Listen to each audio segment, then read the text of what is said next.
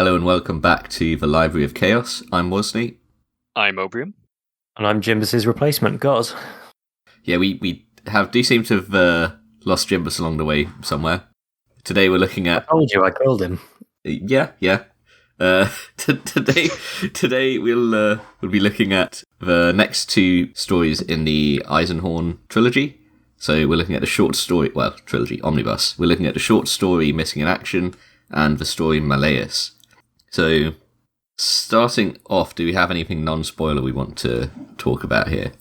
To touch on what we kind of touched on it in the last episode, but I really like how Abnett successfully builds on what he rushed out the door with the first book. We kind of mentioned how it really feels like he had a plan for this all along, when the reality is he probably didn't. He definitely planned at least this book because of the characters involved. Yeah, so I mean, that's the strange bit. The question of how much did he know was going to be the plot in advance, or how much did he structure as a skeleton story before he for the entire trilogy before he actually started writing Xenos. Considering the pace at which he had to write Xenos, I don't know. That would be a really interesting question to hear an answer from the man himself on. Really, I think. Yeah, I also actually on that note, I suspect that some of the stuff in this story was created for this story, and if that's the case, it became quite important in the setting for a very long time, to a point that it's relevant even in like the events of the Gathering Storm, the sort of transition into new 40k. There's quite a few things that happen in Malleus that I definitely had questions of. Is this just canon now, like for everything? Because it seems like it would provide significant changes. Oh, I know to what the you're 40K talking about. There's more than just that. I think you know what I'm talking about, but there's more than just that as well. So, Okay. We'll get there.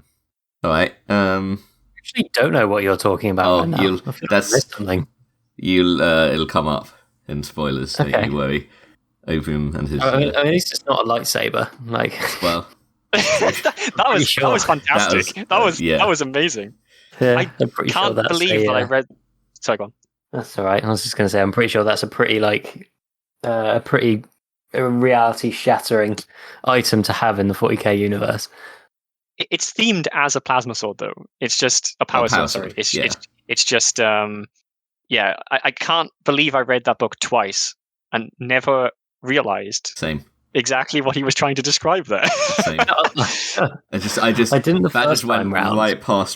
Skimmed right past my my brain there. Because when you brought us back to it, obviously every author, when they're writing about different specialized pieces of 40k standard technology, will sort of add a little bit of a flair to it. But when you brought us to Abnett that just exact fucking line, Abnett in particular fucking loves writing about weapons. We commented on this in Ghostmaker, the Ghostmaker episode. He made a big deal about some gun that the Eldar had, and there's going to be a big deal about it in this episode as well, in Malleus as well. But Abnett loves writing about weapons, so I think I probably just read that and just sort of checked out. I was like, yeah, fancy weapon. I mean, I was thinking back to the first 13th Legion book as well, where Cage picks up that special bolter in the special gun in the fortress that's just described in ridiculous details. The very special gun that resembles absolutely nothing I've ever seen in 40k outside of that book. Yes, it sounded like some major OC. It sounded like something out of it sounded like something out of Halo. I don't remember the exact description. I just remember it was easily on par in terms of length as a lot of Abnett's descriptions of weapons. So. For a man that loves describing weapons, you'd think he'd get the fucking terminology right. We've got the maybe he likes thinking about them, but not It's, oh boy, do you know I'm going to complain about that again in this book. I thought the short story Missing in Action was quite good. It's a very, I guess this is one that was written around the same time as Malleus. It came out at about the same time. Missing in Action came out in the Hammer and Bolter magazine, I believe. And okay. If you buy Malleus now, I think some editions of Malleus just come with Missing in Action packaged in at the front. And I think this is a really good one to point out that the cast being mainly Eisenhorn and Eisenhorn, Vishik, and Beckwin. This is kind of feels like the original. They feel like the core team. Obviously, it's missing Amos. Midas as well, and missing, Amos, obviously. But Midas and Amos. But we've got the gang. Yeah, but we see a lot more of something I noticed throughout a lot of. Aren't they there? No, I'm pretty sure they are there. No, the only person that's... Wait, are we talking about Malleus, or are we talking about... Missing in action? Missing in action. Missing in action. Oh, But we'll get into who's there in a minute, I'm sure. I feel like the primary focus was on those two. I don't remember which character's actually present. That's a nice all I was going to say, though, that's not really... I wouldn't say it's necessarily spoiler territory, but we definitely see a lot more of the relationship between Beckwin and Eisenhorn in the short stories, I feel like, than we do in the actual books. That's an interesting comment, yeah. And actually reading the short stories kind of adds a lot more to their relationship than in the book, because it sometimes feels in the book like obviously he's telling us a lot in the books that he has a really good relationship with Beckwin, but we don't see so much of it. Whereas in the short stories, we actually see there's at least two of the short stories. There's quite extended periods of time where we get to see their relationship together. We get to see how they spend time together when they aren't like in the middle of saving the fucking galaxy. Exactly. Trying to think if I had any general comments about Malleus itself. I thought it was like Malleus definitely feels less like a story from start to finish and more like a character development story, and it is a very good one at doing that. Yeah, I think it ups the stakes nicely. Yeah, and I say we see gets character development for most of his companions as well, not just Eisenhorn himself, and even sort of side characters too, who are just sort of vicariously connected to Eisenhorn. As you said, there's a lot of development for everyone, I think, in this story. If you are interested in the characters, and that is what you like about these sort of stories, and Abnett obviously does a very good job of this usually. This is one of the best, if not the best, book in the trilogy, and combined with the story, I think this is probably probably close to my favorite. Okay. Do we have any other thoughts before getting into spoiler territory? Are we good to go? Not really. I'm quite happy to dive straight in. Yeah, it's a wild ride. That's all I'm going to say. It's a wild ride. It's not too wild. Don't worry. It's not going to crash. Not yet, at least. It's not going to crash like Annihilation Squad. I didn't just crash. It exploded. Well, okay. Onto spoilers.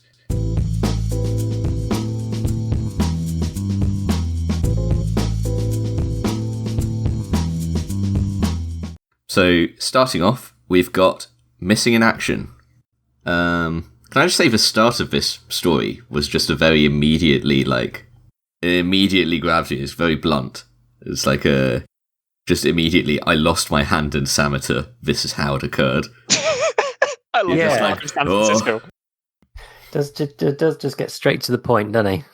So, and that's something that comes from the first person perspective. I think a lot of the Eisenhorn stuff is that he starts with, what meant the most to him about this event. So, like a lot of the descriptions at the beginning of the books and stuff as well will often be like, this was the goal going in, and let's see how this played out, or I will now describe how this happened, or but as you said, the short story, this is the story of me losing my hand. It's pretty much how it goes. Now, here's an interesting one for you.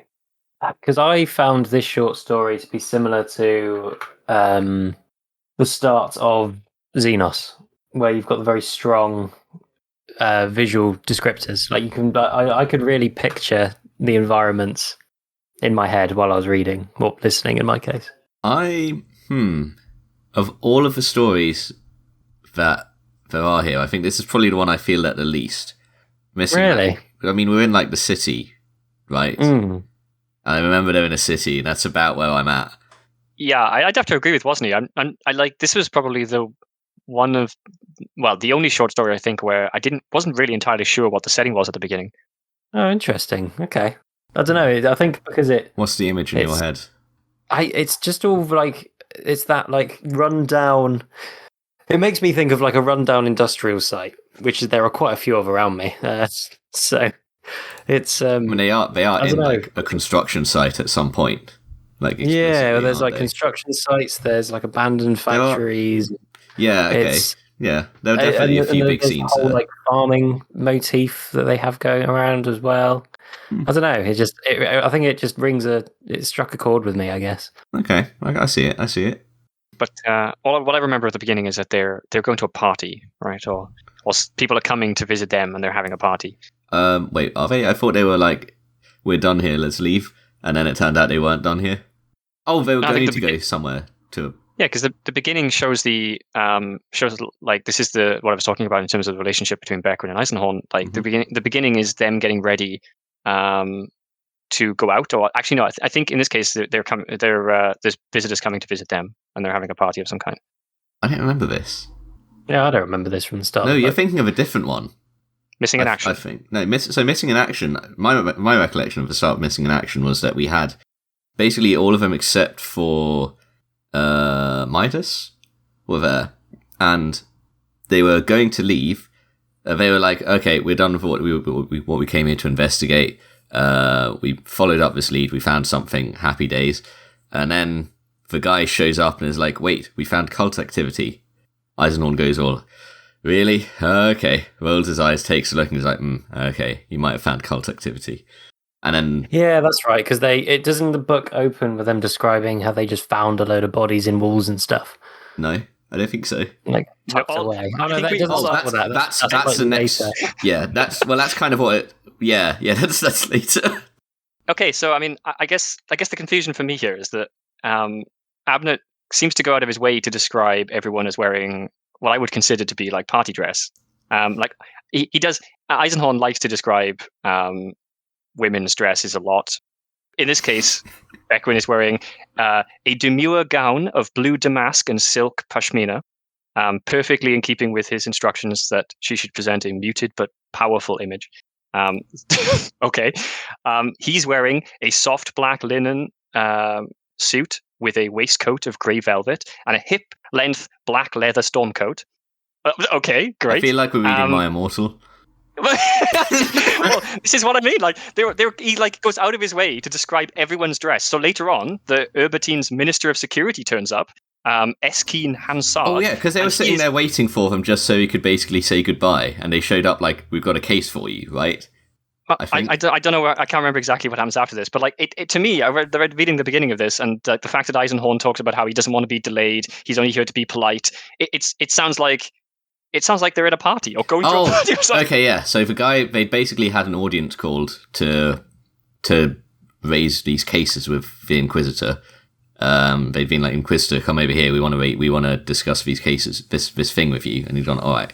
Well, we're going to go see these people who are powerful standing. We're going to just keep up appearances, best behavior. We're not out in the slums." And then they're like, "Hey, cult killings, I believe." That's what I'm cobbling together at the moment from what we're both remembering and reading. I don't remember the start of this book at all. Everything else I can remember super vividly, but just not this bit. It's because it's very strange and kind of like in a strange positioning. As I said, like it sounds like almost like they're having a party and there's visitors coming to visit them, and then the visitor turns out to be the head of security, who then says, "I didn't want to bring this to your attention, Inquisitor, because I'm sure you have better things to do, but there's been a bunch of murders." On a murder. There's been a murder. Yeah. Okay. Yeah. So anyway, sorry. That's why I thought there was a party of some kind in the beginning. Okay. Because it was very odd. Okay. Well, in any case, they very quickly get out of there and start investigating said murders. Yep. Straight from the party to the murders. So the reason because go on. This is then when it gets to what I was talking about, where they describe how they've been finding bodies in stuck behind plasterboard or in a loft. Yeah, they'd found like a few, like 4 bodies or something, I think. Yeah. Yep, 4 dead bodies. And they all had like similar sort of methods of being killed that suggested some sort of ritual. And the fact that they had been done in this way and then hidden away, rather than done this way for someone to find them, suggested that the ritual itself had meaning. So, chaos. And yeah, just the death was important, really, by the look of it. So they start interrogating the local civilians, who are eerily unbothered at the Inquisition asking them questions. Yeah. Or either that or they're outright just hostile towards them. Yeah.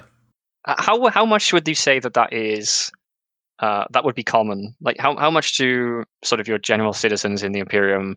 How much would they dislike, say, dealing with arbites, or in this case, the Inquisition, which is like a step above? Okay, dealing with the Arbites is like dealing with Judge Dredd.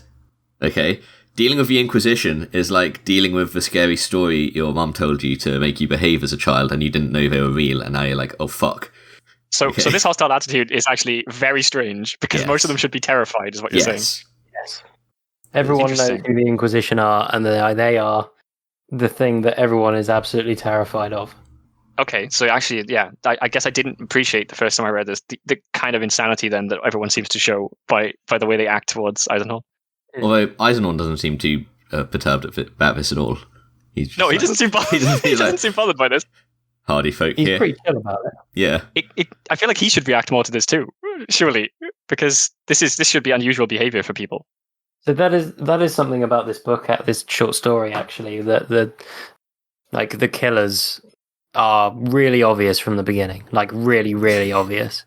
Like you'd have to basically not be reading the book in order to not realize who the killers are. But I like that it puts a twist on it later. It which makes we'll get to. Yeah, it does it in quite a good way.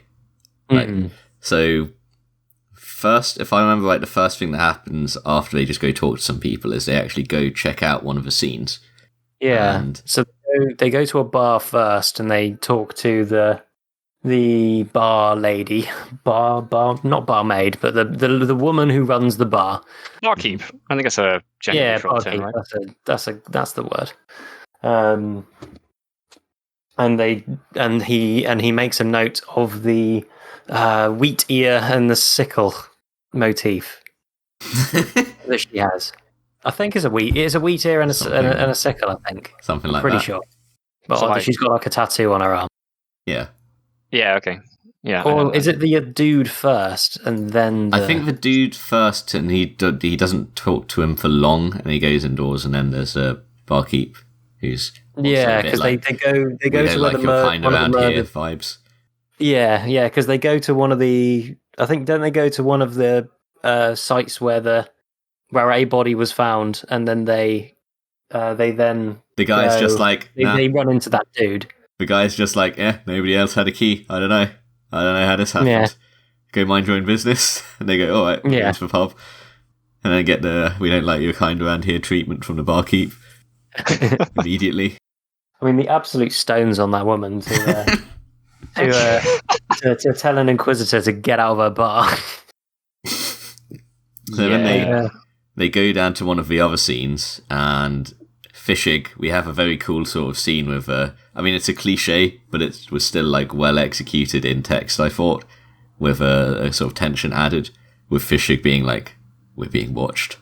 And everything just sort of, and it manages to communicate how everything sort of stills quite well. It takes like an absolute fucking trope and makes a good scene out of it. Fishik actually excels in this book. There's quite a few scenes where Fishik just shows how good a detective he actually is, and how he got to the position he was in when Eisenhorn recruited him. Mm-hmm. I feel like if any book really kind of displays his initial skill, then it's this one. Because obviously there's a scene where he interrogates someone that goes remarkably well, and Eisenhorn just kind of watches and just takes notes almost. And there's a scene where they just find a gun, and Fishik knows so much about guns that he's just like, this is from there, and this means this, and off they go with a new lead now thanks to this gun that they found. Speaking of guns, did you notice something that returned in this story that happened in another Abnett story? No. The exploding lasgun trick. Oh, yes. The fucking exploding lasgun trick. Yep, that was in Ghostmaker. This literally was used to kill a fucking dreadnought in Ghostmaker. Exploding. Wait, what? Yep. McCall in Ghostmaker, one of the stories, he rigs a lasgun to explode. Oh, it's kind of the explosion itself doesn't kill it. It's the fact that it makes the sound. But he uses an exploding lasgun to kill a dreadnought. Yeah. What was the actual explosion? I thought it was a bag of ammo or something, or a bag of something else. Was it? I thought it was just the lasgun itself. Just cooked the ammo or something and made. I thought it was the same as in Ghostmaker, where he just basically rigged a lasgun to explode. I'm not sure now. No way. But dreadnought gets fucked. It's a Chaos Dreadnought too, isn't it? Yeah, well, what do you think you're going, man? Playing up Loyalist Dreadnoughts? Rather than just a very confused Dreadnought in the forest. I don't know, man.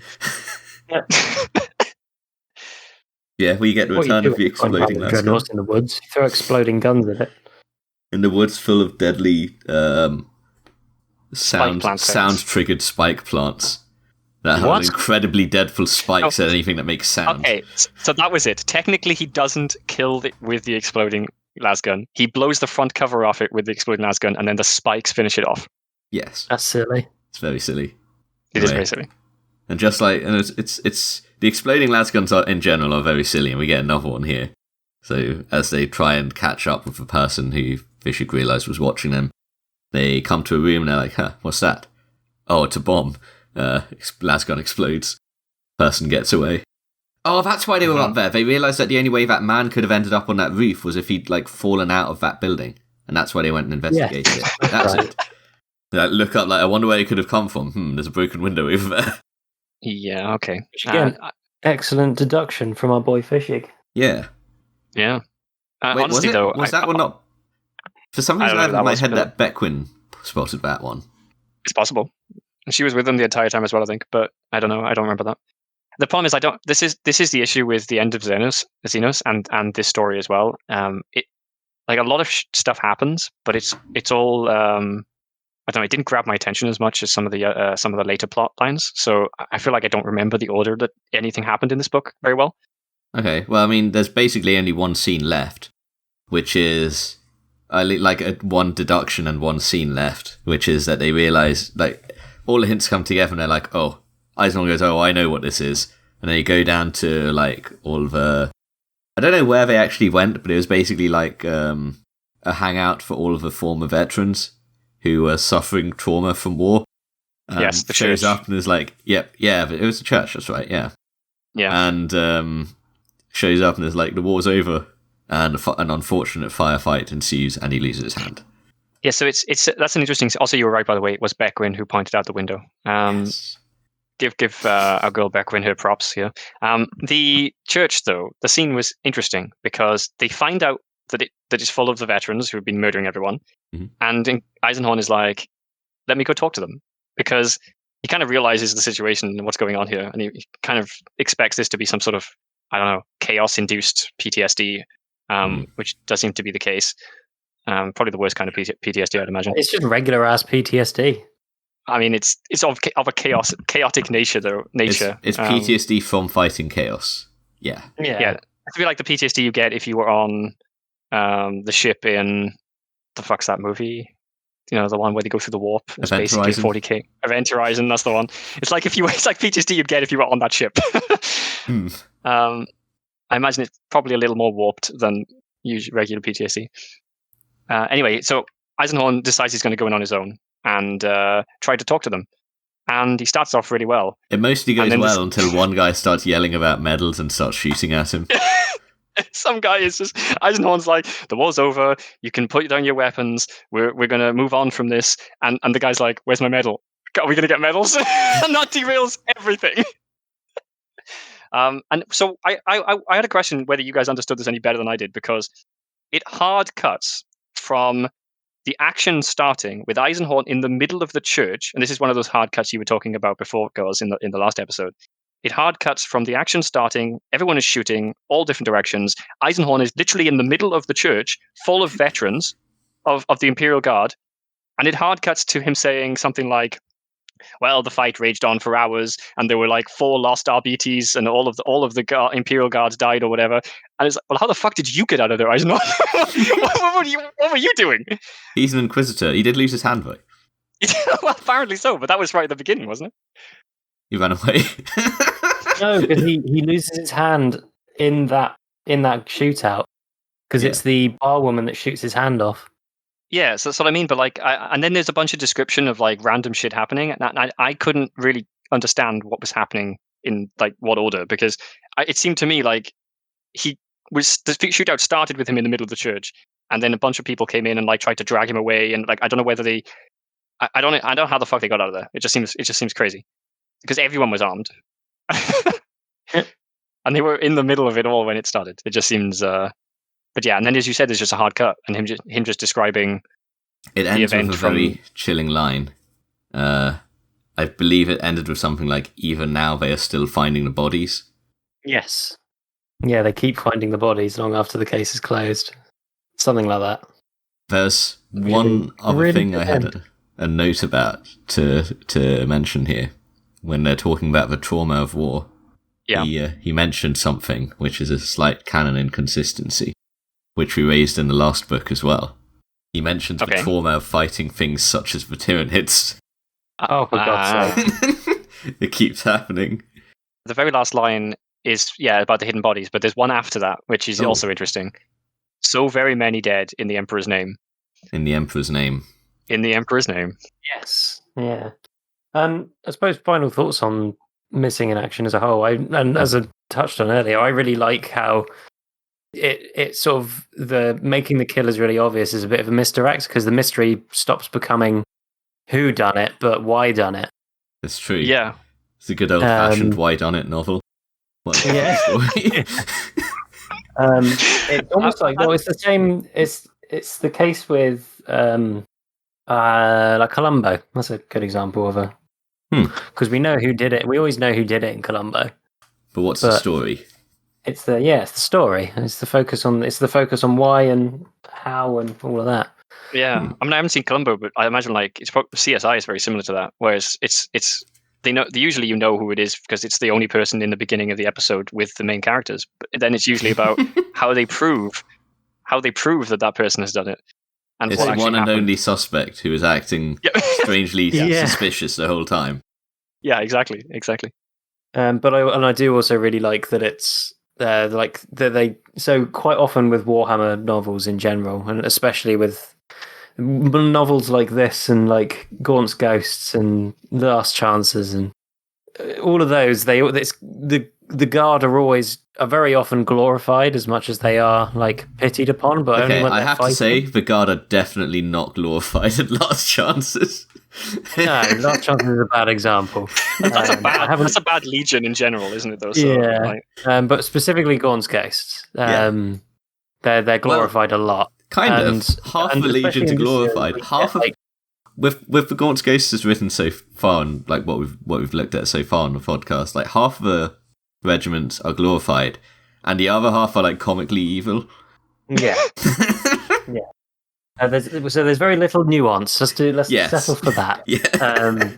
But what I like about and this series isn't exactly alien to that either, because you have like the archetype of the grizzled veteran that's double-R'd and is like the best at everything, and you very much like your Call of Duty dude basically. But I like with this that it's just some really damaged people that came back from a war and have basically been like left to their own devices by, the Imperium that served them, that they served.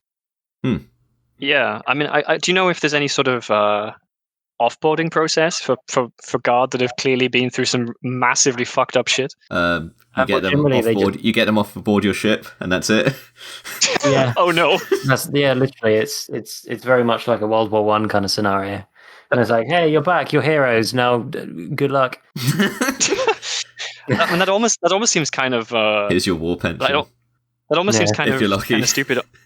Kind of stupid on an Imperium side of things as well, though, because obviously that's not good for the Guards. But like in this case, these Guards have clearly come back from dealing with chaos, and like no one is wondering, whether they've been chaos infected or tainted in some way, or in this case, they're just kind of crazy because of the stuff they've seen. But they the Guards get like screened, and it's why the commissars are there to like make sure if anyone is tainted, they get their head blown off, or just a little bit scared. I see. So very World War One. Yeah. Mm-hmm. Okay. Great. Lovely. All right. That's why I don't like Gaunt as a character, because he doesn't blow people's heads off nearly enough. He's a bad commissar. He does exactly. He does it occasionally. Not often enough. Someone dissents. He's surrounded by good boys. That's true. He is. Him and his good boys, just doing their best. Well, except some who we won't name. Are we done with missing in action? I think we are. I think Best short story ever. It's quite good. I quite liked it. Yeah, it's okay. It's a good one. All right, so Bit chaotic. next we're looking at Malleus then. And Malleus, it opens the same way that Xenos' novel opened. We discussed this with the audiobook having a difference. So it opens with a transmission. Yes. In this case, the audiobook also opens with this. Okay. So we're all on the same page. Excellent. So it is a description of an event from another Inquisitor who comes in contact with the demon host, Cherubael. And in meeting him, obviously quite terrified. I don't know how terrified he is. He's an Inquisitor, obviously, but everyone else is terrified, and everyone else also becomes dead very quickly. I was going to say, leaving only the Inquisitor to face Cherubael. And the Inquisitor is pretty clear that he's about to die, and Cherubael doesn't kill him because he thinks he's Eisenhorn, and says as much in front of the guy. Like, little secret Eisenhorn. Wait a minute. Yeah, it's very almost like my thoughts on this, like later on in the novel, were that this was Cherubael doing this on purpose because it seems too on the nose. He basically just had his own little like Scooby-Doo moment. But he looked like he was about Except he was the gang. And then a bunch of Space Marines show up and he runs. I don't understand why, though. He'd assume that every Inquisitor that he comes across is Eisenhorn, to the point where he would openly talk about secret deals that they have in front of another Inquisitor by accident before going, "Oh no, it wasn't you all along." It seems so on the nose that I just thought that it was Cherubael setting Eisenhorn up, basically. I'm just reading it now, and there is a comment there where he comments on whatever the terrifying strength of the Adeptus Astartes, this thing was 100-fold more powerful. Like, he's confused at the fact that it ran. So, but that doesn't add up with the end of the last book, because at the end of the last book, he gets chased away by Space Marines. Maybe at the end of the last book, I don't know. It's more like at the end of the last book, Eisenhorn crushes the dice, the magic die. And he's really have much to stick around for. And he's just like, he kind of really doesn't really have a reason for hanging about here now, and he still believes that. He still had this whole thing that he was saying, which we didn't really mention much about last time, which is this whole theme of, well, Eisenhorn, you and I are intertwined in fate or something.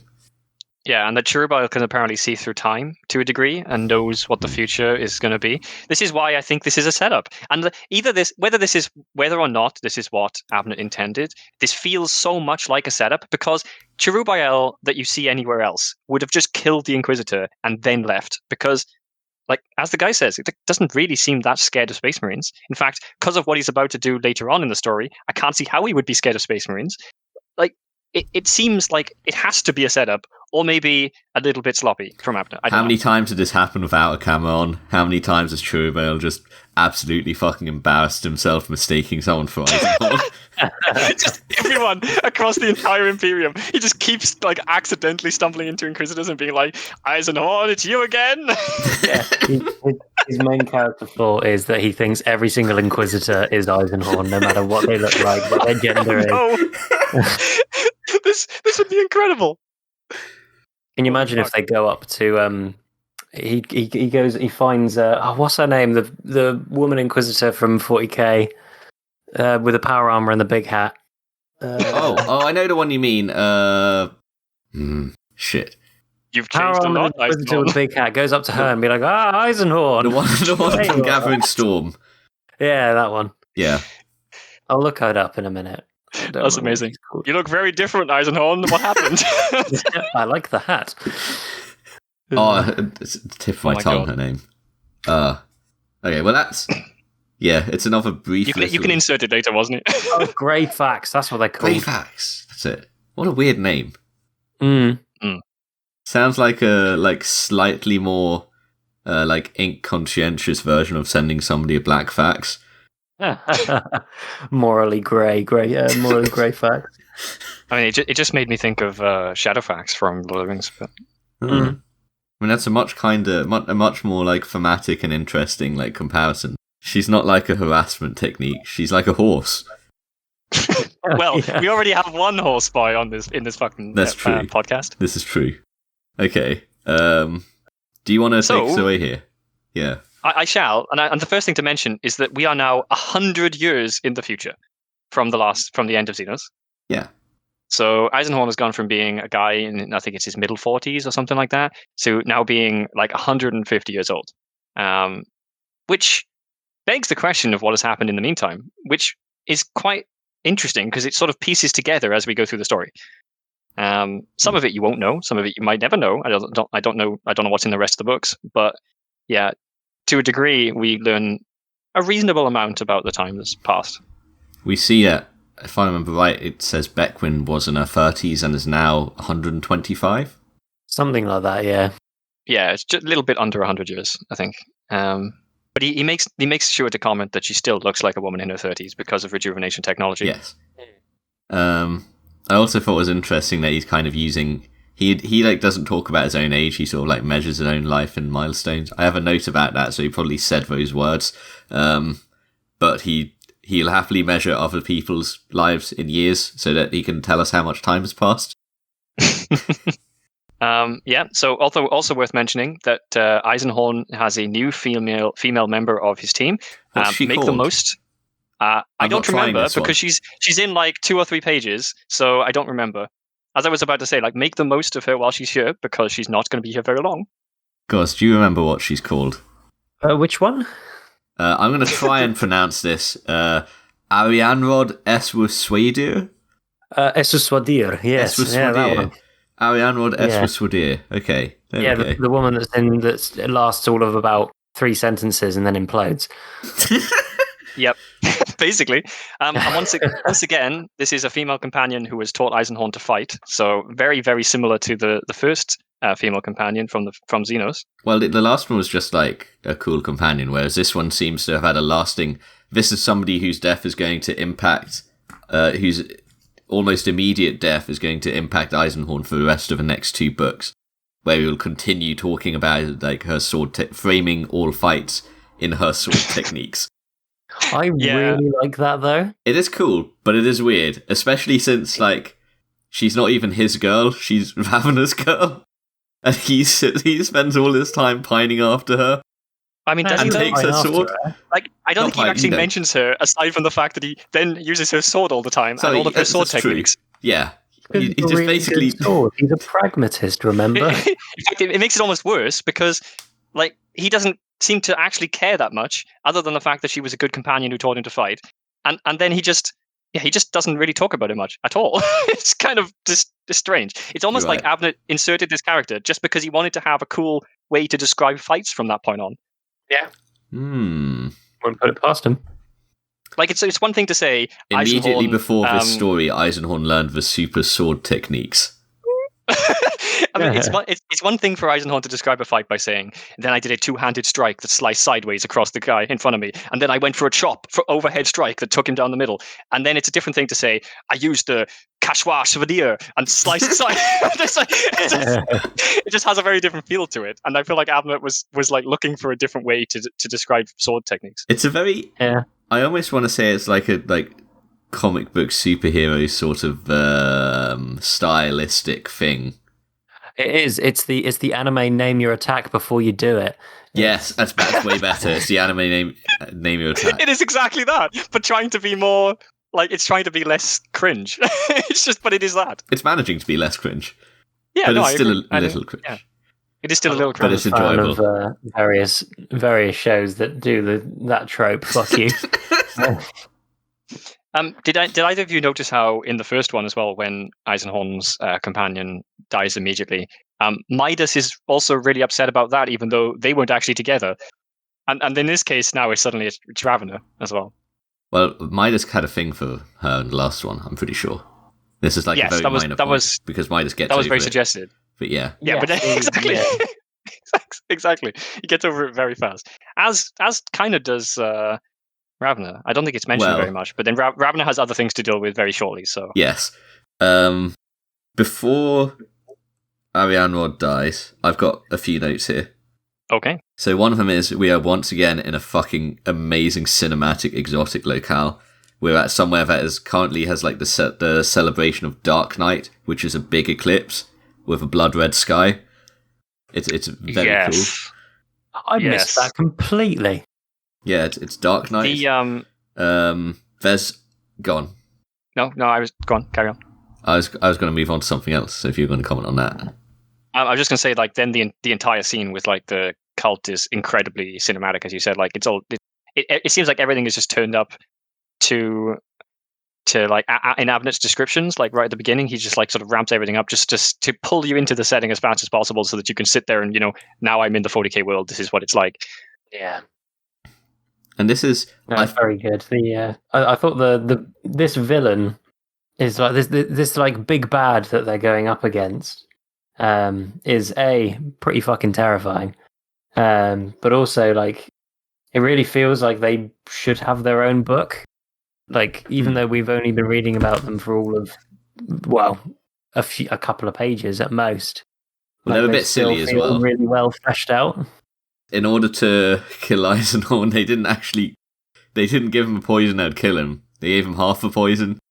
They kind of messed up with that one. They gave him a poison that would make him more vulnerable to the next poison. Yeah. It's like that seems like the sort of thing you give to somebody who you want to like keep under your control, not something that you give to somebody you want to kill. Is it not possible that was the plan? Maybe. Well, they did a shit job of it. If so, they did do a very shit job of it. And Eisenhorn's just like anything I eat or drink could have the other thing that triggers it. I must dehydrate and starve myself for days. Yeah, it's a bit weird. I guess there is an interesting side to that, in that if the first poison doesn't kill you and doesn't trigger, then you can't use a food taster. It doesn't really help the problem. So like your food taster can taste something and be like, this poison is fine, and then you eat it. Once you've eaten it, a food taster won't help you either, because the food taster would not be, well, actually, I guess if he's also poisoned, then you could use the same food taster.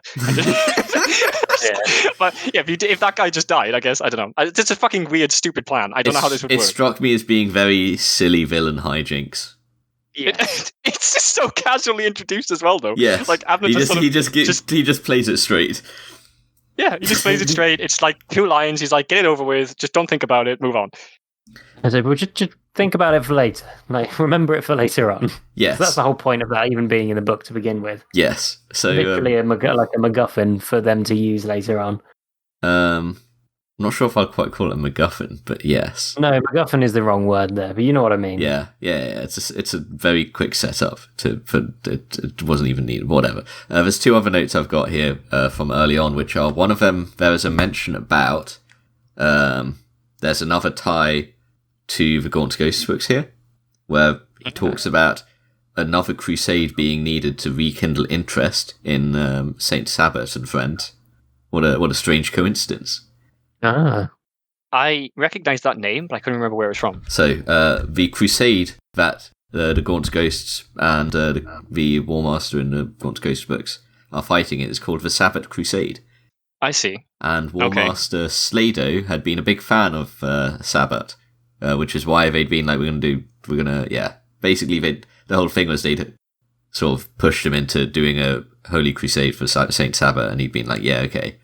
That's like the background of that whole thing. And here, we're looking at Eisenhorn being like, oh, Sabbat. Nobody remembers Sabbat anymore. They'll need another crusade or something to refresh the memory of her in the Imperial minds. So, yeah. Interesting. One last one. Go on. So this here, it gives a very Chaos Cult vibes, but I don't think they were a Chaos Cult. It was... Or were they? I'm not sure if they were Chaos Cult. Dark Eldar cult. Yeah. Yeah. Slanesh based, wasn't it? No, Dark it was just a Dark Eldar cult. They worship the Dark Eldar. Yeah. Okay. So there was something in the... Sorry, go on. Well, Dark Eldar are inherently very Slaneshi, or more like the other way around. Slanesh is inherently very Dark Eldar-y. I see. I mean, there was something in the... And this brings into the point I was going to bring up next, and I wanted to hear your guys' thoughts on this. Is something that comes up a lot in the Eisenhorn books and has been it was in Xenos to a degree and is now used a bit more in the next books, is Glossia. Well, so Glossia, the language, the code language. Yes, the code language that Eisenhorn uses with his teams. Glossia is as described by Eisenhorn here, Glossier, an informal verbal code known only to my staff. Even on an open Vox channel, our communications would be impenetrable to the foe. I don't know, man. So, I think he's picking himself up a bit. I think he really is. So, for example, the reason I thought this might be a Slaneshi cult, or in your case, in this case, it's Dark Elder, like fits perfectly well. But so the line of Glossier he's talking about is Talon wishes Thorn, which we know from the past. This is him talking to one of his team members. Rapturous beasts within. So this is not a hugely coded message. No, I do like that. On the subject of Glossier, I do like how he explains it a bit more in depth in this book. He kind of goes into how like the meaning, there isn't like a literal, there isn't a code to break with Glossier. It's a very poetic sort of thing. Yeah, the whole point is that it's meant to be a little vague and like it's kind of up to interpretation. Yeah, like, so there's lots of subtleties that of it which you don't really get in the books, but I just like how he explains it.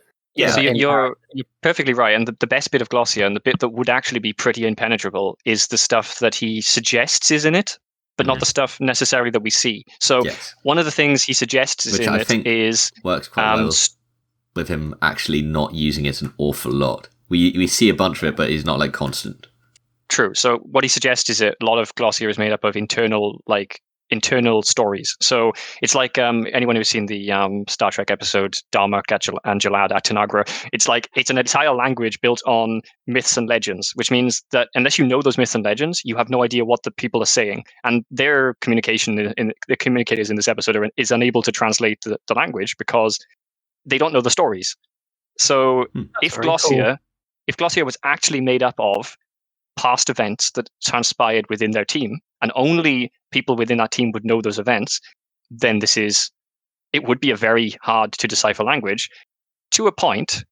And in some ways, it may be better than encryption. In some ways, it's probably worse. But yeah, if it was all of that, then that's a really interesting idea.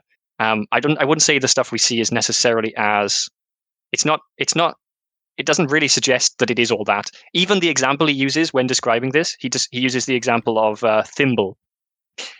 But the reason that they use the word thimble in Glossier is not because of an event that happened in the past, but because of the traits of a thimble. And I can't remember exactly what it was now. We'll get to it when we get to it later on. It's like halfway through the book. But Eisenhorn describes the thimble, and he's like, it's subtle and somewhat protected and guarded, but it's not huge and flashy. And it's like he's describing the thimble. He's not describing something that happened with the thimble. The thing is, it almost does the exact opposite of what he's saying, because actually, or the fact that these words have like intuitive... the fact is, if you don't know Glossier, you might hear these words and intuit what sort of thing it means. Even if you don't know exactly what it is, you can sort of grasp the shape of it. Yeah, you can accidentally translate Glossier if you sort of relax your mind almost. If you just allow like guesses, then some of some of your early guesses would probably be pretty accurate. If you take a guess, you've got like 50-50 shot, probably. Yes. I would say it's a weird way to describe it, because I both really like the idea, and then the way he actually uses an example that doesn't really work was kind of odd. So basically what you're saying is it's a smooth brain language. It's I was going to say right brain, or is it left brain? I don't know. Which side's supposed to be creative? I think it's right is creative. Which side's smoother? Right side's smoother. No, I do know what you mean. It's very... It's almost... It's so simple. It's a bit silly. But we're not supposed to. It's not supposed to stand up on scrutiny. We're supposed to go, oh, that's a cool idea, and move on. I think it's almost better that it doesn't. Like, I feel it's very strange, but the way that Abnett uses it, and I'm going to say something that here is probably a very huge amount of conjecture, but it's almost like it becomes easier to understand Glossier as you progress through the books, which may be completely intended, and it may be that we understand more about Eisenhorn, or it may just be that Abnett makes it easier to understand. I think just as you see more of it, like, the meanings are like, that's probably them, right? And then you see it again, you're like, yep, that's referring to them. Like you mentioned there, Talon and Fawn.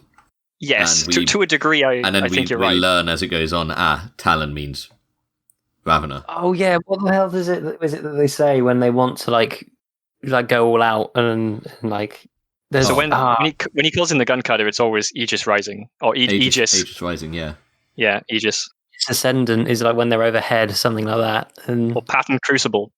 Yeah, I think is the full-on assault. Patterns for different like assault types, that kind of thing. Yeah, but I think it might be partly, as you said, like you see more of it, but I don't think you see enough of it to really start to like understand it like as a proper language. It almost feels like Abnett is using less and less complicated glossia towards the end to make you understand it more, and and it is an interesting like a way to do it. But yeah, super secret language when someone's saying Pattern Crucible and Eisenhorn is yelling back, no. yeah, patent denied. Patent denied. Oh, I wonder what they could be talking about. No one will guess that. No one will guess that. Yeah, I was also going to comment on something they said about the Dark Eldar. They commented on the necromancies of the Dark Eldar. Is that the homunculi and stuff? There's the homunculi. Oh, yeah, that's homunculi. Yeah, because there is a homunculus in this section. Yes. Yeah. I think that the whole like idea, because Dark Eldar, the whole thing of them is they don't do warp bullshit. They do science.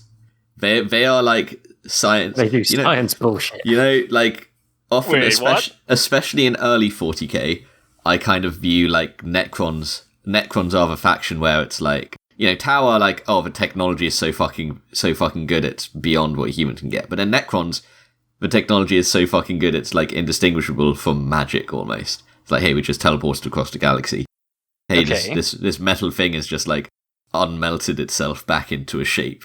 But the Dark Eldar are kind of like that for biology, or the homunculi.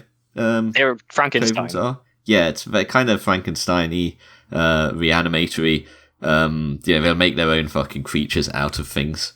They are. So you're saying that they're are you saying they're more like the Necrons or the Tau in that regard? So they're more like the Necrons, but for biology. I see. Okay, so they're like magic, biology, technology. Yes.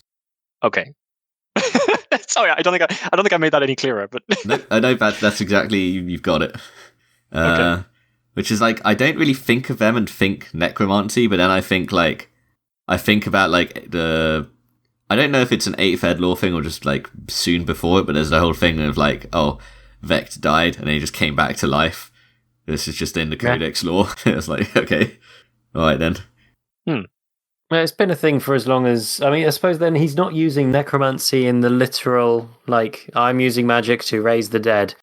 It's more of a... Well, he might be, because from the Imperium's perspective, it might very well just look like that. What the Dark Eldar. Well, that's exactly what I mean. He's using it as a, like, mean it in a very literal sense. As a perspective-driven observation. Yeah. Because it's from the perspective of him. It makes sense that he'd call it necromancy. Yeah. That's just a little phrase there that stood out to me. Cool. Okay. Because I don't really know much about the Dark Eldar yet, because I don't think they've really turned up much. They obviously... You've seen them show up and wave poisonous whips around. Yeah, like very occasionally they turn up in like raider form and do some raiding stuff, and then very obvious Dark Eldar in that book. But I haven't really seen much until now. And the first thing I see from the Dark Eldar is a lady with spider legs, which immediately gave me kind of like Urgot from League of Legends vibes. Oh, I see. Now I know why you're asking me that question. Yeah, that's why I was asking you who the Spider-Man from League of Legends was. Yeah. Okay. Well, wouldn't that be more like gone? Well, she has mechanical spider legs specifically, right? Yeah. Crab tank. Yeah, I really like this. Tank. I really like this villain. I like how she just spits on everyone. It will at least tries to. Like her main weapon doesn't seem to be using her gigantic spider legs or like, you know, a gun, more conventional forms of war. Instead, it's no, I'm going to spit on you. Yeah. It seems quite effective though. I mean, I think she spits on one person out of like how many? Well, I wouldn't say her aim is very good, but if she hits the target, it seems pretty good. Oh yeah, the one person she spits on gets absolutely destroyed. But like, use a gun. Yeah. So very quickly, Eisenhorn's female companion, who taught him all he knows about sword fighting, is murdered in this. She gets like butchered by a homunculus. Yes. Yeah, she just dies. Also, Abnett is making very sure that we understand in this scene as well how insanely proficient Ravener is, Eisenhorn like waxes lyrical about how ridiculously talented the guy is. He's just like, I fucking love this guy. He's my absolute best student I've ever had. Yeah, yeah. He's the bestest boy. He doesn't. I sure hope he doesn't get confined to a chair for the rest of his life. It was almost like because like unfortunately I did kind of know I knew that Ravener was a spin-off character, and I think I read a bit about him in one of the short stories, so I did kind of know where this ends up, and so it was a little bit sad to see, like, you know, Eisenhorn is bigging up how fucking amazing this guy is, and I was just like, oh, he's gonna get fucked very shortly. I know that's coming. Yeah, so, he didn't deserve it. Well, it's around this time that the poisons come into play, right? I don't yes. remember that really, because it's the poisoner who belongs to Lady whatever her name was shows up and like, haha, I've got the other half, and stabs him. Yeah, just jump scares him with some poison. It's so stupid. Why didn't this could have just been the one poison now, or the one poison before. But well done. It's like he's like designing the poison specifically to make it more complicated, so that he can, you know, he is the only one who has such a ridiculous complicated. This isn't even like a long-term payoff. It's just like almost a chapter later after its first reveal. It's like, I have a payoff. It's like something it's like, solid. I kind of get it from because it's like baddies hubris, you know. It's like the stupidity as well. Except it works out, I guess. It's the James Bond laser chair like scenario. It is. Where it's like, I'm not going to just shoot you in the head. I'm going to leave you strapped to this table and give you an opportunity to escape while the laser slowly moves towards you. Like, it seems completely ridiculous. Was there a reason? In this case, he did get the reason was because the second dose will kill him. No, sorry. I mean, I was halfway through a sentence, and then I was. Poison is meant to do generally. Was there a reason why Abnett needed, story-wise, Eisenhorn to be run down and kind of weak because he hadn't eaten or drunk for like 2 days? So yes, he needed poison in his body. So yes, I mean, he could have just done that, but he didn't. There was. Look, yes, but. There could have been, like, I reckon that the immediate scene after, yeah, it would have actually been very interesting if he was completely run down and weak, and then the next bit happened. But that's irrelevant, because he got hit with a second poison and was paralysed anyway, or something, yeah. Right? So it basically, yes, but it didn't matter anyway. Yeah, and I assume the scene you're talking about, is this the introduction of a new character? A new Bane in Eisenhorn's side? The Bane of his existence. What? Oh no! Actually, I was just thinking about it then, and I guess he kind of used the whole like dehydrated and starving thing to show his and Beckwin's relationship, because Beckwin is like constantly fussing over him, being like, "You shouldn't be doing this. You shouldn't be here." Yeah, like that's a good point. Take care of it for you, you moron. Also helps raise the stakes, I guess, and put the pressure on for them. Yeah, he's a bit run down. He has to rely a bit more on his companions, maybe. You say it helps raise the stakes, but it's the beginning of a book that's about Eisenhorn. He's not going anywhere.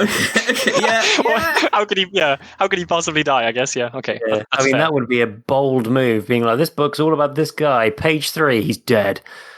That's it.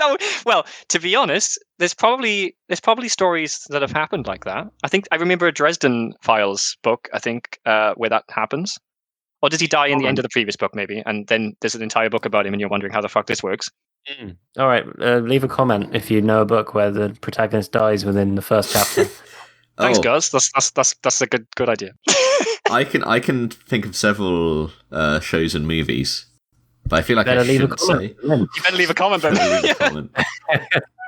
You've got like Twin Peaks, where the whole. I mean, it's not the protagonist. But the whole story is basically about Twin Peaks, I guess. Oh no! Basically, the person is dead, and like at the start, they are introduced as a dead person. Oh, I see. But Laura Palmer permeates the entirety of the story. Yeah, Twin Peaks is one of those stories where I've never actually seen it, but I always see people talking about how amazing it is. I don't. I see people talking about how weird it is, and it's very weird. Maybe all the people I hear are weird, and they're just like, "Yeah, this is great." I don't know, man. Weird can be good sometimes. Don't know if I'd recommend it. It was an experience. Right. It was certainly an experience. Certainly more of one than most shows. I mean, this is a good. You tune in for a review of the second Eisenhorn book, and you also get a review of Twin Peaks thrown into the bundle. Yeah. Oh. Okay, so new character, new bane in the side of Eisenhorn. His name is Tantalus, right? Tantalus? I've not written down his name. I don't know. Okay, so Crazy I was a little bit guy. confused. Yeah, I was a little bit confused when he was first introduced. Yeah. Because when he's first described, he's described as wearing this like massive ass fucking carapace armor, and for a second, I had like some weird flashback to like cataphract armor, and I was like, "Is this guy in fucking Terminator armor? Is this a space marine? What's going on here?" No, he's just got power armor and presumably a fancy witch hunting hat. He's just got this crazy fucking carapace armor, and like I want, what is that a thing? Like, what is this? Oh yeah, mortal-sized power armor is a thing. No, but like specifically like described as carapace, kind of. I don't know. It seemed very specific. It is described as power armor in the book. Also, I'm going to correct you real quick because Tantalus is a thing in 40k. It's a big Dark Eldar boat. Tantalid is his name. But that would be actually that'd be very interesting if the guy who showed up and blamed some Dark Eldar was called Tantalus. Okay, Tantalid, did you say? Yeah, Arnold Tantalid. Okay, cool. Thank you. Crazy witch hunter guy. All right. Yeah, he's from the clergy. Guy. He's from the clergy as opposed to the Inquisition, and he is hunting heretics, right? He's from the Ministerium, yeah. So let's just think about this scene for a second. Eisenhorn is here, an Inquisitor of the Imperium, fighting Dark Elder, homunculi, with like crazy spider ladies, yep. All sorts of fucking like weird witchy heresy bullshit, yep. And suddenly this witch hunter turns up. And he's like, Eisenhorn, you heretic, I've come for you in particular. And this seems completely fucking deranged. Have you never seen a zealous witch hunter in any other form of media? Okay, this is their go-to. This is the standard. Okay, but what you're describing there is like a stupid fucking trope. Like if this is this guy is that trope with this character, it's so stupid. It's so fucking dumb. Are we talking about tropes in a Warhammer novel? I really like I really like him in this book. He's really fun whenever he makes an appearance because he is just exactly that. He's like the living embodiment of the trope. Yeah, like just completely and utterly single-minded and just like I'm here to kill you. Yeah, that's basically exactly what happens, and that's it. Like his entire character is every time he sees Eisenhorn, he tries to murder him. Yeah, there's no hesitation either for anyone else around him or anything. And the rest of his time is spent trying to find Eisenhorn. It's so dumb. I sort of feel like, so I guess in this case, I would say that this is foreshadowing, and it would be kind of interesting if we didn't already know why this guy is hunting Eisenhorn. It does mention why. It's because they go... Oh, well, that's something, yeah. No, I mean is we know why. No, we don't, because it's not about Cherubale, it turns out. No, it's not about Cherubale. Oh, wasn't it? You know why he's hunting him. It's because they got into a little tiff over some psychers. Oh, shit, yeah. Yeah, okay. There was, it does mention there's like another altercation where he meets him, yeah. Yeah, because Tantalid wanted to kill some psychers and... it wasn't specifically psychers. It was like latent, like children that were like just becoming psychers, and he wanted to kill them. And Eisenhorn was like, "No, I've already called the black ships." Yeah, like we have a process for this. It's being followed. Yeah. This is how are we going to feed him the golden throne if you're going to go killing him? Come on now. This makes Tantalid seem even more insane, though. Yes. Okay, well, I guess we just moving on. Okay, cool. That'll do. Around this time, we also have a reveal because Eisenhorn has been spending a lot of time here talking to Betancourt, but it turns out it's not Midas Betancourt. No, yeah, it's good. He's been succeeded by his daughter. Yeah, Medea. Is there something that describes like the events where Midas actually dies? I would have thought this feels like short story material, but as far as I can tell, it mentions that he dies. He gets killed by. We'll get to that. We'll get to that later. Yeah. But there's no story where it happens. No, if that's what you're thinking. There's no like sneaky side story, short story somewhere where. No, not. If there is, it's very sneaky. I mean, Eisenhorn's fucking left hand deserved a short story, but Midas Beckencore doesn't. Like, that seems a bit unfair to me. It's because it's covered enough in the other book. Well, the other thing here as well is that the very fact that he, I mean, that was written around the same time, the hand story. It's, whatever. But this is, I don't know. You wouldn't want to write this. You wouldn't want somebody to read that before this, because this whole thing deliberately obfuscates that for a bit. Because you see Eisenhorn talking to Bettencourt and see responses, but it's always very, it's careful not to give the game away. And then at this point it like reveals, it's not, at some point here it reveals, it's not Midas anymore, though it's Medea. Okay, that's pretty interesting. I don't think I tweaked to that when I was actually listening to it. That's cool. I guess because actually thinking about it, this is the second time I read the book, so I kind of already knew that he wasn't in this one. So, okay. I also wonder, because they are trying to do a live-action Eisenhorn, and they better not fuck it up. I wonder how they would do that, because how do you sneak that? Comms chatter. You just make the radio really shit. Bettencourt. You just make it like robotic. Just make the voice a lot more robotic than usual. Okay. Man, Eisenhorn's vox sure is being shitty in this episode. I mean, isn't we somehow, and I'm completely wrong, I think, looking back at this, but somehow I thought this entire scene with the Dark Elder took place in a cave. It was in like a crypt or something, wasn't it? See, that's why the vox is shit. There we go. Oh yeah, I also was going to say the whole witch hunter thing. Them as a ministorum function that overlaps with inquisitorial remit. I think that's just kind of like an interesting sort of dynamic in general. They're basically doing the same thing, but from different groups. Well, one of them has like the actual authority. I mean, one of them has the inquisitorial authority, which is what's the word? Limitless. Whereas the other one has the authority of the church, which is also basically limitless. You don't fuck with the church, unfortunately. It almost seems like the other one is only able to be a witch hunter because you don't fuck with the church. Like he just one day they just decided that this is what they were going to do. What are you gonna do? Everyone went. You're gonna fuck with them, and a witch hunter's gonna come kill you. You're gonna do like look at Eisenhorn's an inquisitor and fucked with a witch hunter, and he's got him after him now. That's the thing that I find difficult to really pass. Is that this is a very, very well-known inquisitor who's being like basically tries to assassinate. I think the inquisitors would like put a stop to this business. The others, yeah. To be fair, that is what happens right here. Though they try and put a stop to this business by fucking raking him with a fucking with the gun cutter, just blasting the fucking building. Yeah, I guess it's like the Inquisition of the Church. They're so big entities that they're just like, I guess if two of our little like underlings are going to fight, then I guess we just leave them to it. You know, they'll deal with it themselves, and it'll be over. I suppose there's kind of a vibe, isn't it? Is this like China and India like having fist fights on the border? Like they're just like it's not war, but you know it's it's like yeah. It seems 2 months later, when I'm finished editing this episode, mark my words, China and India will be at war. Oh no! Oh no! I've doomed us all. All right. Do we just fast forward out of the action here? I think so. That would be pretty typical. Now that you've pointed this out, guys, I can't stop seeing it.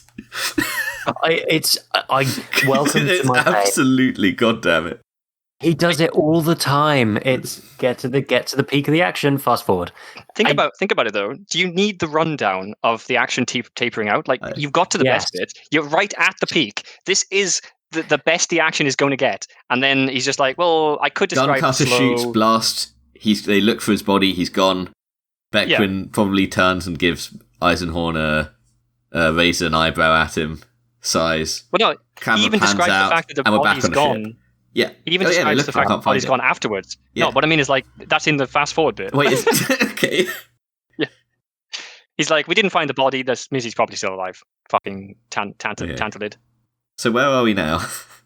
Right. So now we go forward, and Eisenhorn is this the bit where he finds out about all of the bullshit? He goes to.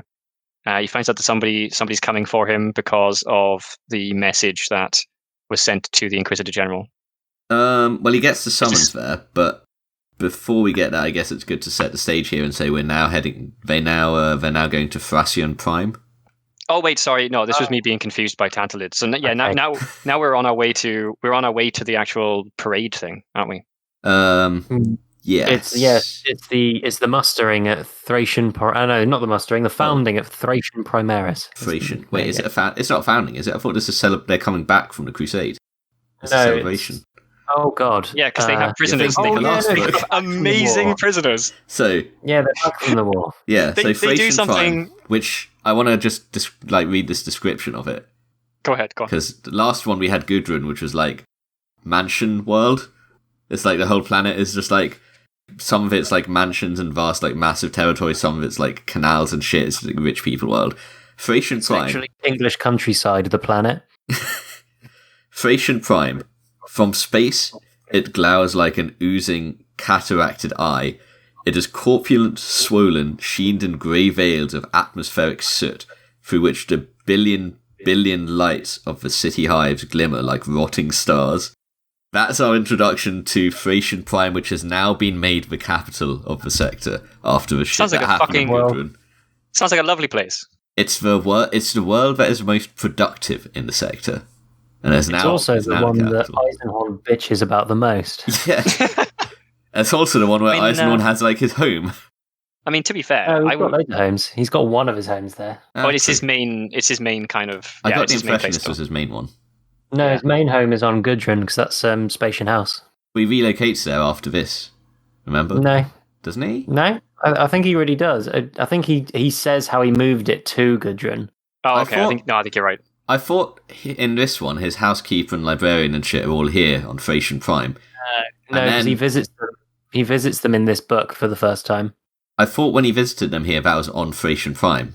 And then Oh, wait, hold on, starts because- to actually- Gudrun. Well, no, I might yeah, be- this is where Titus Endor comes and visits him in his house on this planet. It has to be because the Yeah. timing doesn't work otherwise. Yeah, okay, so for the moment... Oh, No, yeah, because I he's got his swear home it's is like taken out. under the city. Remember? Yeah, because this Oh, house is that's actually right. under the hive kind of got the- place. Yeah, He's got the water room. the water mansion. It's confusing because he does like very quickly move it. Yeah. And then you've got two places and they're both like, yeah, okay. It is a bit confusing here. But like the timing can't possibly work unless it's on this planet, because this is like in a bit we're going to get a visit from Titus Endor. I don't think we even visit Gudrun in this book. I think he goes to Gudrun after the events of the parade to like chill the fuck out. But I Maybe. might be just mistaking it. I don't think he gets the opportunity. Oh no, I think he might. You know what, let's get to that. Why? Yeah, when we do get we? to it. Oh my god! Every time we do this, we always just like sound like we don't know what the fuck we're talking about because we don't know, we don't know what happened in the book. Look, a lot We're happens in making this these up as we books. go along. These are very dense books, the Eisenhorn books. It is ridiculously dense in terms of like actual random events happening. Yeah. Especially since we waste no time with the action scenes, fast forwarding out of them once we're done. They're very economic. Yeah. So, anyway, they're having a massive fucking parade because apparently they went on some huge crusade and they captured a bunch of fucking psychers. I think it's like 23 or something. Yeah, and Alpha level psychers, with like a few of them possibly being like above whatever an alpha level psyker, maybe like a sigma level psyker. I don't know what the fuck. Alpha Plus is the Alpha plus is the term. Yeah. Okay. is the big. I think that's like the highest or like one of. I don't know if there's I anything. mean, the above that. psychers are just some of the Yeah. prisoners. But we are getting ahead of ourselves because it's the Titus thing first. Well, first- Titus and Eisenhorn have a meetup. First, he's got the summons from the Lord Grandmaster Inquisitor Orsini. I think he gets a visit from Titus first because he knows about the thing when he goes to talk to the Grandmaster. Yeah, because This he is- has. this is why Wait, no, This is why I was so fucking Hang on, confused. hang on. You two are both getting ahead of yourselves here, because the first thing that happens as he lands on the planet is a summons from the Inquisitor. He visits Grandmaster Orsini before he goes to his house. Is it Orsini or is it Rorken? Because I I've don't think he goes to Orsini. I remember it being Rorken, but I have Orsini written down. No, because Orsini. Oh my God, Orsini what are we doing? Is the big head inquisitor of the entire sector. Rorken is Eisenhorn's boss. Oh, I know why I've got this written down. Is it because it's a fun name to say? I've got this written down because the reason he's going to Thracian is the summons from the Grandmaster Orsini. That's why he's going to Thracian in the first place. Oh yeah, because he's like, all inquisitors come here to look at the parade. We also have we- before they land. We have something else before they land. We have the character, which Ravonna is contrasted against? Von Beeg? Von Beeg. Von Beeg, Von like Beeg. Ravonna was like a delicious pastry. I don't know. Ravonna's just like the fucking most amazing guy in the world. I was like, God, I fucking love this guy. He's the best. And it's like, oh, does he say that about all his guys? No. Von Beeg comes along and he's just like, it just delivers a message like, and did you do all the shit you were supposed to do? It's like, I was supposed to do this? Huh? Oh, I'll go do that. Just like the most incompetent fucking guy. He just painted a very incompetent picture of Beeg. No, you're being unfair to that character, to be fair. Like, he does actually do everything that asks of him, but he doesn't go out his way to do any more. Yeah, but yeah, he does. He only does it when he's why asked. Eisenhorn doesn't like him and contrasts him to Ravonna, who gets shit done and does it well, whereas this guy's just like, yeah, I'll do what you ask me to, but that's it. Von Beeg, he is just absolutely a bit of an embarrassment, especially, frankly, I wouldn't like to be him being compared against Ravonna. Ooh. Especially, he's working compared against Ravonna. No, I don't think anyone could really survive that, because not only is he is like, apparently, according to Eisenhorn at this point, the like physical embodiment of the Inquisition, and then he gets completely fucked and later on ends up in a chair, and then he becomes the most powerful psyker ever. So it's like, he's like the fucking perfect person. Abnett really likes him, I think. So, alright, you are right. Before we visit anybody, they go to Ocean House, which is an underwater mansion. That's why I'm getting confused. It's because ocean and spatian have the same rhyme. Right. Damn it. God damn. But also, we are forgetting that Eisenhorn has a little interaction with the Fleet character from the first book, doesn't he? Yeah, I think so. He's like, I think so. Like when he's coming back in, he's like, "Hey, my buddy." Can't remember his name, but that guy. He's had a promotion since the first book. Oh, that sounds familiar. Yeah. It's literally nothing. It doesn't add anything to the plot. It's just a little note. It's just a little note. Remember this guy? Yeah, nice guy. He's still about. I think they describe Ocean House as having. Let me see. Something about it is like it's sort of like minimalist and grandiose at the same time. Yeah, he describes it as being very like grand, but like not very furnished. It's not. What's the word? Over designed. Yeah. It's like it's the opposite of because he describes it as being the opposite of where most of the nobles of a spire go, which is obviously normally up in the spires, but if for a hive city, it's down under the water. Well, for this one at least. So which is unusual. Yeah. Just to clarify for earlier, the line is, but I had little love for Thracian Prime. It was an ugly place. I only made my headquarters here out of convenience.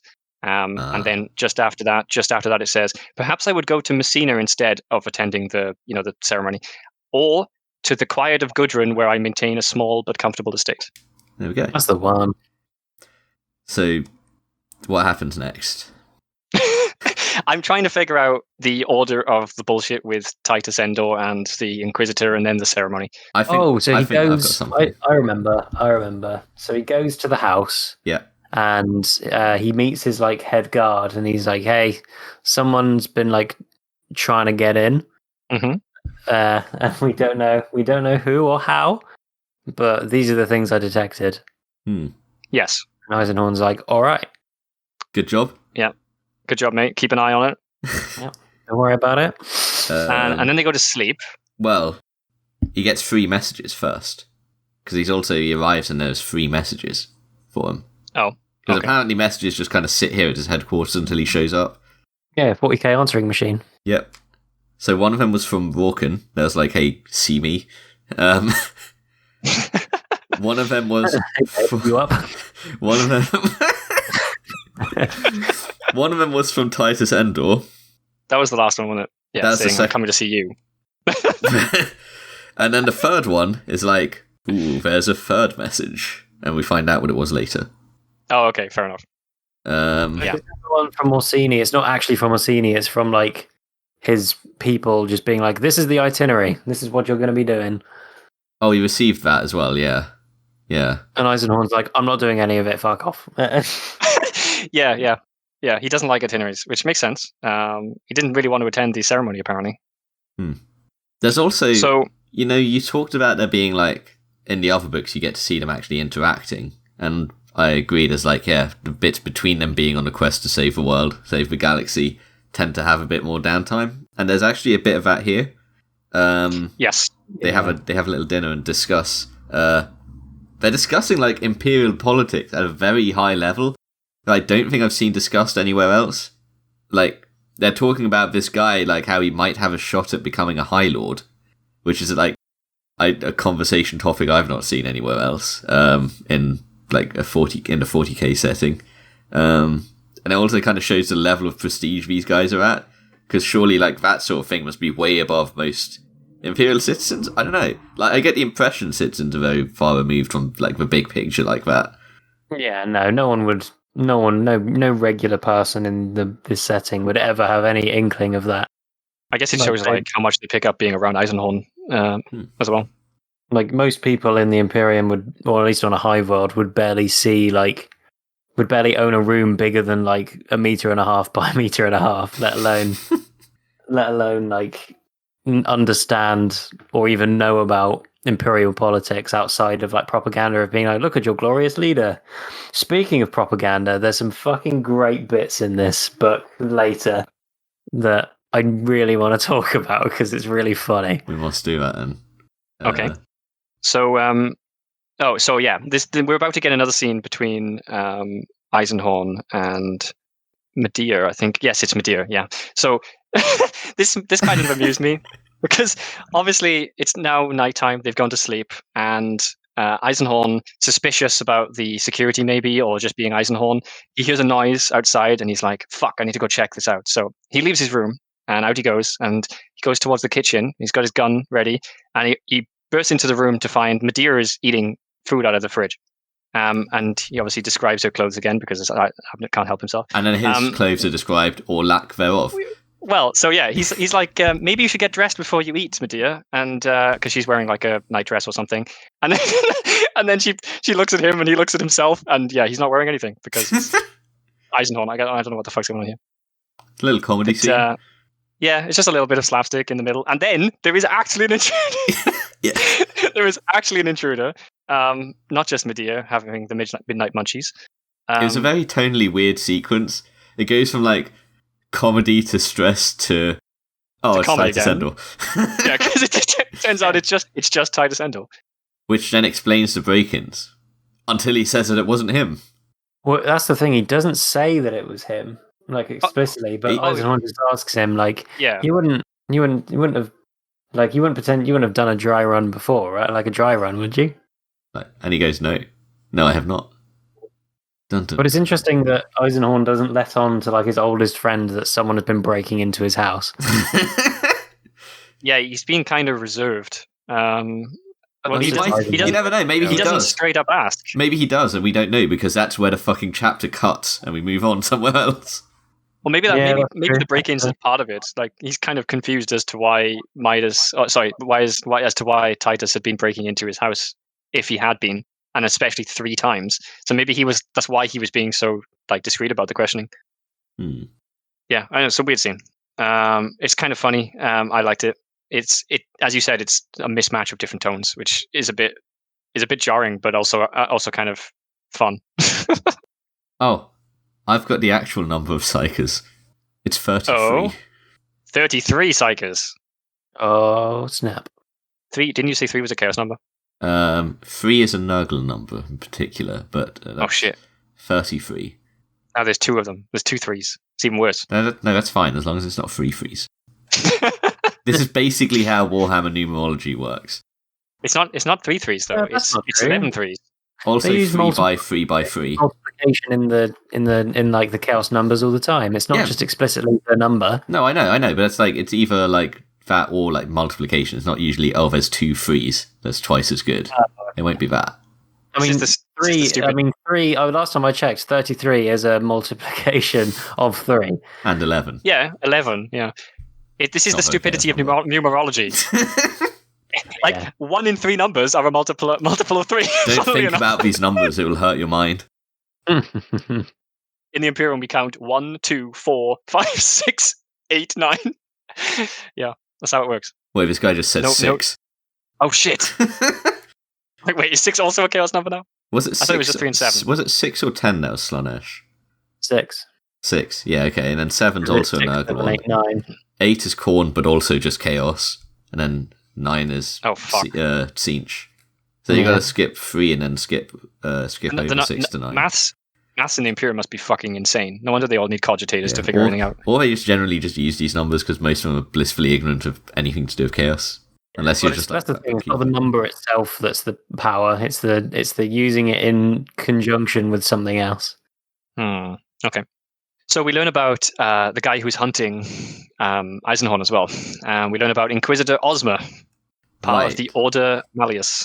Which is what Endor's there to talk about, right? Yep, it's what he's there to warn him about. He tells us that Ozma contacted him and asked him a bunch of questions about Eisenhorn, but that Titus Endor got away, he tells us. And that's the end of that plot thread? Yep. Yeah. So never comes up again. The next day... What? I've got this thing written down here, the Apotropaic Council? Yeah, that'll do. Apotropaic I don't remember Council? I think that's mentioned all of once. I've got in my notes that it felt like a narrative device that exists so that Ozma can get his hands on Eisenhorn and to drive that interaction. But I don't remember what it was. But that also doesn't happen until way fucking later in the book anyway. What the hell was the Apotropaic Council? Oh, wait, no, but there's something here. Right, that's when they look at the Psychers at the start. Isn't there a thing there? Here? No? I don't remember that. I don't remember that at all.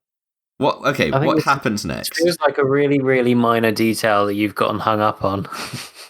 What happens next? Because are you about to describe a scene and it is the Apotropaic Council? I'm checking. Are you sure you're not thinking of the next book? Because there's a council in that. It's not that. It's not that. Apotropaic Congress. Here we go. Which is when you have a whole bunch of Inquisitors come together to examine and assess unusually valuable captives. Okay. Yes. And that's why all the Inquisitors are on the planet, which then means they also get to join in the fucking parade. Yes. Who are they examining the Psychers? The 33 Psychers. The 33 Alpha Plus Psychers. I don't remember this at all. So they are gathered there for this. Let me see. Yeah, so just after Titus Endor, he goes to visit Lord Rorkin. Mm-hmm. And Rorkin's just like, yo, I know you're probably fine, but some sketchy shit's happening around Cherryvale, this Cherryvale thing mentioning your name, and the Order Malleus aren't very happy. Just be aware of this. Be on good behavior. It's interesting because it kind of shows again that like Rorkin is definitely on Eisenhorn's side, and we'll see bits later on that kind of suggest that he definitely likes Eisenhorn, and isn't quite as as flexible in that as everyone else seems to be later on. So yeah, Rorkin seems to be one of the good guys, at least from Eisenhorn's perspective.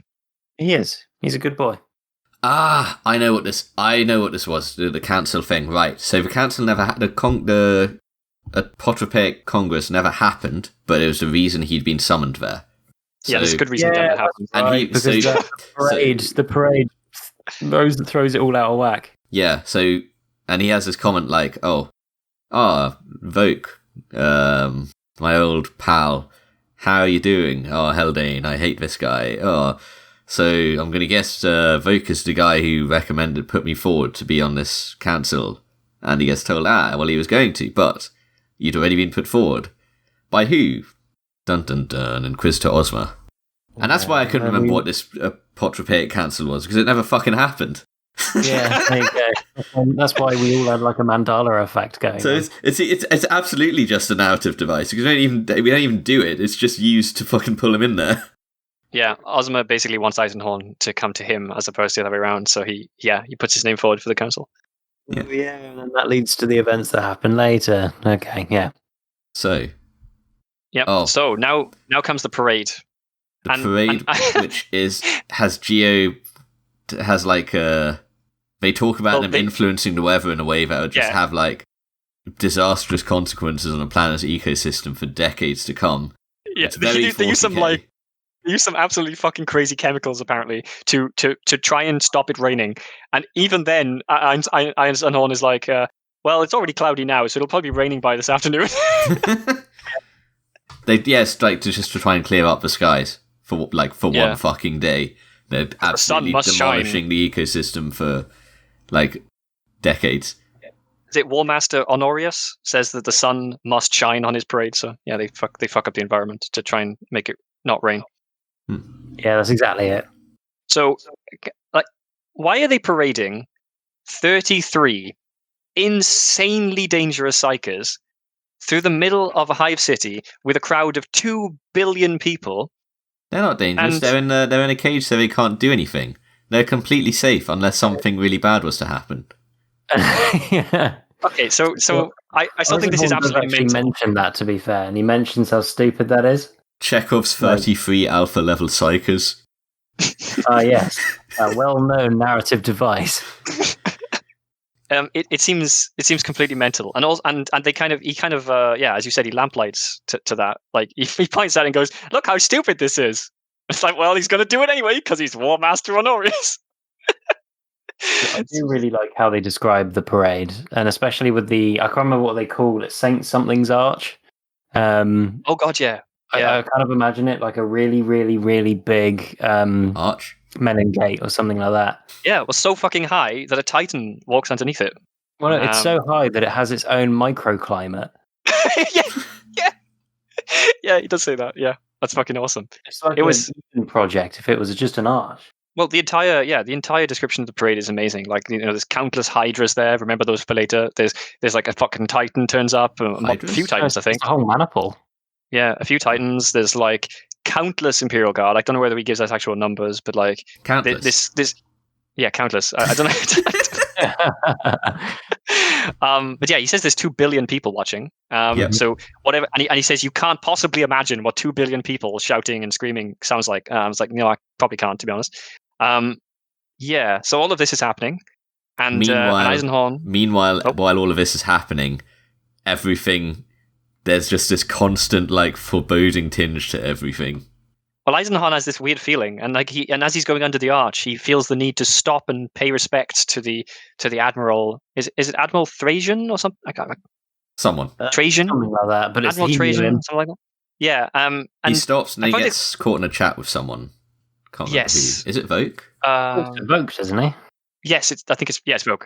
Because this is another, it's coming up where, there's another bit with Vogue, which is quite good. Did you notice that the fucking 33 psychers are at the end of the parade?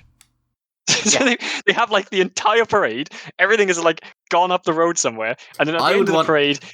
Would I want the Titans right behind them? Well, I would want them in the middle to start with. Like, if you're going to have the Titans, you don't want them by the Titans, because that's where the Titans can't really do anything. You want them to be within eyesight of the Titans. Well, are the Titans really going to be fighting the Psychers? Is that your best? Like, I mean, they have a gun that will just melt like a 30-foot, like 30 square foot area. I imagine that would probably kill a Psycho. Yeah, that seems reasonable. Yeah. Where are the Inquisitors also have their little section? It's actually hilarious. I really like this bit. So in the middle of this entire fucking parade, you've just got this like ragtag group of people dressed in all sorts of fucking stupid shit, looking like all sorts of like whatever the fuck, and it's just like, this is the little Inquisitor section where there's just like 100 Inquisitors like walking along, and they just look like whatever the fuck Inquisitors look like, which is apparently a mix of everything. Yeah, like how some aren't even walking; they're like on chairs or like like being carried, and it's like, what? It was so good. It was so good. So it's worth noting that all the Inquisitors here, though, are together, which is important.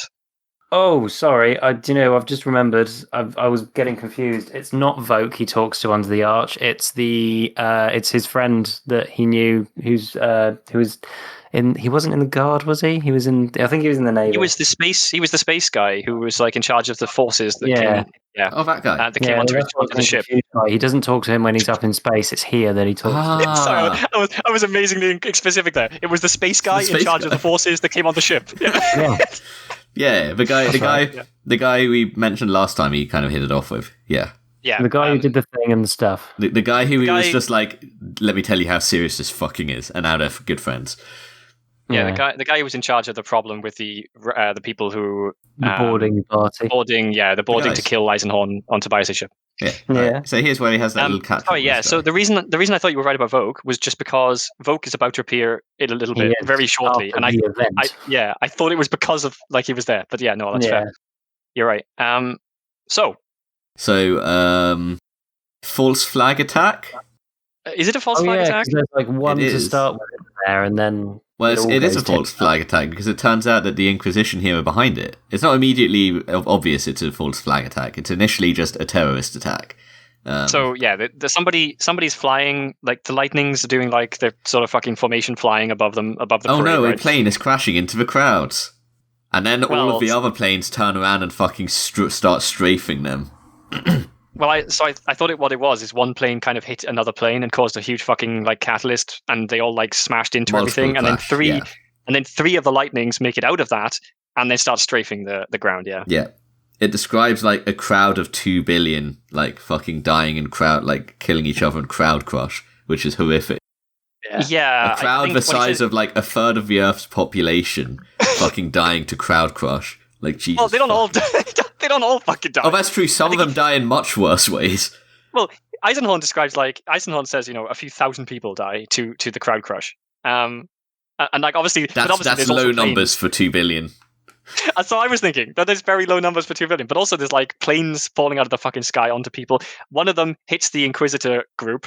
So the Inquisitor group gets basically annihilated by planes falling on them. One of them hits the group that contains War Master Horrius, which is important as well for later. Yeah. It's not important, but we will come back to it anyway. So it's important for like one of the best lines I think in this book. Yeah. This is what I was talking about earlier. It's great. Ravener is amongst the group of Inquisitors that gets crashed on. Yeah, so Ravener, we find out later, is severely, brutally injured by this, to the point where he's have to... Yeah, he's beyond fucked. We find out about it later, do we? Because it describes how he's like burning in the wreckage of a jet. Oh shit! Really? I don't think I noticed that bit. I horrifically burned. I specifically remember there being like a really horrifying descriptor of him being burned alive. Oh. Well, later on, when he goes to the hospital to see him, it describes how like he was so burnt that like he couldn't see, he couldn't open his mouth. They had to like cut open his lips so that he could like they could feed him and get air in as he could breathe. It's like fucking hell. It's like all of his skin had just been like melted into a blob. It's pretty bad. Jerky. Yeah, it's bad. It's really bad. And even then he's like, and this would have been really tragic, although I am conscious that it probably helped him become a really powerful psycho later. He's like, that's basically his attitude, is like, this was really tragic, but... It all worked out in the end. Like, this is legitimately his attitude. It's like, does he say that he become a powerful psycho, or does he say that like this might be part of how he became such a prolific he was already author? a powerful psycho, but he like, I think the idea is that when he gets stuck in a chair and has to do nothing but be psychic, he becomes extremely good at being psychic. I think that's the basic gist of it. Eisenhorn definitely mentions like the fact that his career was to take a good turn up after this. What the fuck? His name just disappeared from my head. Ravener? Ravener. Yeah, sorry, Ravener. He mentions that Ravener like writes a bunch of books after this as well. Yes, I mean one of those books we'd already heard of because Gaunt God's Ghost is all like, God, I love this Spheres of Longing book by Ravener. Even Gaunt likes Ravener. Fucking hell! In the future, I think Abnett has some like, he really likes his character. So we find the first Psyker. There were 5 Baneblades in this parade as well. Holy fuck! Ah. Sorry. I mean, 5 Baneblades is pretty minor compared to an entire Titan maniple. True. What's funny is that like the 5 Baneblades are escorting. Wait, how big is a maniple? 5 Titans. Yeah. Okay. I mean, obviously nothing compares to a Titan anyway. So yeah, I mean that's pretty massive. But I just like the fact that the 5 Baneblades are escorting a single dreadnought. Yeah. Oh yeah, because it's the White Console's dreadnought with the banner. Yes. Because the banner's so big, only the dreadnought can carry it, and I love the image of this boxnaut carrying a ginormous flag. I had a question about this. Who the fuck is this dreadnought, and is he relevant? No. He's a dreadnought. Dreadnought's a big Eisenhorn deal. describes him as like unquestionably old. Like That's dreadnoughts. Dreadnoughts are often very old. I mean, you know of one dreadnought that's unquestionably old because he came up in the Space Wolf books. yes, I do, but that's the point. He was special because he was the only one. He's the only one who's 10,000 years old. But you can be Okay. unquestionably old without being 10,000 years old. Think about how far back 2,000 years is for us. I see. I understand how time works. That wasn't my point. My point Good, was good, good. he almost seems like he's setting up as like an actual character. Like, you know, this is a thing that we should know. Like, it's almost like a I reference. think it's just Abnett's world building. He's like the only dreadnought there.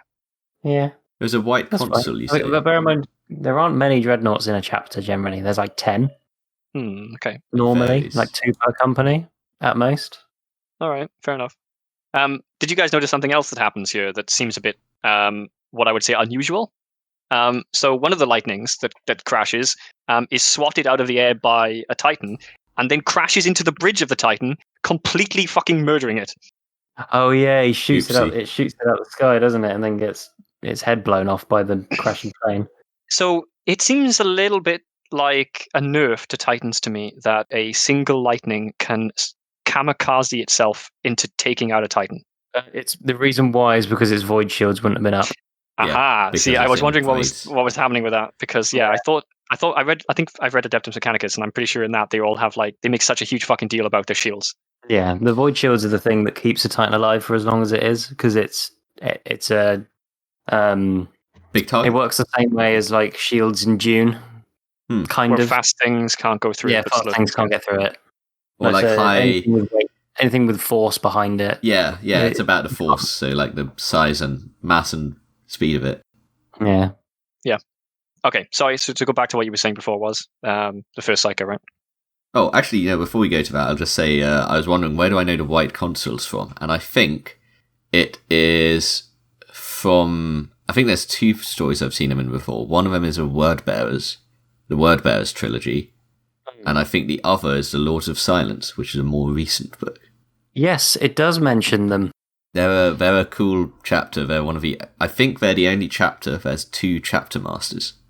They have a home chapter master and an away chapter master. One of them always stays on the chapter homeworld. Yeah, Is that you're right. kind of like the Space Wolf thing, except that they don't have multiple chapter masters? They just like leave one of their groups behind every time. Sure. They always have one of the companies back, yeah. But the white consul's like, 2 leaders, and they've always got a leader at home. Yeah. Okay, that's cool. Cool little bit of white consul lore there. I was like, I'm sure I recognise these guys. So the first cycle we find Is a child. The first one we find is eating an astropath. Oh shit! Sorry, yeah. Oh Okay. yeah.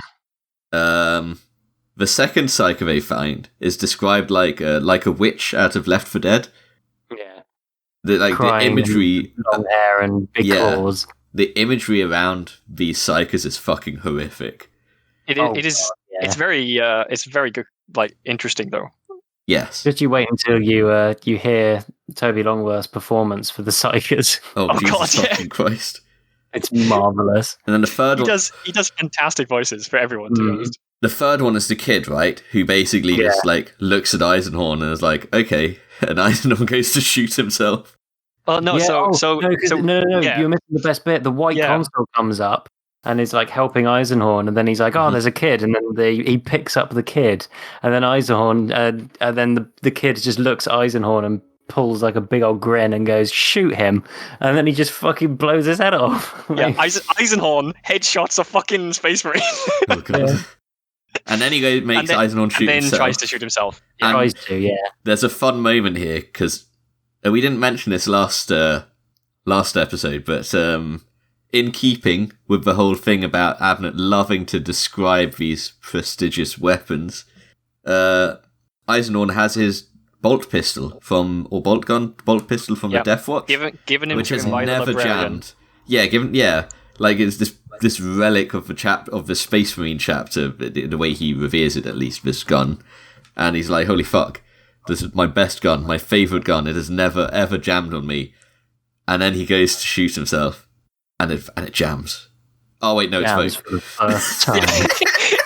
Yeah. So when that happened, I was like, has Abnett really just gone and used that? Like, that is such a fucking terrible trope. Like, just the only time the gun is ever jammed is when he tries to kill himself with it, and then I'm not sure if it's even a trope. That's like that's like, it's so corny.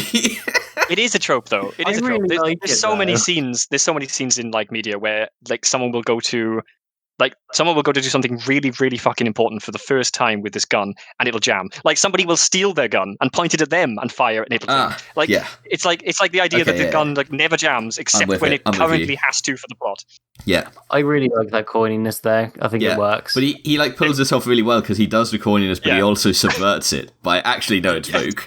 Exactly, it was so good. It was like, actually, there's a reason for this. It's Vogue, and Vogue is holding it with its mind. And Eisenhorn is so stunned that he just sort of stands there with the gun next to his head still. And Vogue is like, you should probably move it away. I can't hold this very long.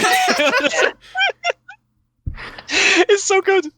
Oh, here's the first time we meet Haldane again, I think. Coming up shortly, very shortly. Yeah, because we find Haldane, and now Haldane is Horseboy at last. Yes, so Vogue takes Eisenhorn, and they go off to track a bunch of psychers, and then he cuts to like a sort of passive again, like I think is this called like the sort of, I don't know. Anyway, it comes out, zooms out. A bit of time passes. They're like hunting psychers all over. He talks about what's been happening, bigger picture. Exactly. He gives you that little primer of like, just so you know, here's what's going on. Yeah, we get an idea that maybe War Master Honorius was injured. Nobody knows. Nobody's sure. And then they go to meet up because Haldane is leading the charge against one of the most powerful psychers, one of the alpha plus level psychers. Mm-hmm. His name is... I do not remember. The psyker? Yeah, me neither.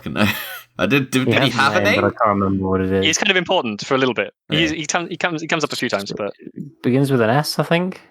I think you're probably vague right. news, I know, but it's not Honorius. I know. I just realised the one you're talking about is because he was the Grandmaster Helicon or something. The guy was called, wasn't it? Oh, that guy. The guy. You know what? Yeah, that guy. We'll get to that in a second. That guy's Lord Orsini, right?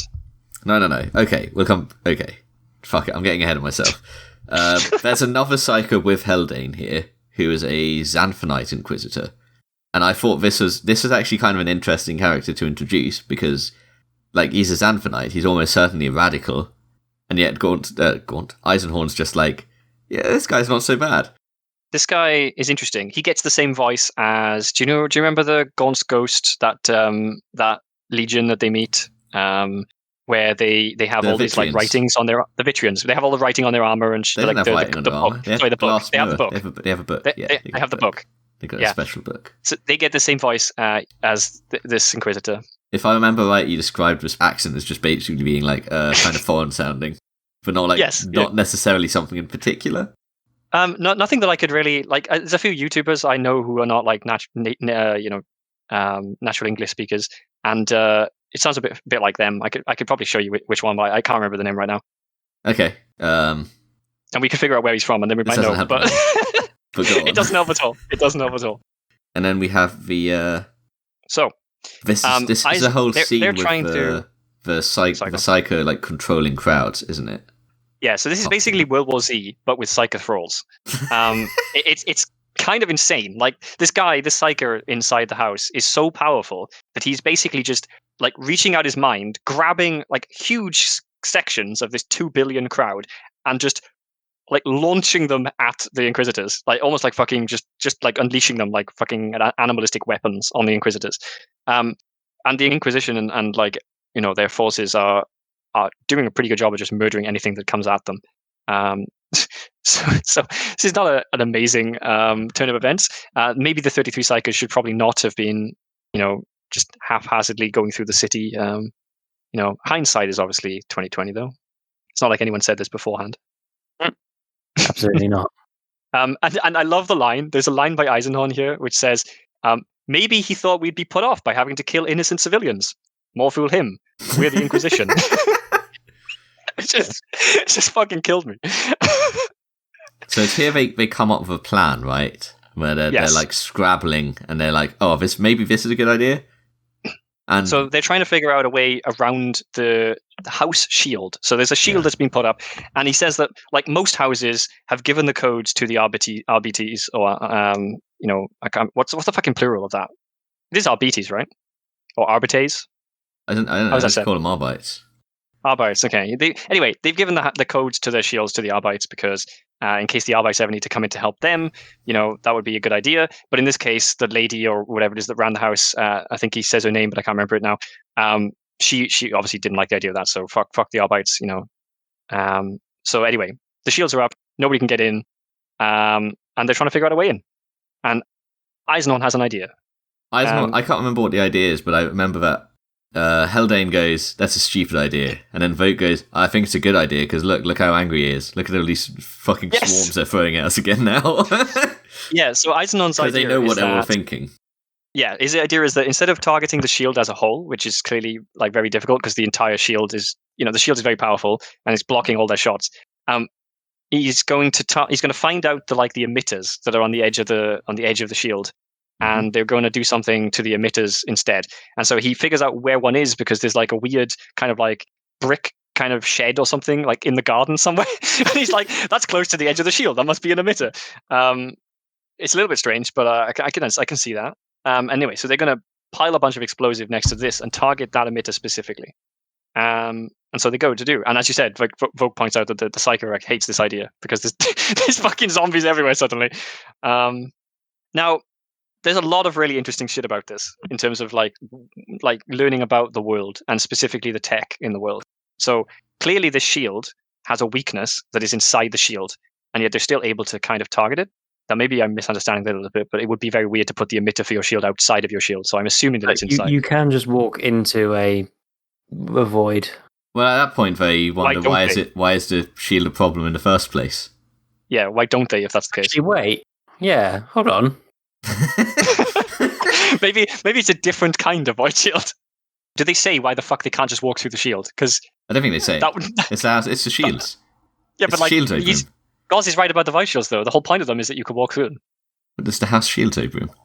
I mean, this is another huge fucking point, though, about this fucking shield. Because this is a unique shield. I thought the point was that they were like doing this blast at like a point that was like a weak point in the shield layering. That was the impression I had. Or that the blast was kind of like, just in the location. That was the same impression I had as well. Yeah, but like, it is obviously have something that's inside the shield. I thought so. Yeah, it wouldn't make sense if it was outside the shield because that's a really stupid way to have your shields set up. Yeah. Anyways, we can go back to recording, Ron. We'll keep that in recording. That last thing we just said there. So what happens next? So they set up these explosives next to the bunker that is like supposed to be one of these emitters for the shields, and they set it up in a way that it'll like I guess blast internally and hopefully take out this bunker, and they do, and the way that the shield collapses from this explosion, from this bunker being taken out, causes a massive EMP pulse that's like hits the entire building and everything around it, and so Eisenhorn has this little sort of section where he discusses his theory on how psychic powers work. And this seems super fucking important to me because here he describes how he has this theory that, since all pulses in the brain are electrical of nature, then psychic powers must also be electrical in nature. And so, thus, an EMP should be truly, really effective against a psyker, and how it's very likely that during this EMP pulse, the psyker will be completely fucked for a while he tries to figure out what the fuck happened. And it works. So we now have established within the 40k world that EMPs are really, really effective against psykers. Only for a very short time, though, to be fair. Regardless of the power, though, which is fucking huge. No, because the power. No, because the point is that the void shield collapsing is a massive amount of power because they require huge amounts of energy to maintain. So that's why it causes the pulse that fucks with you. There's other ways to make EMPs, though. I know, but it's the EMP generated from the... I think the point is that he stresses the point being that it's the void shield collapsing is the big thing. Except he describes it as an EMP pulse because he talks about why it works. Yeah, but the point is that it's a really, really big EMP pulse. How else you make the bigger point EMP here, pulses? I want to say what the bigger point here is, though, which is that this is Abnett putting things in his books, and this was like 20 years ago. And I think we've probably never seen EMP used against psychers since then. This is why I'm bringing this up, because this is one of a few things I've always noticed with Abnett's books, where he will put in this thing that seems cool and seems kind of innocuous, but at the same time is fucking huge if it is the way he says it is. Because there is plenty of ways to generate massive EMP pulses, some of which are very simple for something like the Imperium, nuclear weapons, for example, that you could use against psychers. And it doesn't seem to... If it's effective against psychers... That's a really practical way to fight psychers, nuclear weapons. Yeah. I won't be using an EMP pulse from a nuke. I would say it is. You can detonate it in the atmosphere. It doesn't blow up the ground. It just EMP strikes it like fucking mad. It's one of the theories about how a country today would actually use weapons in war is as an EMP rather than actually nuking something. Because if you detonate it up in the air, it probably would take out a few satellites, which would be a huge fucking issue. But more importantly, it wouldn't take out any ground stuff except for electronics, which would be super good in war, right? In this case, it would be super good because it would knock out all the fucking psychers. How is that not useful?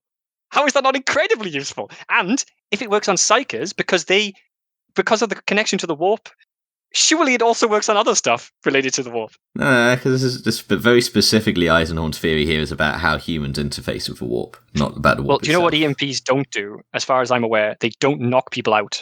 Because yes, electrons. Yeah, I was going to say that because I was going to say everything you're saying about it, like crapping out a psyker should also just apply to regular people as well in that case. Yeah, so it's almost like it's so fucking weird that he just puts this in. This seems huge. This is a line that we have to just not think about too much, in my opinion. So Abnett does like putting silly things in his book sometimes. It just seems crazy. I think I've noticed this a lot with your observations on the setting in general. Because you got to remember that 40k by its very nature is meant to be stupid and not make any goddamn sense. So, like, these massive revelations, as you put them, they really don't mean shit because no one knows how to do it. Well, this isn't... I think the point here isn't... No one knows how to do anything. I think the point here isn't necessarily the revelation, it's about the inconsistency. Yeah. And to be fair, 40k is normally consistently fucking stupid and fun. Yes. And this it's still a bit of a standout weird thing, but whatever. So as some like random side things that this would mean as well, though, instead of just EMPs against psychers, you could also use like a Faraday cage to be pretty psychically protected.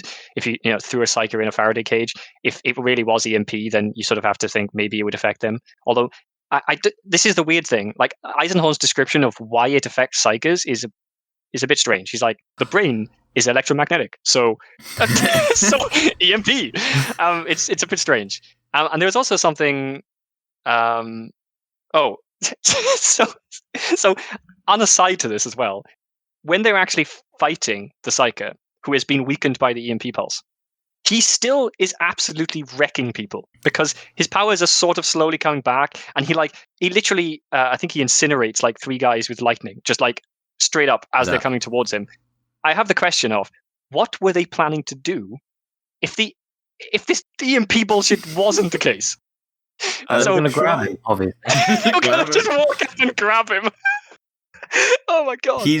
I've got his name, by the way. It's Asauradon. Asauradon. Yeah. Asauradon. There's a weird H in the middle there. Yeah. Asauradon. I think it's said Asauradon. Okay. But yeah, what the fuck were they planning to do to this guy if they hadn't EMP strike the shit out of him? Yeah. I don't know how they would have stopped him. Like Eisenhorn just walks in with his fucking gun and like his weak psychic powers, as if like he's just going to walk up to this guy and everyone is with him as well. Everyone there is a huge risk because I don't think anyone like at close range surely would be able to deal with this psyker if he's apparently just like lightning striking people with no issue at all. So the fact that he mind controls people. Well, yes, also but like the fact that he knows what they're all thinking as well. They're apparently already immune to the mind control because otherwise they'd have already been fucked, surely. Something psychic shielding. We're getting hung up on things that don't matter. What matters is that Inquisitor Lyco fucking melts him with plasma in a minute. Yes, but the thing, well, sort of. They think he does. And the thing is, this is the stuff that I really like about sci-fi, is that usually it tends to be a more hard magic system than, say, like it has rules, soft, wishy-washy stuff. Yeah, there's always rules. There's like, you establish something and it works that way because then the reader is able to predict how it'll work next time. If you introduce something that you never use again, just for plot convenience, it comes across as strange. Yeah. And there are things that are a bit wishy-washy in 40k, but they're normally more like the warp or orcs believing things. Yes. Okay. Not so And much when the you actual science rules. I get what you mean. Yeah, when you start using like EMP stuff, you're stepping into my territory, and I was just like, I can't help but notice that it seems a bit weird. The one I have to correct you on, well, I don't know if it's quite a correction, but I have to say off the back of that, 40k is very much not a sci-fi setting. It is a space fantasy setting. Yeah. Although I don't know, there are like elements of like social commentary like baked into a setting, I guess, but it's still like more fantasy. I mean, the whole thing is sci-fi. inherently built around social commentary of some sort. It is always felt to me. Some YouTubers fans are going to start getting angry at us for not. It's always felt to me like a sci-fi. No. It's always felt to me like 40k was kind of like sci-fi, but with fantasy races almost. And I don't know. I mean, it's yeah, obviously orcs. Space dwarves. Yeah. Space undead. Yeah. Space dwarves and then no space dwarves. And now space dwarves again. And now space dwarves again. Space hobbits. Teasing us. Isn't it weird how we've always had space halflings, but space dwarves? Nah, across the line, mate. Can't have them. Was there a reason? So this is going to be a huge aside, but was there actually a good reason why the space dwarves just disappeared? The good reason was that they didn't really know what to do with them, so they scrapped them. And they weren't selling well. And they weren't selling well, so they were like, well, why bother? And so they just... That's a good reason. So then they just didn't mention them, and then they were just like, Tyranids ate their homeworld. Yeah. Well, it was like one dude in one interview was like, yeah, Tyranids probably ate them, I don't know. How did the space dwarves not do well? That seems weird to me. Everyone likes dwarves.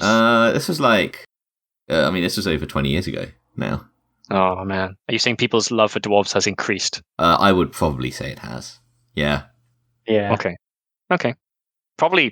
Maybe to do with Lord of the Rings. I don't know. I like how in the scene when they're in the mansion, they go into a room that's full of like crying adults, and then the one child, they're like, all these house guards and all these fully grown adults. They're like, no, let's send the one kid to go help the Inquisitor. Well, I'm pretty sure the house guards do that. Like, fucking Eisenhorn's like, somebody needs to show us the way, and one of the house guards like pushes this kid forward and goes to take them. He's like, oh, my legs are broken. You go, child. And then, surprise, the child dies immediately. Oh my god. Oh, no, sorry, he doesn't die. He gets psychically possessed and then starts stabbing up one of the other guys. It's so like brilliant. Good job, team. It's not like the Inquisition don't know how to navigate a house. No, we need a child the rest of the way. And also, how the fuck would the child know where the psycho went after he left that room? Like, they're just in the room. Like, where is he going to take them? Yeah, it's dumb. They'll use the child's keen sense of smell to track him. Yeah. Anyway, they find the guy, Inquisitor Lyco. No, before they find the guy, there's the servitor fight. Oh shit! Servitor fight. Yeah.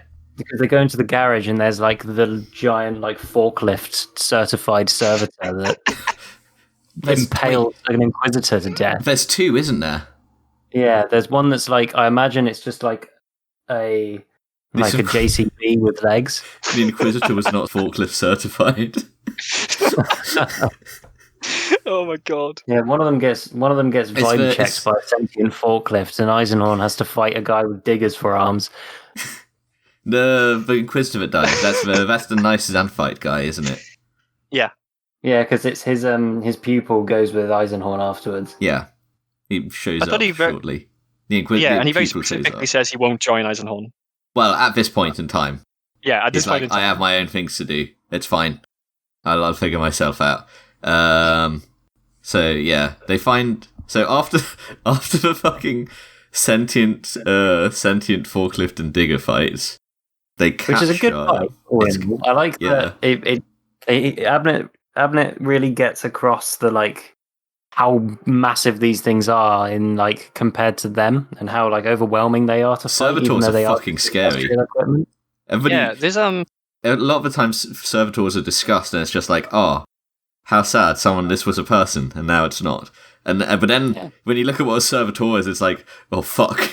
They're making fucking cyborg monstrosities out of these people that are generally really fucking powerful.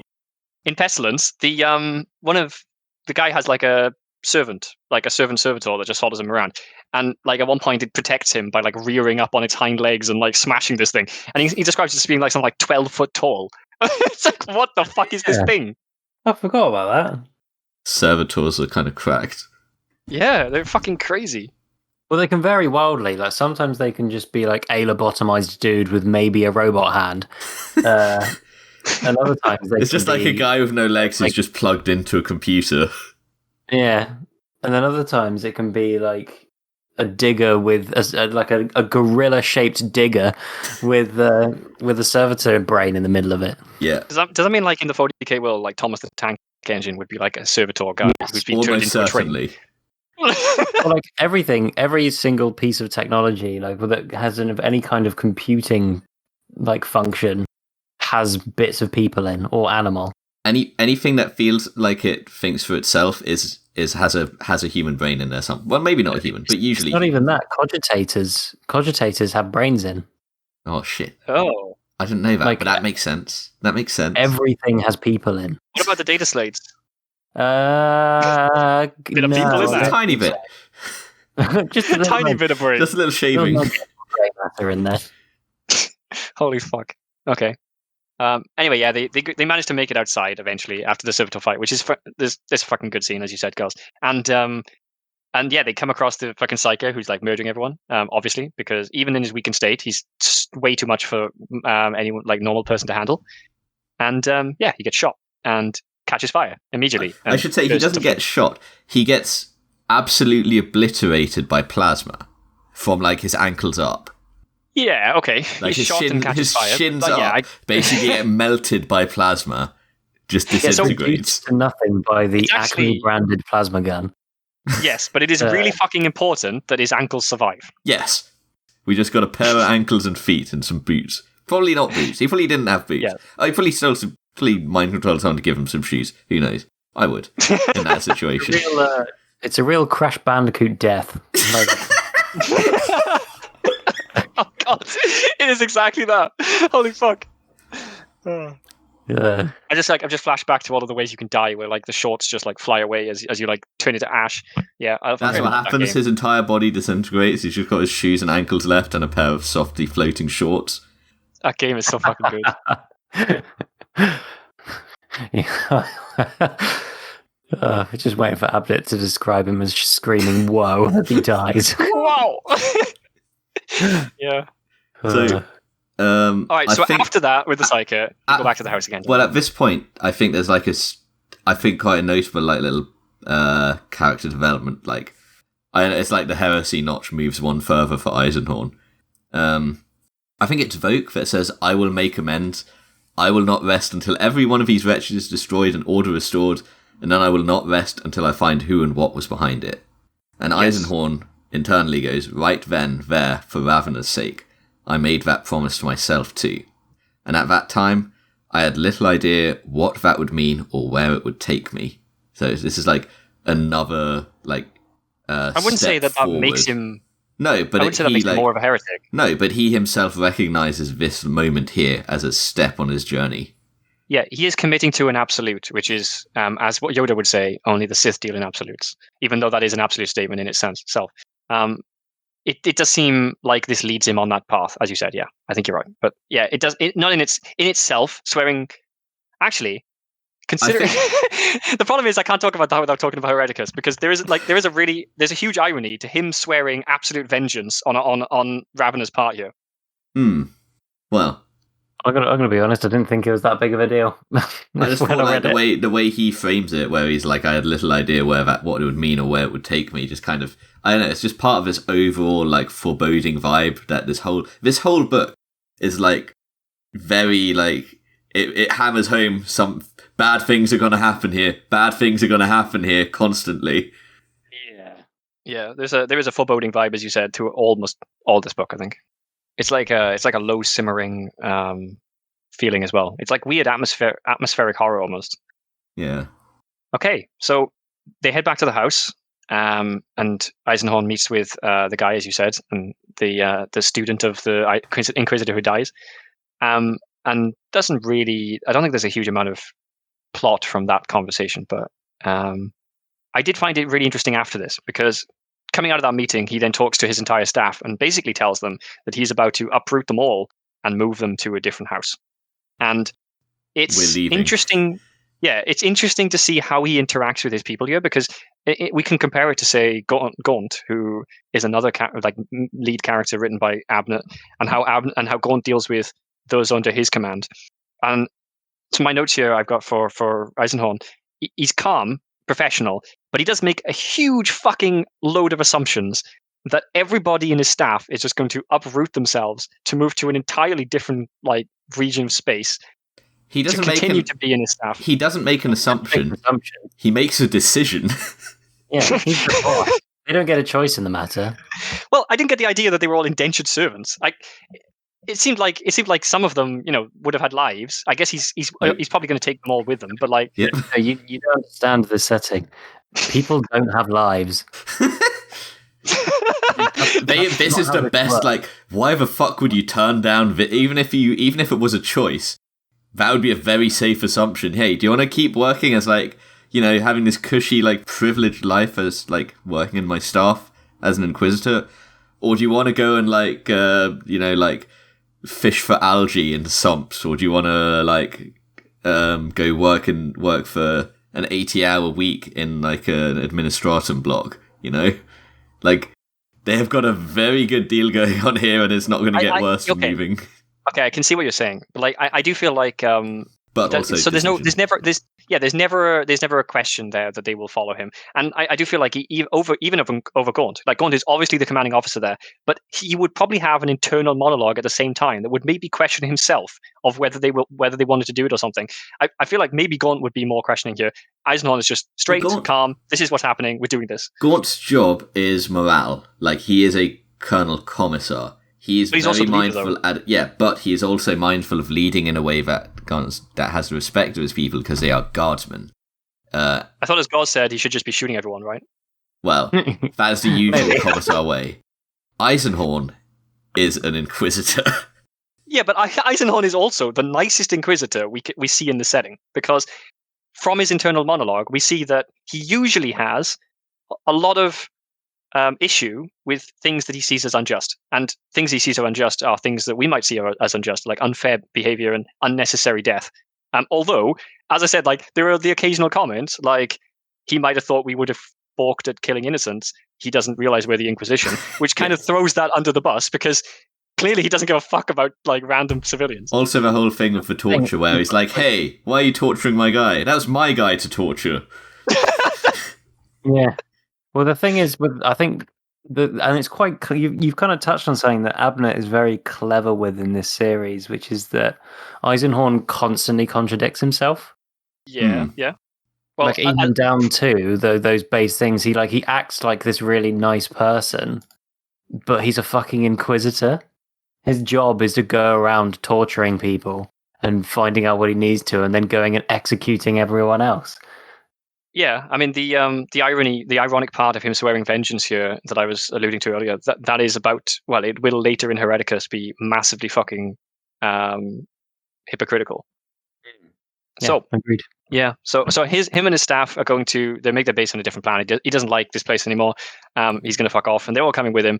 And then the guy turns up again, right? As far as I remember, isn't it the the interrogator? It's the guy's student, interrogator, the interrogator. And he reveals that there was no mark of heresy on the ankle of the remaining ankles from the burnt up psycho. Yes. Like a pair of shorts. Man, he wasn't wearing the right type of shorts. He really fucked up with his melting this fake psycho, just leaving the fucking one mark place where there would be a brand, just unmelted. Yeah, considering who shoots him and the fact that he's working with him later on, we find that actually is really stupid, beyond fucking stupid. So it's on to what I think is one of the funnest parts in the whole series. Yes, this bit is fantastic. Which is the when they go to, I can't remember the name of the planet they go to, but it's Keychan. Echan. It's Echan. So when they go to Echan and pretend to be mutants, and it's raining sap all the time, and it's I just love it. It's so good. It's such a fucking good scene. Yeah, I love the way they talk, like as to the twist language, and I love the way Nail is just like he just knows how to speak it. You can tell he's done it before. Like you can tell this is quite a common thing for him to to pretend to be a twist and to go and to fit in with their culture, because they do have an entirely like separate culture. It's so interesting to see Abnett once again kind of just throw in this, like, he doesn't need to do this, like, but this is an entire world within the story that we probably won't come back to, that he might come back to at some point later, I guess, in a different book. But like, he just builds it up from the ground again. So you got like you've got a different culture, you've got a different currency, you've got different lifestyles, different. I mean, some things you'd recognize from real life and other parts of the Imperium, I'm sure. But like, still, it's it feels everybody. To me like, so to me, this whole scene. I mean, neither of you are going to disagree. It's a bit goofy. To me, this was a scene which kind of went, "Hey, anarchist punks." And anarchist punks here are Star Wars Cantina aliens.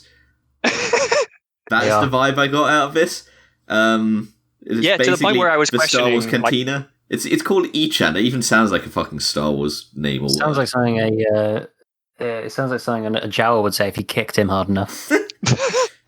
I mean, it got the crazy like mutations got to the point where I was questioning how the fucking biology could possibly work. Like people with just mouths like all over their fucking body, people with mouths that like just sprout out of their like legs or chest or arms. It's like, how do they still function at all? I love one description. One quote was, "A twist whore with an entirely unnecessary number of arms." How does he know? How does he know what is unnecessary? This is fucking Eisenhorn making judges on people and the number of arms. I mean, I'm pretty sure the mean average is 2. Yeah, I would say the average is 2. I would say the average is slightly less than 2. Oh yeah, well, I'm not in the 4K universe. Not in the 4K universe. It would be 2 exactly. Except for the fact that he says unnecessary. He doesn't say too many arms or more than usual arms. He says unnecessary arms. Yeah, well, you need to say within the context of that sentence, isn't it? So I've got an unnecessary amount of arms doing something under the table. Yes, yeah, that is the next part of that sentence that I left out. That is important context. Yeah, I mean, I don't think he describes it as unnecessary to be doing what she's doing under the table. But I mean, it just seems like he's making a general statement, which is very strange. Yeah, but the description of the twists is great. Like, it's so good, and I love how he goes so in depth with the music genre he created, like. So, the thumping beats, like Eisenhorn pound music. It's just, and it comes up multiple times in this series. It's great. Yeah.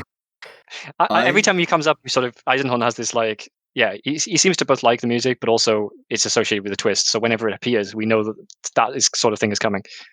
I wasn't actually that keen. It felt very goofy in a way I didn't necessarily appreciate, but I kind of see what you like about it. I really liked the next bit though.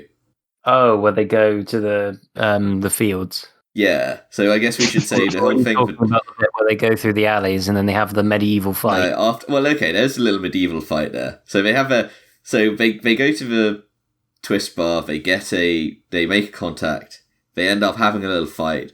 They end up staying undercover, not looking like inquisitors as this shit happens, and then they just hiding from the police, and then they go to the auction. Can I just point out something quick in the bar before we move on to the auction? Oh yeah. Because there's a really interesting like line where it just shows like Abnett just flexing characterization almost everywhere in his story, just because he can. So there's a scene with one of the bar staff she has quills all over her body. She's like a porcupine. The Sonic OC. Oh yeah. Well, we had Shadow last time, and now we've got the Sonic OCs back again. Yeah.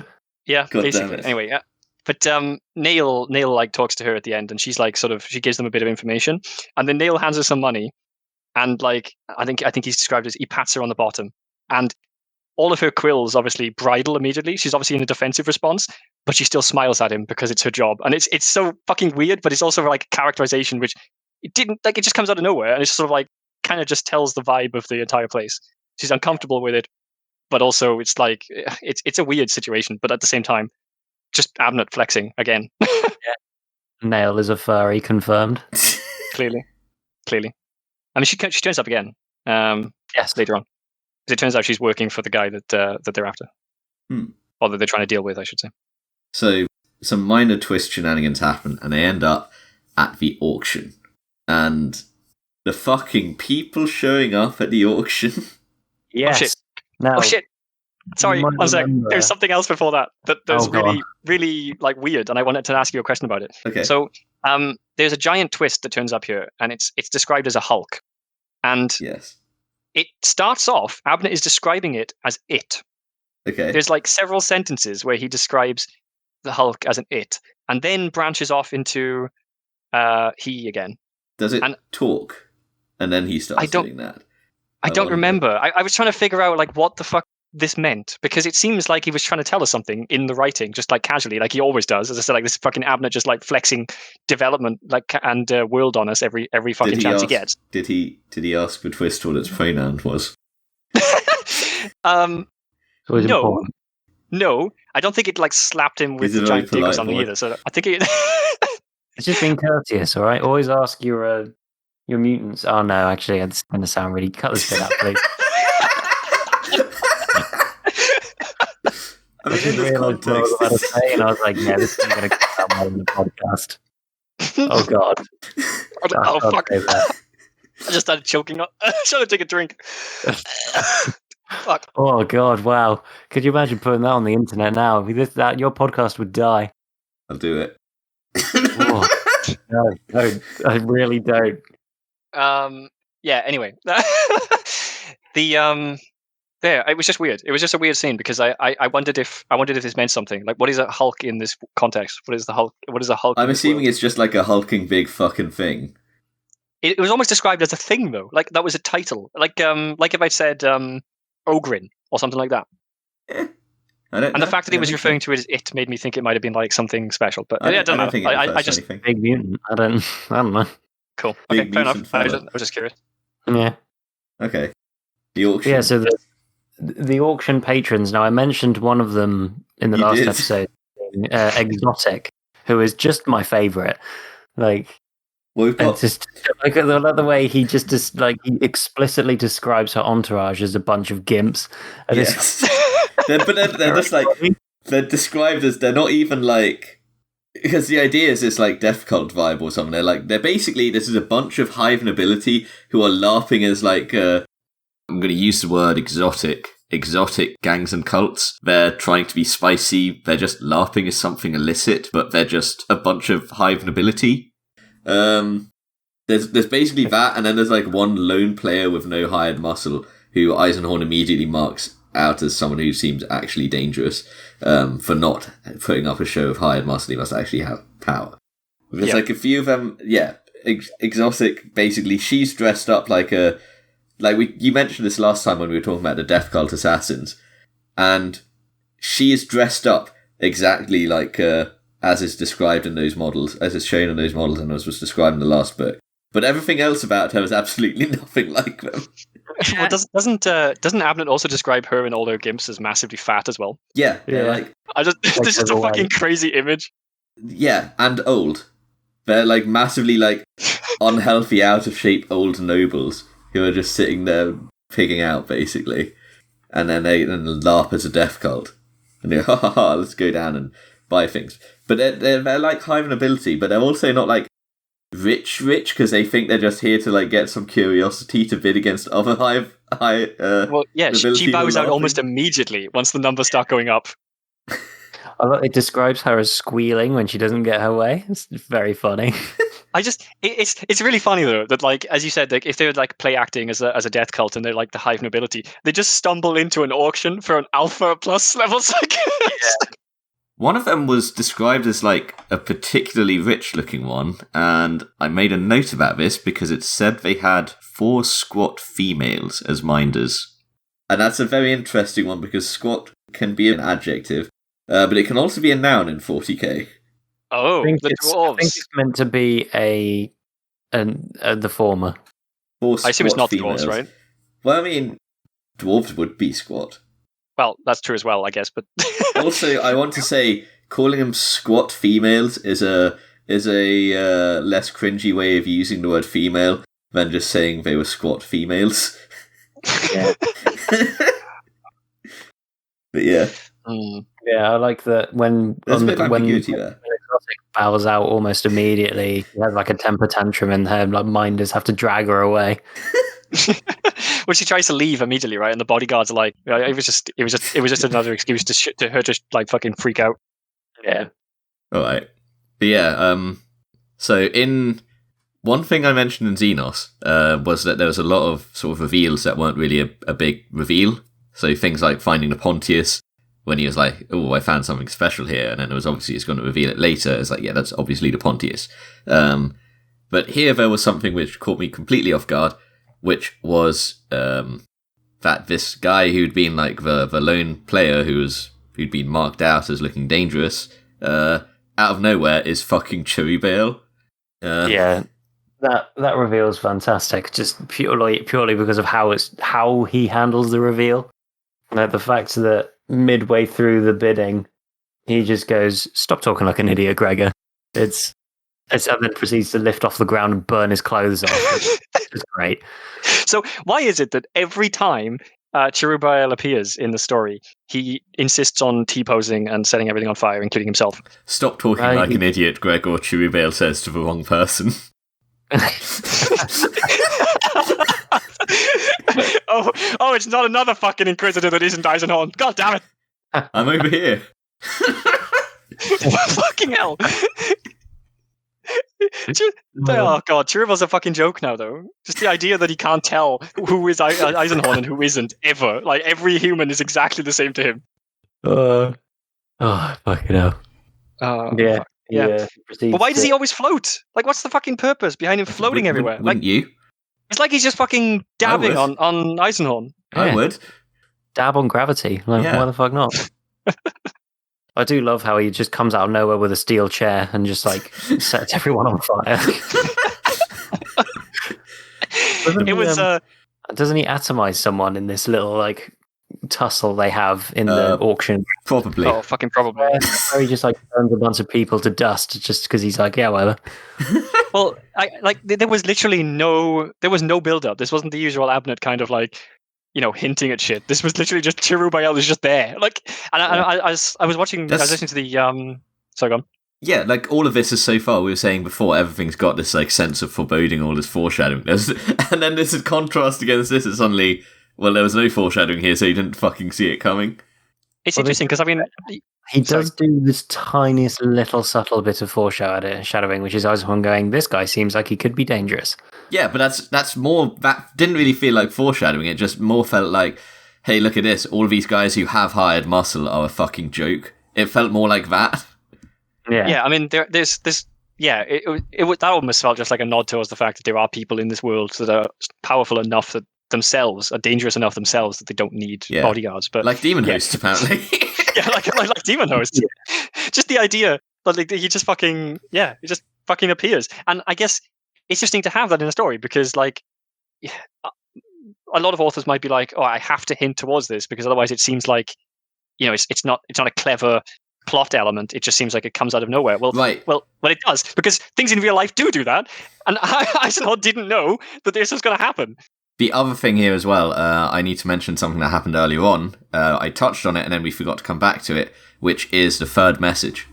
So he told us, I've got one message from Vorken, I've got one message from Titus Endor, and one message from somebody else. And then when he's talking to Vorken, he's like, no, I haven't heard anything about Cherubale, but he has, because that third message is from Fishig on, who has basically... Cadia? We don't know that yet, but yeah. So Fishig had sent him something saying he'd found sign of Cherubale. So that is then important to know now because it explains how we end up back on track. Okay, well, fuck Fishig because his signs of Cherubale are right here in the fucking auction. So this shit happens with Cherubale, and Inquisitor Lyco is about, and I don't remember exactly how we get from Cherubale burning everybody at the auction to a speeder chase, but we do. It's because Eisenhorn gets thrown and gets very temporarily knocked out, if I remember rightly.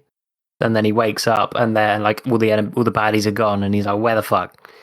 Yeah, so there's one section where he asks where someone is. I can't remember which one, probably Lyco, and the guy's like, he went that way or something, and then he's like, where's the demon host? And the guy says, we're not sure, maybe a displacer field or something like that. Yeah, so it says something like they think the demon host might have used like a displacer field. I don't know what that is. Is it like some sort of short range teleporter or something? As far as I'm aware, a displacer field is just like a force field, but I don't understand why that would make him disappear. I don't understand why a demon host would use one either. No, that's a good point, because I'm pretty sure he can just teleport. Well, maybe he needs like a whole ritual for that, because that does happen at some points. But sorry, the line is I just went back to find it. Where's Lyco? He asked Amos, and Amos is like fled with his men in two of Landspeeders. So this is where the Landspeeder chase comes in, and then he says, and the demon host, and Ayman says, I don't know. It seems to have just vanished. Maybe it had a displacer field. Yeah, weird. Yeah, I guess it's a bit weird, but like maybe that's what Ayman thought. He thinks because he doesn't really know much about like. You know, something that's just occurred to me. Yeah. Amos doesn't do much for this book. No, he's like he does come into his own a bit later on. Okay, so we have the speeder chase, and the speeder chase culminates in them getting into these fucking harvester factories, which feel like a very cool like just massive sci-fi construct. These towering factories that are on like treads, grinding along, harvesting as they go. So they end up flying into one of these. He ends up having a shootout. He ends up killing somebody with a fucking chain blade work lance. Like some sort of like, some sort of thing hanging from the ceiling he just grabs and fucking murderizes somebody with. There's the thing with Lyco, where there's a sort of like miniature psychic duel they have. Yeah, that's right. Because they Eisenhorn kind of like debates him into trying to like out psychic him, and then Eisenhorn is just like, nah, I'm way more powerful than you, and then proceeds to just like completely demolish him. Have a root about in his mind.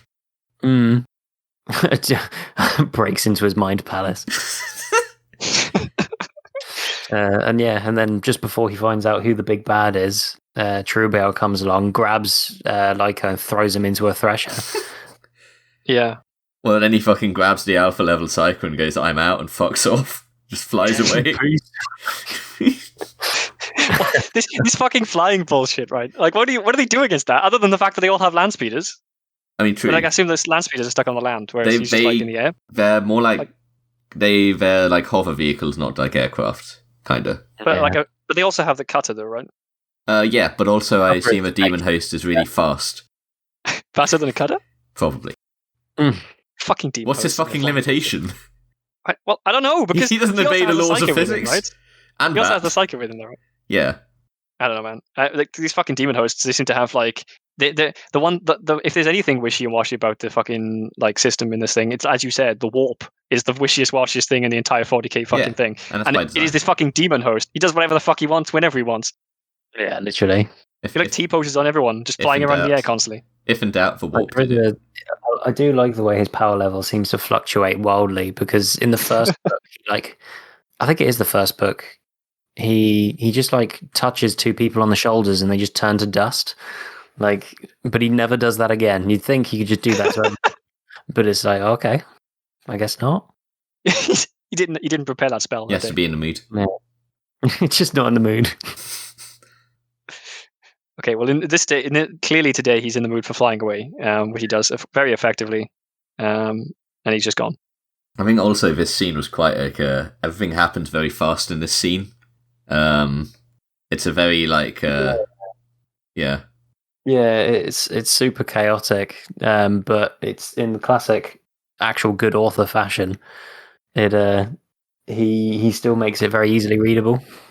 Yeah, I don't think there's ever a part of these sections with Abnett where I don't know what is going on, or I don't know where things are supposed to be kind of spatially.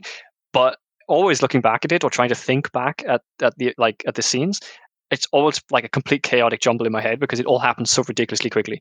I like some things I ended up reading, I was like, wait, what? And had to like look back and read it again. But when I looked back and read it again, it did actually make sense, which I contrast against the Last Chances books. Because Gavril's chaos involves him just writing, I don't know, basically writing something that doesn't make any fucking sense. Whereas Abnett's chaos is like a whole load of like dynamic things happen really quickly. And he also describes how the characters feel, like he describes things in a way that makes it feel like it's chaotic for the characters, rather than chaotic for you as the reader. Yeah, well, clearly Eisenhorn is much better at putting his thoughts to paper than Cage's. which I would expect as an Inquisitor. Yes. And also as someone who's literate. Yep. That's a great point. So, then after coming out of this, dabs on gravity and disappears, we as is his right. As is his right to do so, we then move on to Cadia, don't we? Yes. Yeah. So there's this like idea that they're chasing this Inquisitor, right? Mm-hmm. As well, and the Inquisitor that was working supposedly with the Alpha level Psyker.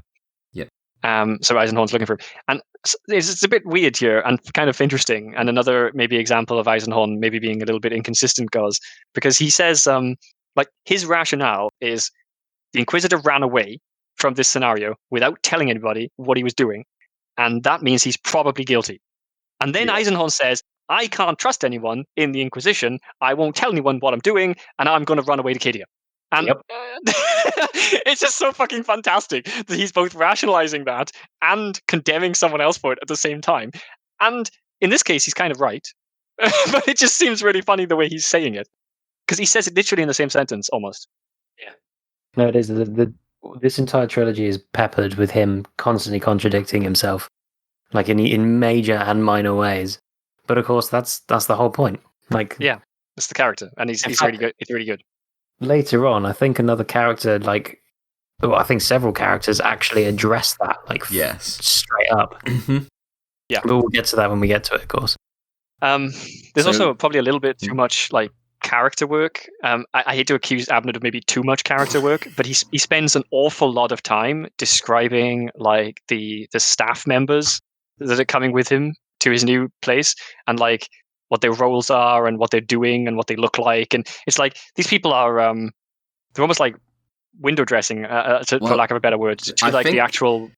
I think he wants to breathe a bit of life into them, because then that is going to then impact how things feel in book 3. Yes, you're probably right. It just feels completely awkward, I think, here, because it feels a little bit. There's this person he really cares about who we've never seen before. Yeah, and the plot is progressing, and we're just getting to the point where we're like, oh fuck, the demon host just stole the Psyker and is off, and we're chasing another Inquisitor, and we're going to Cadia. Even I know Cadia, and then and then there's a pause. It just stops, dead fucking breaks, and starts talking about all of his fucking house people. And I'm just like, this. Well, before he leaves now to go to Cadia, there's a scene where he's like talking to all of the about all the people, the house people. Is that now at Echan before Cadia? I thought it just went from Echan straight to Cadia. I'm sure there's a scene here. Either that or my notes are completely out of order. So you're thinking of before they go to the Twist place. That's when he goes back to the Ocean House. Or Spatial It could House. very well be. They go back to Ocean House and tell people to move. Yeah. I will. I'll check on my notes. Yes, because that happens, and I still think he's doing that. He's arranging for everybody to move, and then the interrogator comes along, like, look, ankle have no mark. Yeah, I didn't think there was like. I didn't realize there was so much description there. But anyway, like I still think there's probably too much about these people, and they're not really that important until later on. I wasn't that interested because it's like the introduction of these of the people. The introduction of his like female companions every time at the beginning of the episode for them to die like 2 pages later. It's like we learn a bunch of character about them. Usually they're already dead. So I've just realised there's something we haven't talked about much here, which I'm sure has to have come up already. Okay. Barbarosata. Yeah. Okay. The sword. The sword. I think I thought about talking about it and then proceeded to not. So, whoops. The sword is interesting because it is to replace, as you rightly pointed out, guys, in the last episode, a lightsaber. So it would clearly have to be very fucking special. And in this case, it is a sword with a mind of its own. Every time it's near an enemy, it like wants to attack it, regardless of whether it's actually an enemy or not. And so he's constantly able to, at points he even uses this ability to detect people he hasn't realized are there yet, because the sword knows that they're there and the sword wants blood. It's great. It's fucking amazing. I feel it is important to just point out, though, at the very least, that Arianrod, who is a woman from Sword Planet, has got a sword from Sword Planet, which is a very powerful special sword. And then Eisenhorn currently has this sword in his possession that at some point needs to be returned to Sword Planet. Yeah, so currently Bob Arasata is in a box to be shipped back to Sword Planet. And he is using his regular power sword, which has mysteriously replaced his lightsaber. It presumably just is the lightsaber.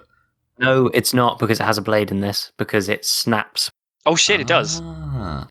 So at this point, they're going to Cadia. And the reason they're going to Cadia is because now it's finally been revealed that, hey, it's finally relevant that Fishig's sent word from here. Actually, it's not even revealed immediately, is it? It's like, we're going to Cadia. It's like, why are we going to Cadia again? It's like, oh, we got a lead here. What's that lead again? Oh, it's Fishig. Fishig sent a clue about Cherubale, and we just kind of ignored that because we had more important things to do until Cherubale turned up. At which point we thought, okay, well now we don't know where the fuck they are. Let's go check out Fishig on Cadia and let them know what's going on. Because at least he knew where they were.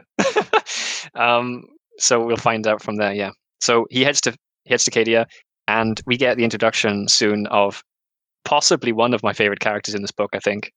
Yeah. The Inquisitor General Neve, right? Yes, Inquisitor General Neve. Inquisitor General for Cadia, the special planet of Cadia that means a lot in 40k. That is totally still okay and fine and not fucked. Yes. It's not exploded. Non-exploded Cadia. So to start with, I would like to mention that Toby Longworth, the guy who reads the audiobook for this, puts on an accent for the Inquisitor General Neve that I can only really describe as female Alan Rickman playing Snape from Harry Potter. It is truly special. And it's attributed to the mode from The Incredibles. There's some lines later which in this voice are fucking fantastic. Yeah, even if you've read the book before, highly recommend the audiobook just to experience the performance. Oh. Yeah, I don't think Toby Longworth shies away from anything. It's like he's well into his accents and different voices. Everyone has a different voice, and they're always very memorable. I thought they painted a really cool... So, Abnett does a good job of painting a picture of any world, but Cadia in particular...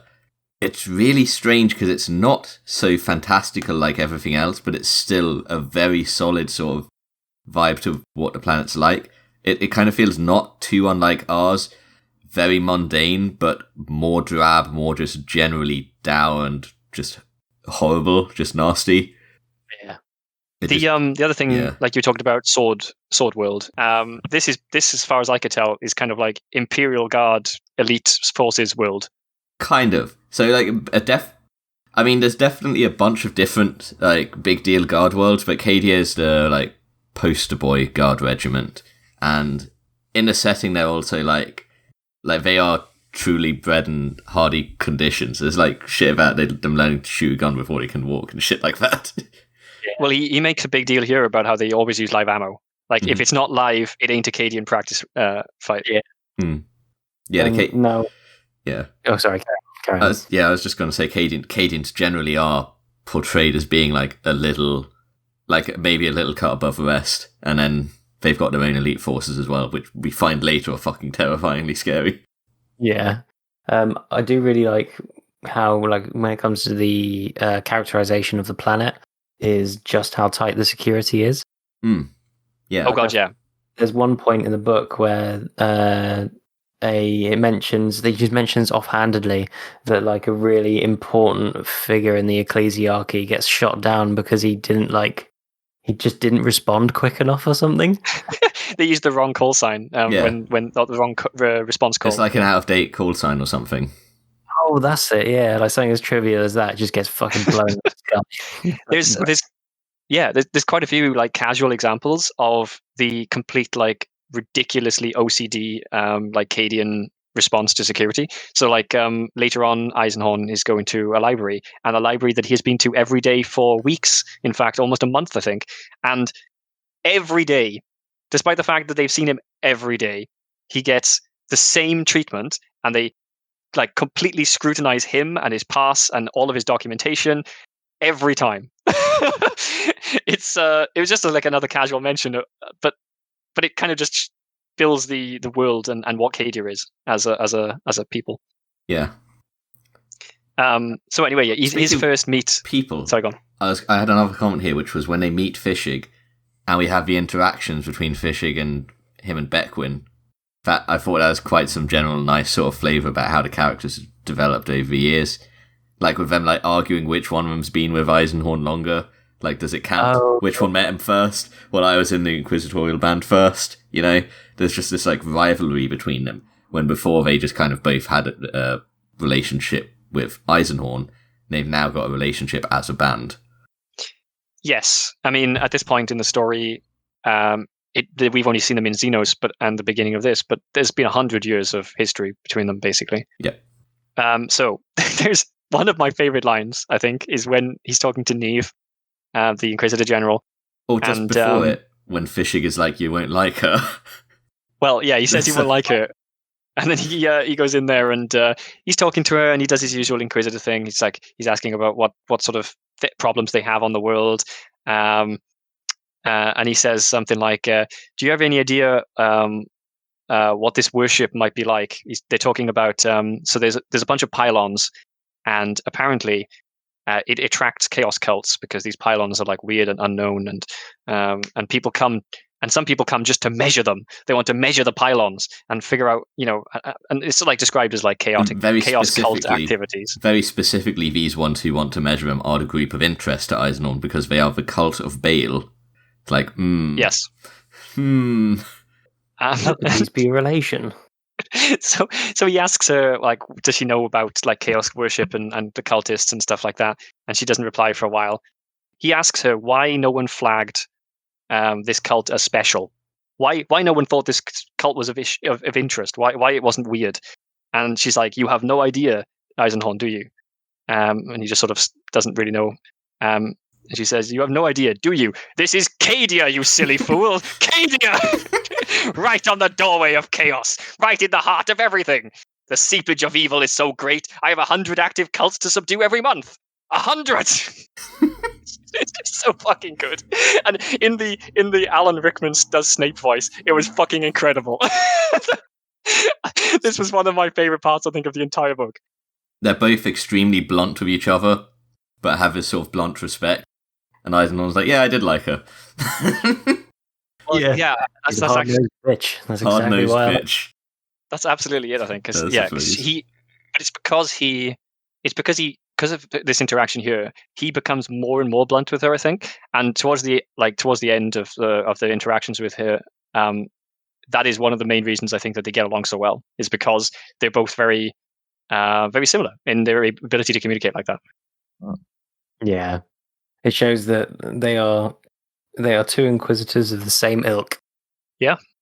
So going from that, I have a note here about something else, which was that Eisenhorn melodramatically comments about a demon host that could destroy us all, which just felt like a bit of a weird line for him to come out with. Yeah, that's a Colonel Schaefer line right there. Yes. It is a bit melodramatic, isn't it? Yeah. Not melodramatic, just regular dramatic. Yeah, I think he's just trying to... I think it's almost like he's trying to impose upon Neve, like, the importance of this, but it's funny because, like, he doesn't seem to understand what Cadia is like, and this is Cadia, and she's like, yeah, clearly she fucking she knows like chaos. So there's a bit afterwards where he's using a decryption key to find out basically Tobias Maxilla. Tobias Maxilla. That's not yet. When did he pop up? Because he's one of my next notes, but I don't remember this. No. It is soon, but there's two decryption scenes. There's one before and there's one after, and I don't know whether it's relevant to talk about both, but I don't know. What do you want to do? So they go. Well, so they go to after he's like explored all the leads. They go check out one of the pylons, right? that's coming up after Maxilla does the smuggling bit. Oh, well, that's right, because they go to the fishing village. No, where do they go? Oh, yeah, they go to the fishing village. I'm very confused right now. Yeah, I'm trying to figure out the order. I'm just scanning through the thing. One sec. So they go to the fishing village, and then that's when they're like, "What the fuck do we do?" Then that's when Maxilla pops up. Amon, I think Amon finds something that he says Amon was able to find something in like in a few hours that had taken that all of Eisenhorn's looking for like weeks hadn't been able to find because he's so ridiculously. Wait, why hadn't Amos been looking before? I don't know. I don't know whether I don't know. I'm not sure why the fuck. Something's. I'm just. Oh my god! I'm just looking at that line now. I still don't know why. I've got a question. Why was Maxilla showing up now? So it's because he was talking to Eisenhorn, and Eisenhorn was frustrated that he couldn't figure it out. So Eisenhorn. No, I mean, why did what's going on? Amos discovers that. I think what Amos discovers that somebody. No, fuck. When is it they discover that someone's using? Well, so yeah, Tobias turns up. Clearance codes. Yeah, Did Tobias just turn up out of nowhere? Yeah, he turns up out of nowhere, and Eisenhorn is like, "How the fuck did you get here?" And Tobias is like, "I just came down here." Oh, and Eisenhorn says, "I know There is no way that you got onto the surface of Cadia without getting blown out of the sky." And he says, and especially not with false fucking ID, right? And Tobias is like, "Well, my ID wasn't false. I had full clearance to land." And Eisenhorn is like, "What the fuck? What do you mean?" Well, apparently, Tobias had made a copy of Eisenhorn's ID. I know what this was now. Authority to land on Cadia. I know what my confusion was. I was confused about why did Maxilla show up at Cadia. He didn't show up at Cadia. He was there like in his ship in orbit, and he landed on a planet. That's what it was. Yes. But I love how in that interaction, it wasn't fake. I didn't use a fake ID. I used yours. Yeah. I like how in that interaction, Abnett goes out his way to describe to make Eisenhorn describe just how ungodly smug he's being. I fucking love Maxilla. He's just the best. But so from that, Eisenhorn realizes that maybe someone else has been doing the same, and so he looks for. Very quickly after this, he goes back through all of the logs and he goes to find a weird ID being used out of place to come down to the planet, and he finds one very quickly after that. And so he goes to talk to Inquisitor General Neve's ID. Yeah, so he goes to talk to Neve about this because her ID had been used to come down to the planet, and so she says, "No, this isn't me. This obviously wasn't me." And so they request identification of who this was. And what I believe happens is it comes back as... I think this is the reveal of Quicksos. Yes. Somehow. But to get that information, I think they have to do some like weird decryption bullshit. And Mike, I had a question about this. I can't remember exactly when this comes up. Maybe it doesn't come up here, but I had a question about the decryption because it's really interesting, like with the kind of the levels that they have. So he puts in one code and nothing happens. It doesn't give him anything. He puts in like a second code that's slightly higher level, and he gets back a redacted document. And then he finally goes like, fuck this, and puts in like his super inquisition code. And it comes back with like the entire document so they can read. This is a really interesting system. I wonder if there's anything like this that exists in real life, or whether it is actually the encryption, whether there's an encryption method that you can somehow have like multiple levels depending on the encryption code you put in. I mean, I don't know if something like that. That sounds like something you could do. I don't see why you couldn't, but it sounds like something that's like asking to pulling something from somewhere else. Like, to me, it almost sounds like a system where it is stored somewhere, and depending on the encryption key, you get sent a type of document, right? A variation of this document. What I was wondering is if there's a type of encryption/decryption where you can have parts of it revealed, and whether that actually is something that exists in real life. I don't know if it does. I don't think I've heard about it. It sounds a bit odd, but I like it anyway. It's kind of cool in this sort of sci-fi setting. Because later on, when they want to find out about Quicksos or something, or maybe it's something after that, both he and Neve have to like kind of pool their authority and decryption methods to get some information out.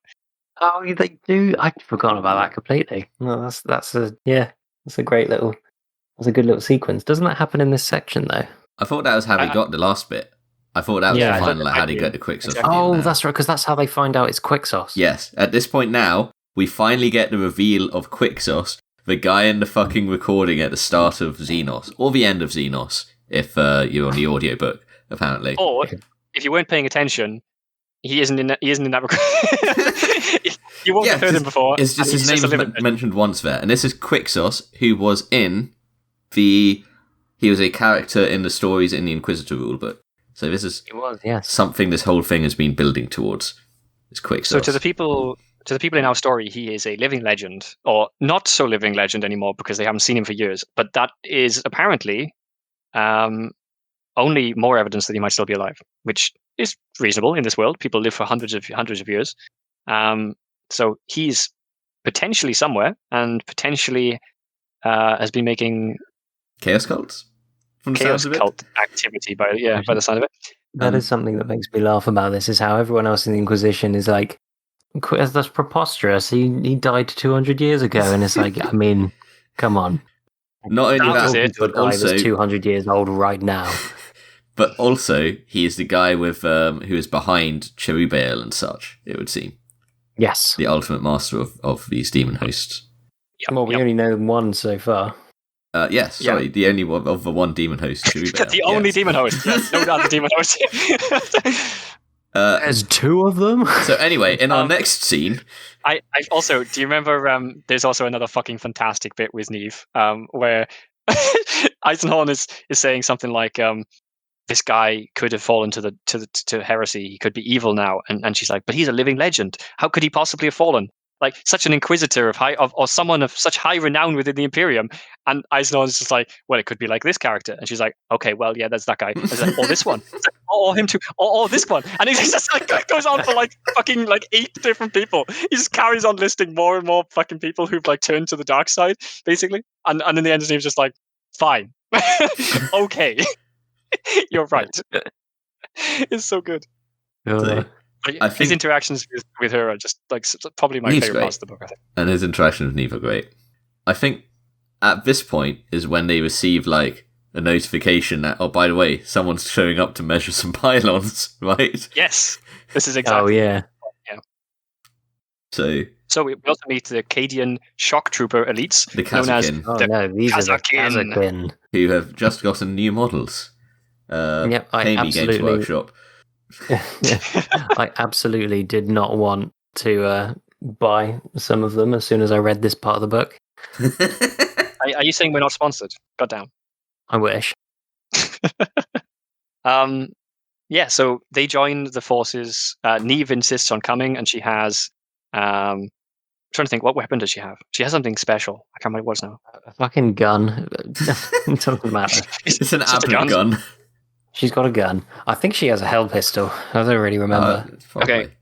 Because there is another. I distinctly remember that the Kazakin are wearing white camo.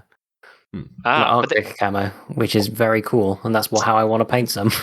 So they also have weapons, which are quite weird to compared to like most Imperial Guard stuff, I would imagine, because these weapons are so high tech that you can like lock someone's biological data into them, and then you will not be able to fire when pointed vaguely in their direction.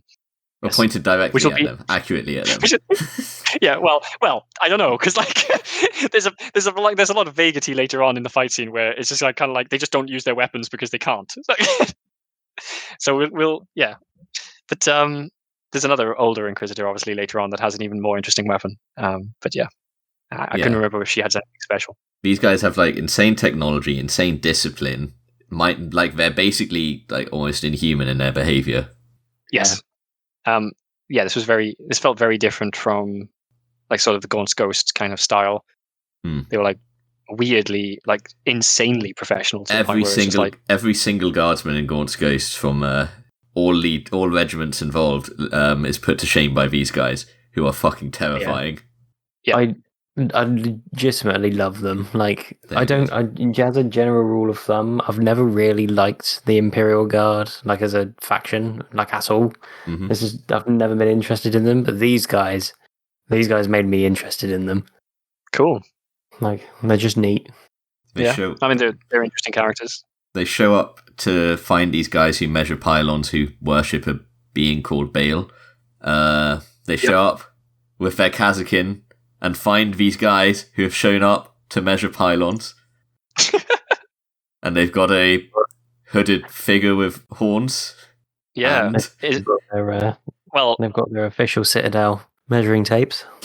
Well, it's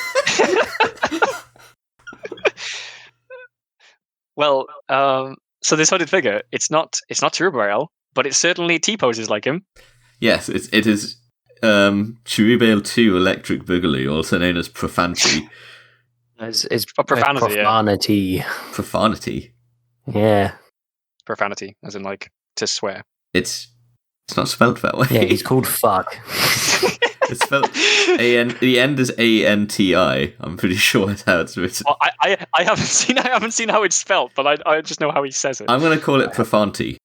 Yeah, profanity. I'm going to call it Profanity because that's how it's spelled.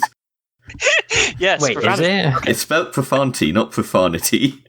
Let's have a look. Oh, wait, I need to see. Hold on. Oh, I better not have I'm got going this on wrong. Lexiconum. I need to find out right now. Oh, it is profanity. It's Oh, it is spelled profanity. Like an Italian, Oh, as no. opposed to It is Profanity. Shit, I got it's it spelled wrong. like an Italian word. I as got it opposed to wrong. what? No! Ooh. I'm the one who read the words and I got the spelling wrong. Wow. Well, I mean, I would never have spelled it like that in a million years. Okay, Profanity, who is... What a silly name. It is a very silly name. That's so much sillier that I prefer mine. Is this the first or second use of the word Rosethorn as a get the fuck out or fucking like something major is happening, help Cheese us it. kind of cheese it. Jeez. Yeah. Well, doesn't Rosethorn essentially just mean... Well, my interpretation of Rosethorn is it's just a trap. Yeah, I think So- that's... Yeah. So there's 2 times that I remember him using it so far, and there's a 3rd time in this book. So the first time I think he uses it as part of Glossia. I don't remember what the context was. The second time he uses it Could is it have here, been which means Could it have been in House Glaw? maybe. Oh yes, Rosethorn is like come fucking come fucking help us or something like that. Is it? I don't know. I don't remember. I don't know. When they're trying to help. Shit's Anyway, fucked. I don't remember but anyway, in this case, it is shit is fucked. We need help now. and then and so the Casablancas or whatever. The Kazakin come to help because of Rosethorn, and it'll be used later on. I'll point it out again when it comes up. And the And now Kazakin this is where obliterate... he loses his power sword in the fight against profanity. Okay. Oh, Because he doesn't have a lightsaber Right, anymore. it gets He's got like melted, physical power doesn't sword, it? and it something. gets melted by profanity, and then he's like, he's buggered. Yeah, and the Kazakin just absolutely annihilate everything except the Demon Host. And they do better than anybody else I've seen so far against the Demon Host. I love how he describes the Kazakin fighting profanity, where they're just like, these were the 2 bravest soldiers I ever met, and because they like just dive bomb Cherubael in hand-to-hand combat and just try and grapple him. Oh yeah, the guns don't fucking work because Eisenhorn is nearby. So they decide to basically fist fight a demon host. It was amazing. And then Cherubael tears them apart. It's Profanity, yeah. Sorry, Yeah. profanity. Yeah. I can't believe it's called Profanity. You know what's even sillier? Toby Longworth's performance gives him a Spanish accent. Why? Why Spanish? I don't remember that. It's it's not really Spanish, but it's kind of Spanish. Now, Italian would have made sense because I could just imagine somebody seeing that name and going, "That looks Italian." He must be Italian. It's kind of. I don't know. I think I might be getting my accents mixed up, to be fair, but it's definitely like either Spanish or Italian. So I'd say it's more Spanish, though. I should know. I've been to both of those fucking countries. I don't fucking remember, so it's hard to tell. But there's a line to back up what you were saying earlier, which is quite good. It's like the Kazakin were just men. It made their actions all the more astonishing. Yeah. It's just like they're obviously the elite of the elite. They are like the step below a space marine. in every way other than them not being, transhuman. Well, Eisenhorn even describes them in terms of size. Like they're almost they're big fucking boys. massive, even like human levels. Their sort of mentality reminds me. I don't think I've seen. I don't know. I don't read a lot of Guard books, but I don't think I've seen a lot of Guard described as having this sort of mentality in any like more recent books. The closest that comes to that is probably the mentality people sort of lump in with the Krieg, who are very like death. To serve the Emperor. Fatalistic. Empire.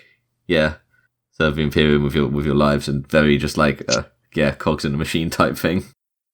So there's there's another fucking great scene with Neve once again. Like basically Nail is just like laying into this demon host with his combat cannon, which is like some sort of fucking minigun. I can't tell at this point. Ishabel is another character, is like firing las rounds out or like whatever. Nail 2. That's the point. We haven't talked about Nail much because Nail wasn't in the last book, was he? No. Nail comes up here, and he's sort of like Medea is Midas's replacement as the pilot from Pilot World, but Nail is replacing Midas as like the like rough and ready fighter kind of person. Yeah. But also very street smart. He's like the he's a bounty hunter. Yeah, his history is as a bounty hunter, so he's the guy who knows all about the twist locations. He knows how to communicate with them. He knows how to deal with them. He knows how to deal with like the underworld kind of every place that Eisenhorn needs I would into. say that he's more of a Fischig replacement. Because Fischig doesn't really do much in this book. I mean, Fischig... He's definitely not in the first half, is he? Fischig is... No. Okay, I mean, he's kind of... Okay, that's... I mean, as far as, like, being the sidekick, he's that. But in terms of, like... Nail... because Medea does do... She's literally the same thing as her dad, like, in every way. Well, she's a pilot from Pilot Planet. In terms of, like, she's a pilot from Pilot World. She's got a flying jacket, and she's got 2 needle pistols. So, in terms of what they do... Yes, but in terms of like their character, their personality, and how like they're dynamic with the party, he's more like Nail is more like Midas. Yeah, that's true. But yeah, so after all of these fucking like bullets and rounds like pelt this profanity, and then like 5 seconds later, there's another like there's an explosion or some bullshit, and and Neve like stumbles over to Eisenhorn. She's just like Eisenhorn, and he's like the demon host, did you see it? And she turns back to him, you killed it, didn't you? He's like, not even slightly. The fucking demon horn just like appears behind him, hanging in the air, T-posing again. Don't they like destroy its body and then it just steals in Chevelle's? Oh yeah, that comes. How do they destroy it? Guns. Well, it's pretty fucked at this point. Like, the description here of it hanging in the air is, it wore terrible wounds we had inflicted like medals. The right leg frayed at the knee, dribbled glowing white ichor. Lovely. Shit, basically it's like full of holes and everything. It's like fucked. Yeah, because I think it gets like blasted with hell guns and bolt pistol and sword. It's just they just gank him basically. It spends this entire part. This entire part, it's basically like as it's hanging there talking to Eisenhorn, its head is like hanging off because it like the neck was broken and it's like slumped to the side. And it's like head is just lolling around while it talks to him. Oh yeah, so fucking stupid. So they obliterate the fucking physical form of this thing, and it goes, haha, you can't kill me. I just take another host, and takes fucking in Chevelle, which is terrifying. How the fuck do you kill these things? Well, he's basically the red shirt here because. If it had taken anyone else, then we'd have just lost a main character to something they couldn't. Couldn't have. Inchevelle was really good with a sniper rifle. Yes, and he was like quite a soft. I don't know. He was kind of built. His personality was being built up there. He wasn't just like a nameless guy. But then, goodbye, Inchevelle. He was good with a sniper, and he had a fancy sniper rifle. And he was a quiet sort. He had a pretty distinct personality. For the short while he was with us. His distinct personality was getting killed. So, Profanity takes his body and goes, haha, you can't kill me, and then leaves? So first, before he leaves, I'd like to point out that he gives Eisenhorn basically a rundown of how to build a weapon that would actually hurt him. Oh, he actually says, yeah, your banishment is only as strong as the weapon you use to banish me with, something like that. Yeah, he basically, he's like, so Eisenhorn hits him with a blade. He's like, pentagrammic runes on your blade, a nice touch, they hurt. And the fight continues, and then later on, when his weapon gets fucked, Profanity is basically like, "That was a shit weapon. This is how you should build one to be able to actually fight me with." He doesn't say this is how you should. He all he says is the strength of your weapon is going to determine the strength of all the shit you do with it. Something along those lines. He says enough to give Eisenhorn a fucking idea. Yeah. I'm trying to find the line because it was so silly. Like literally, as he's like fading out, almost like he's just as he's leaving, he just like leaves Eisenhorn with a whisper of like, "Do this, do this." It's like, what the fuck? Yeah, try again, nerd. Basically, Do better. Is it worth noting here? At some point, I've just realised I've spotted something on my notes we didn't address. But before all of this, while Leo and Katie are trying to look for clues, I just want to say this is written in such a way that they can just take a 10-week pause in the narrative progression to check files. Just have a line like, "We look for files for 10 weeks," and then pick up. They've been here a while. They've been here for like several months before they figure this out, and then this happens. Yeah, but there is part of that kind of uses to build the world again. Like he's constantly looking for opportunities to slip world building in without like literally telling you it. He's like, so as I said, all the bit about security, the bit about like the fact that every time he goes to look in this fucking library, they give him a different guy who doesn't realize he's been there. They assign him like an assistant every time he goes in, and they give him a different guy who doesn't know he's been there every day for like weeks. It's just all these like little things just build up to like an interesting picture of the world. And I guess it sometimes shows how the tiniest bit of information, often given to Eisenhorn by some of his, one of his friends or his group or something, opens up a door faster than 10 weeks of researching files because he doesn't know what to look for. Yeah. What? So after Profanity leaves, we get a new threat, a new arc of the story, basically. One of Eisenhorn's best friends shows up. Inquisitor Ozma, who he's been avoiding after hearing that he's after him. Yep, so he appears, and over the Vox, all Eisenhorn hears is, "For crimes against the Imperium, for the atrocity at Thracian, for consorting with demon hosts, you are hereby arrested and condemned to death." Bit rude. Which is a good start, I guess. It's a bit rude because he doesn't actually condemn him to death. Not immediately. So he's got to stand trial to be condemned to death first. Well, apparently Ozma's just condemning him right here. That's what he says. But as you said, like it would make much more sense because that is the trial is what he goes to. I suppose the Inquisition do that to other Inquisitors to scare them into fighting back, and then they can just kill them. But Eisenhorn's smart. Eisenhorn's smart, so he's like, "Oh, okay. Oh well, I accept your writ, and then fuck you." Yeah. Well, he does say that later. He's like, how many actual heretics, Ozma, have you seen give up without a fight? Yeah. I just thought that was quite amusing because obviously Ozma's arrived here once again, like the other fucking idiot in the story. Ozma feels like a kind of similar character to Thepalid or whatever his fucking name is. The Carapace guy from the beginning. Clergy witch hunter. Witch hunter. Crazy witch hunter. Yeah. Yeah. What was his name? Tasselid. Something Crazy like that. witch hunter. Ziki or something, I don't know. It's definitely Tasselid or something. Tantalid. That's it. Tantalid. There we go. He seems like a very similar character to Tantalid, and he's somehow like the atrocity of Thracian. I assume that was the like fucking the terror attack, the fucking murder, the 33 psychers being set loose on 2 billion people. Yes. So Ozma comes to the conclusion that is Eisenhorn's fault. He's also just seen Eisenhorn fighting a demon host and fighting another demon host as well, if he knows anything about the auction, and somehow this is also Eisenhorn's fault. I think he probably knows nothing about the auction. I have no reason to think he knows anything about that. Okay, even then... because he went to that planet without telling anyone. Even then, he has just seen Eisenhorn fighting another demon host to stop it, and yet he's somehow lumping him in with that. Like, I don't understand. The demon host leaves as they arrive. Would they?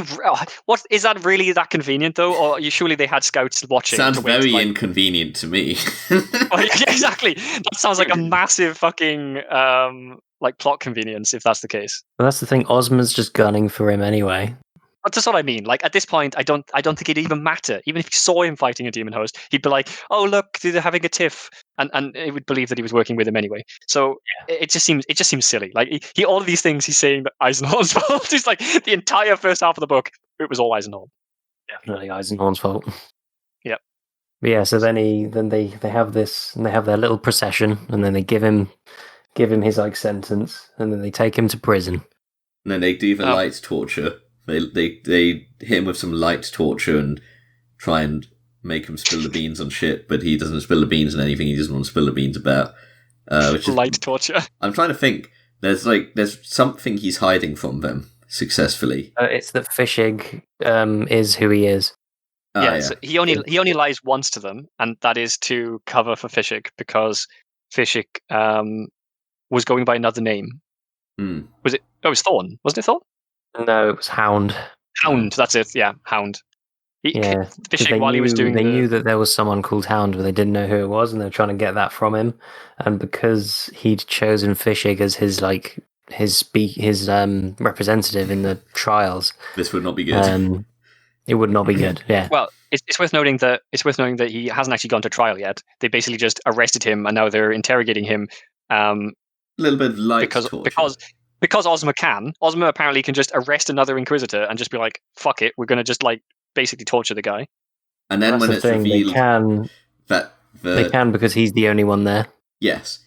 And when it's revealed that they're actually getting close to the trial date, Ozma's just like, we're going to move you, we're going to give you like level 9 torture or whatever it was. And Eisenhorn's like, that's probably going to kill me. And Ozma goes, well, if it happens... Basically, Ozma basically says pretense, extrajudicial execution under the pretense of it being interrogation, and he basically tells Eisenhorn, "This is my plan. Have fun." Yeah, it wasn't subtle. I'm going to torture you to death. Yeah, it wasn't subtle even. He basically just said, because he says that there's going to be a trial, and Eisenhorn is just like, "Great, I welcome it because I'll be proven innocent." And Ozma's like, "Yeah, but we're going to torture you to death first." And he doesn't really hide that. Like that's clearly his plan. Yeah.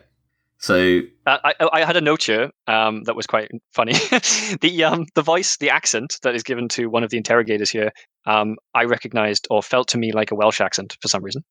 I don't know why one of the interrogators just had a Welsh accent. Occasionally, they turn up. The Welsh accent turns up in Toby Longworth's readings. I think there was one in Gaunt's Ghost at some point. But yeah, so the interrogator is the only one though. I noticed. At this point, we have the funniest fucking thing, which is Fishig doing some sneaky shit, which feels very unusual for Fishig, which is why nobody suspects it. Was it also worth noting that when he arrives and they're given the description briefly of the fucking prison, all of the guards are wearing like red robes, like very Spanish Inquisition kind of style. For some reason, they put him in a cell with a dead body. Just because, why not? Bit rude. It's a bit rude. It just seems a bit over the top. I did kind of find the red robes pretty funny though, like just kind of screaming Spanish Inquisition right there. Very thematic. Sorry, carry on with the scene after Fishig. Well, Fishig comes with food, and Eisenhorn's like, "I'm not hungry," and Fishig's like, "You eat that fucking food, Eisenhorn." And then Eisenhorn is like, "Oh, I'm fucking dying here." Because Fishig has fucking poisoned him.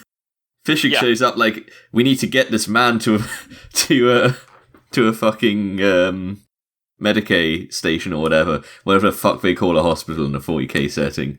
We need to get him to one now, we might die. And the guy's like, I'm pretty sure we're not supposed to leave. He's like, do you want me to tell Ozma that you let this guy fucking die before you could interrogate him? I mean, to be fair, Ozma, it's a good ploy, but obviously Ozma would probably be all for that. Because he'd be like, well, he's dead, and he didn't escape, so but I'm the thing is, I think Ozma would probably be in hotter water if he just died through negligence, rather than dying through torture. That is a fair point. So then they get taken along, they go on a ride to the hospital, where they promptly, I think he tries to, like, be like, just to take the guy hostage, and the guy struggles, so they have to shoot him. Fucking idiots interrogators Ozma has. Well, it doesn't really matter, because 5 minutes later, they just murder 2 innocents in completely cold blood, because otherwise they'll know that he escaped.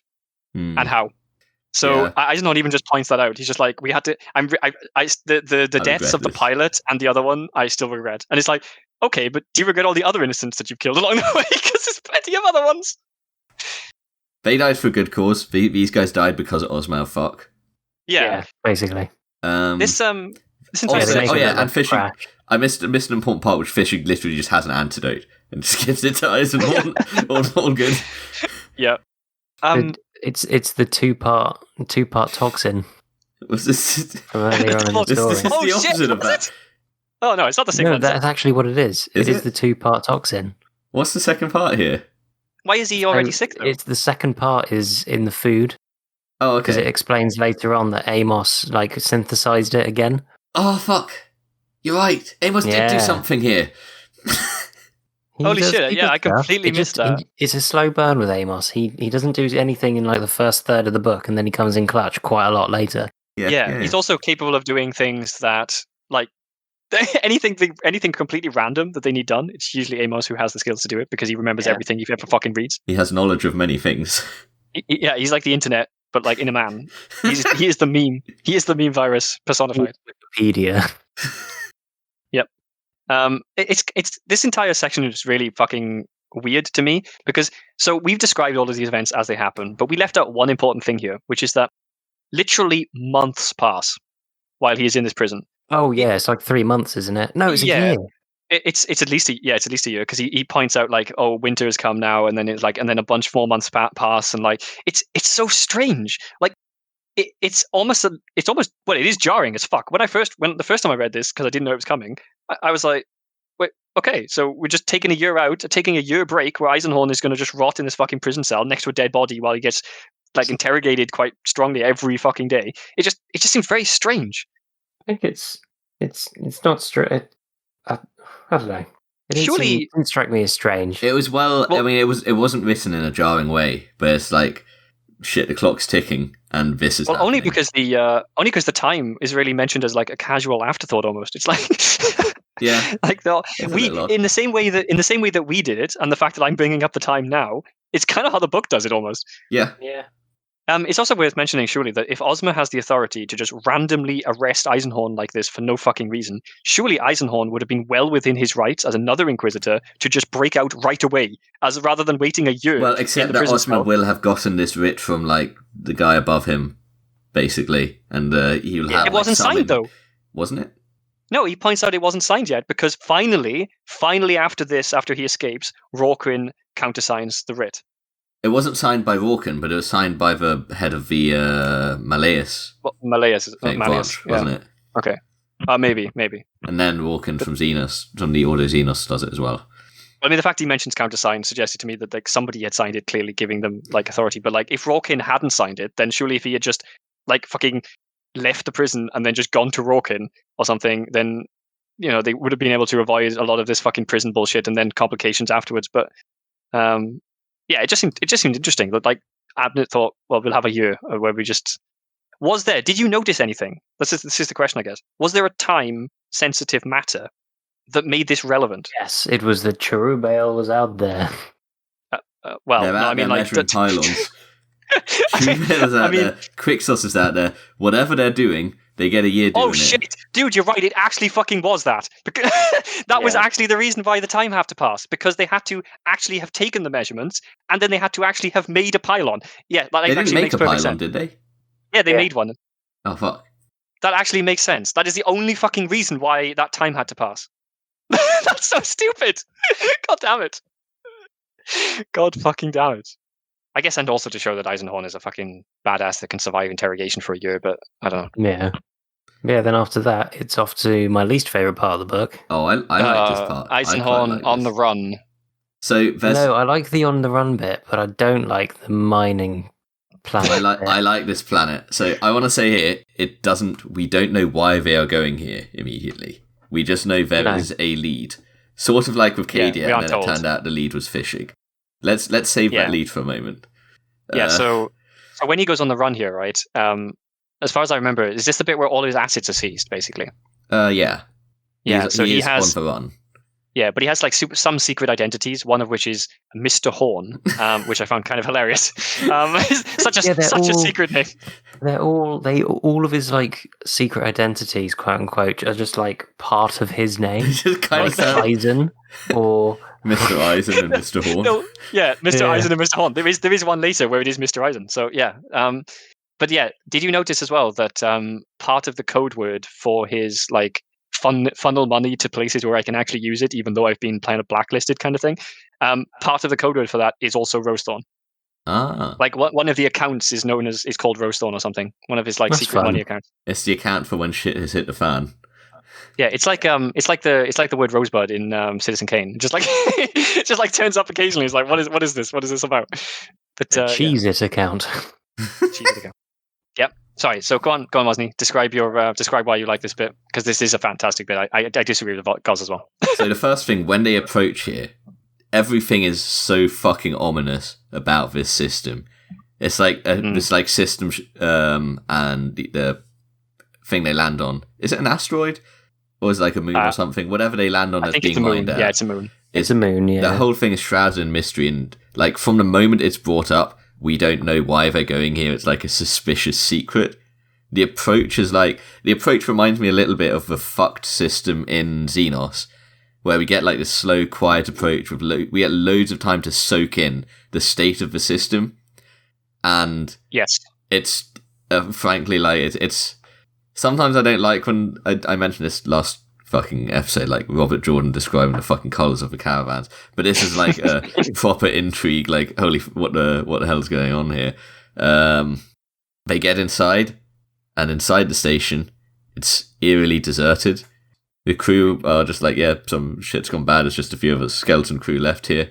So I can't help but think that this entire section, and even more so for reasons that come up later, inspired Dead Space.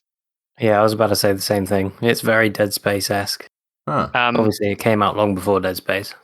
Somebody mentioned to me the other day as well, I can't remember if it was you, wasn't it, maybe. Somebody mentioned that Abnett helped write Alien Isolation as well. I didn't know that.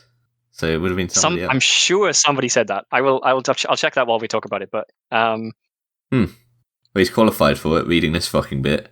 Yeah, this section's at the beginning of this story that felt super Alien Isolation, like a cross between Dead Space and Alien Isolation. Yes, he did help write Alien Isolation. Well, I bet he was channeling some of this then when he was doing that, because like the description of like the abandoned nature of the station, like the huge corridors and like open atriums with like nothing in it but like dust, and the dragged out mystery of it all as well, where yes, shit's fucked but you don't know why. Like they have they have an explanation from the crew, but then Amos is like, this doesn't check out. Well, that's the thing. Like even when they find the crew, it's like super fucking sus. Like yeah, and Amos, the way they talk is just off. There's something majorly off. Oh, and then there's the weird like.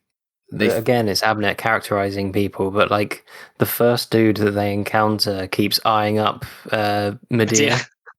Oh yeah, and like just giving her like bad vibes, and it's like, and she's like playing it off a bit as well. Well, Eisner points out that he probably hasn't seen a woman for years, so it's kind of there's the idea that obviously these are the remnants of apparently a disappeared crew that got out of Dodge really fucking fast. And these are the only guys remaining on this station, and they've been there for a long time. I do like how there are rooms just full of the same single kind of rubbish, like how there's like a room full of wine bottles or like a room full of paper, and it's just like, wow, these guys are really conscientious about their recycling. Yeah. I don't know. I feel like at that point you just like fill up an airlock and go, off you go, trash. Yeah. Yeah, so they basically fumble around in this place for a while. They negotiate with. Well, they find. The first thing I guess is they find signs that the crew are lying to them. Yeah, and Amos is pretending. Sorry, just quickly note. Amos is pretending to be a geological stratus or something like that. He's basically an official from the Geology Society that's come to investigate some rocks on this moon. Yeah. Yes, it's the cover story. It's great. Go on, guys.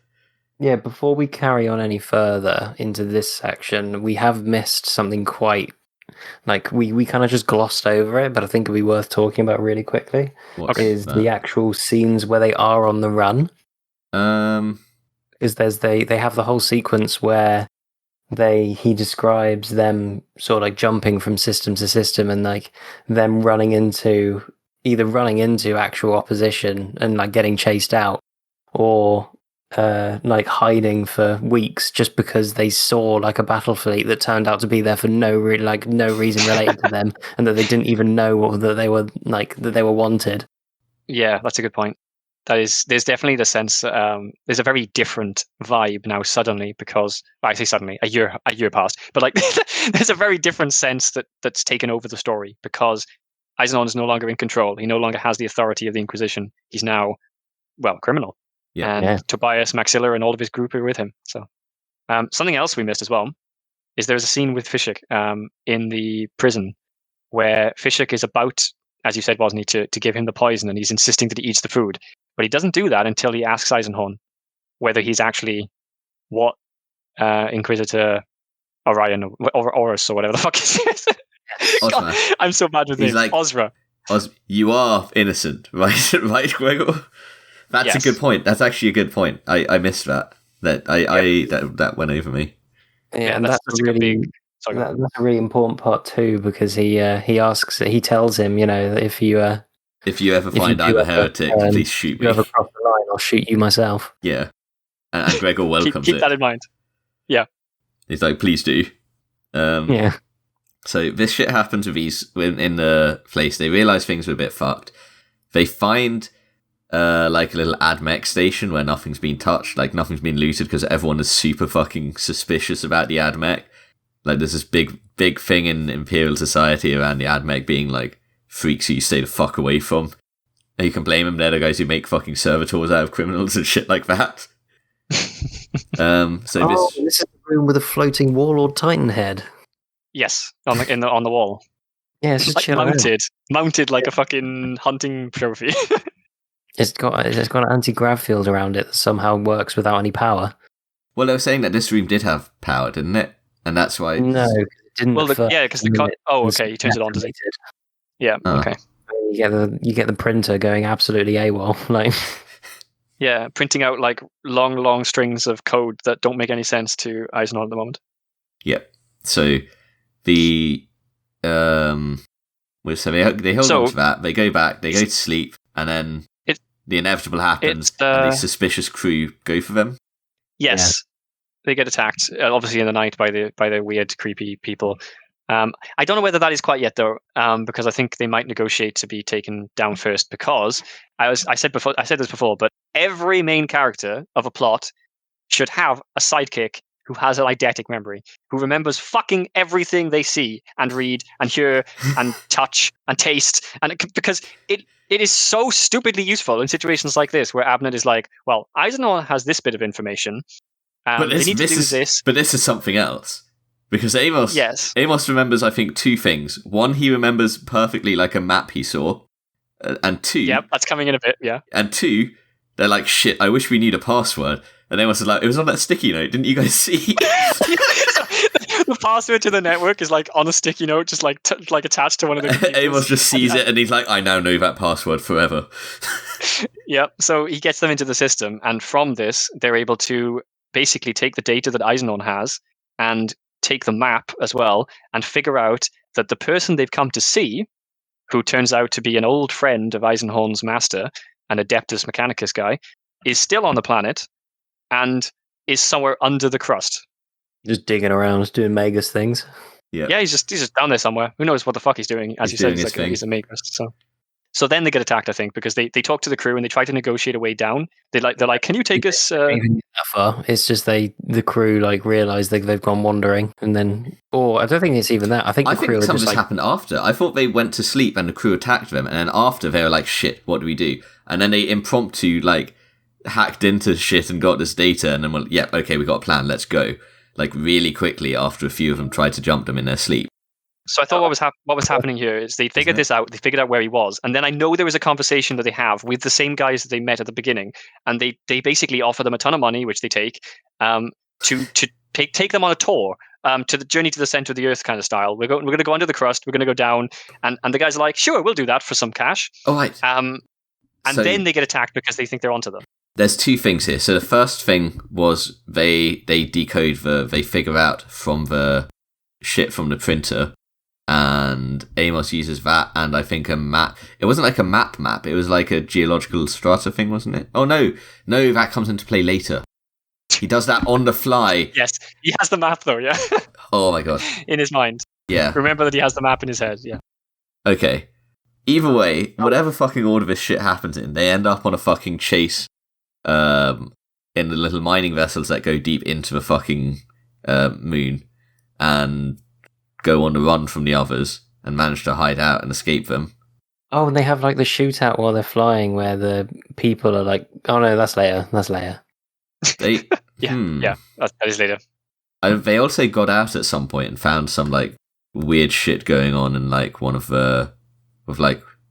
the local. So they notice. I think they notice two things. They notice that the guys that are on the station with them are creeping off somewhere in the night, like down into like the into the moon, which is fucking weird, I guess. But they also notice that they all have a tattoo, I think, or some sort of marking. Yeah. Yeah, they've all got a scar in there, like around their collarbone.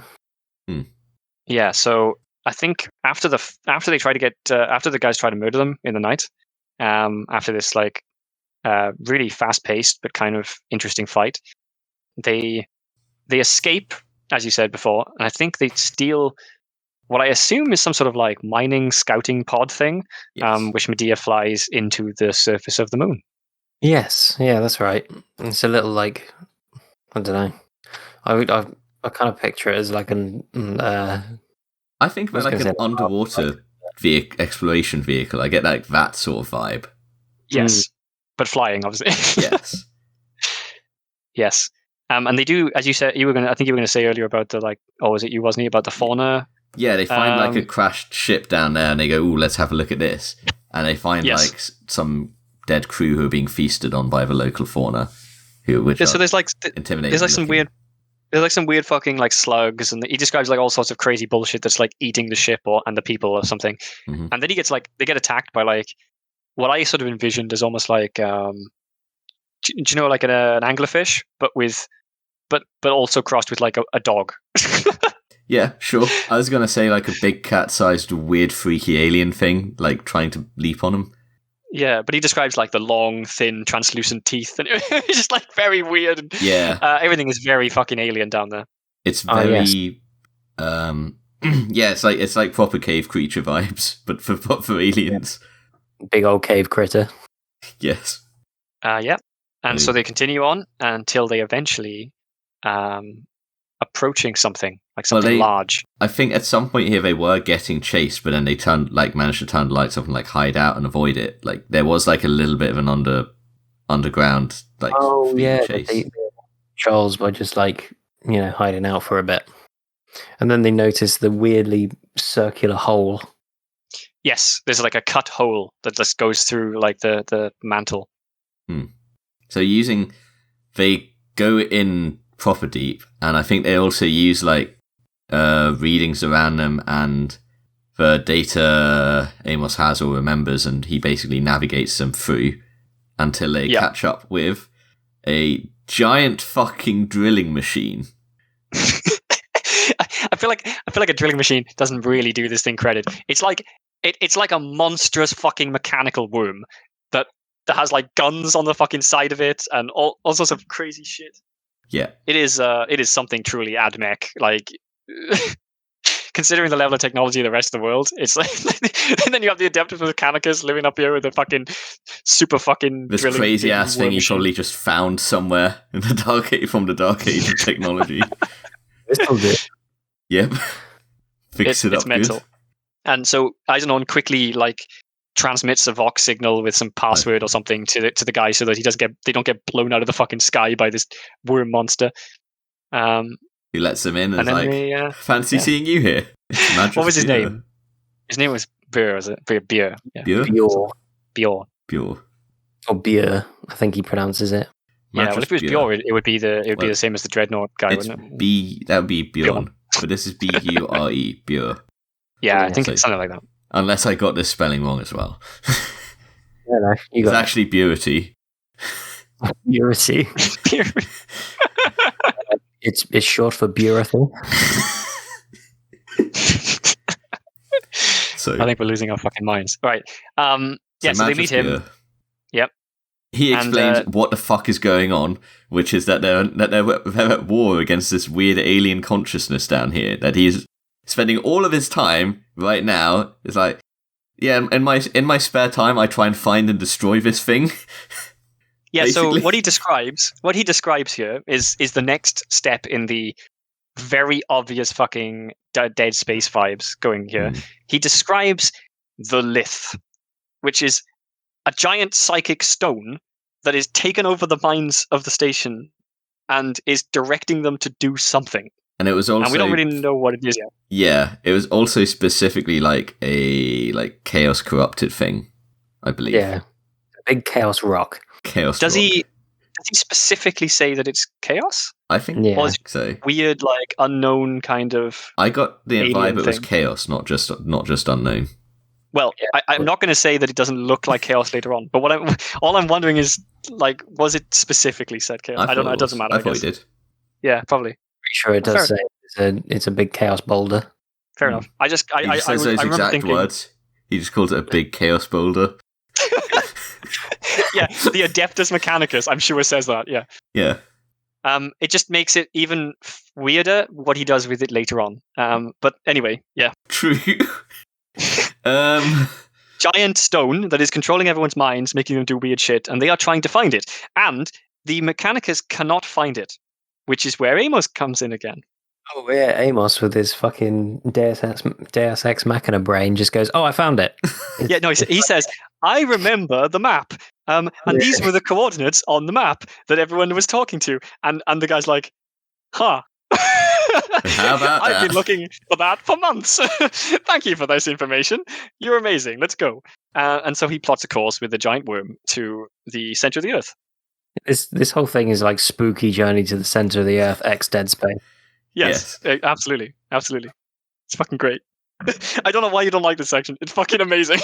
Like it. It's just that it feels like unnecessary. Scary.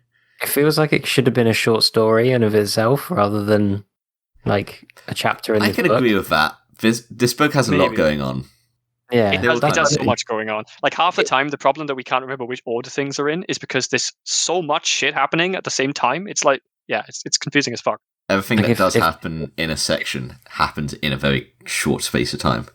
Yeah, like if you could, like, I think there's nothing wrong with this section, but it's just in the context of the rest of the book. It just feels like you didn't need to put another mystery in here for the gang to solve. Like it could have literally been focus more on the like the avoiding the law. Like now that you're on the other side of it, and explore how that is, and then find Bure, get the shit that you need from Bure, and then go. Have your challenge that you need to overcome to get the payoff of Bure be about the law rather than about this whole planet. Yeah, I guess. Maybe. There is a very good reason why this happens here, though. And it's because this is an RPG. And Eisenhorn has collected all the people he needs. Now he's collecting the items he needs. And to make those items, he needs a smith. He needs a really good smith. The best smith. The 4 stones of the elements. Well, he needs a smith and more. And he needs the items to make the things he needs, the equipment. But and something else. But yeah, for now, we'll say Smith. And I think this entire section gets a pass because what is about to happen is possibly the most ridiculous bullshit I think in the entire fucking trilogy of Eisenhorn. It's even more ridiculous than the fucking aliens with a 5th dimension and like weird geometry. Don't forget the weird geometry. I'm trying to remember what happened, and I have like an image in my head, and I can't relate that to what was actually going on. Okay, well, I hope it's not the image of what's happening, because then you'd be haunted forever. If I remember rightly, they go down, they find the big rock MacGuffin. Yes, the Lith.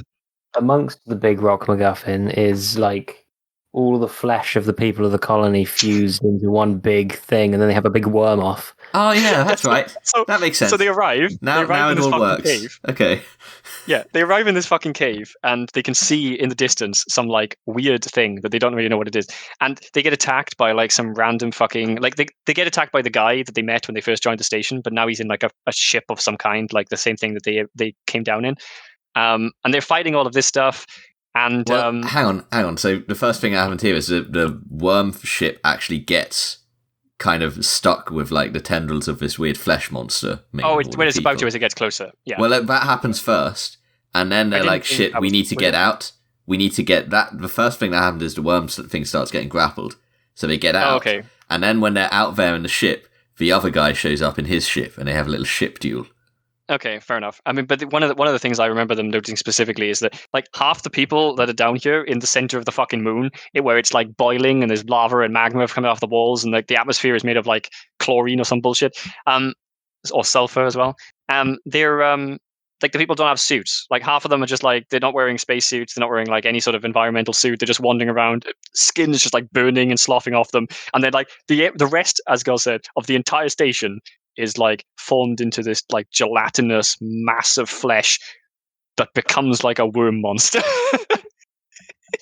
It is fucking bizarre. It is truly Dead Space and that sort of vibe.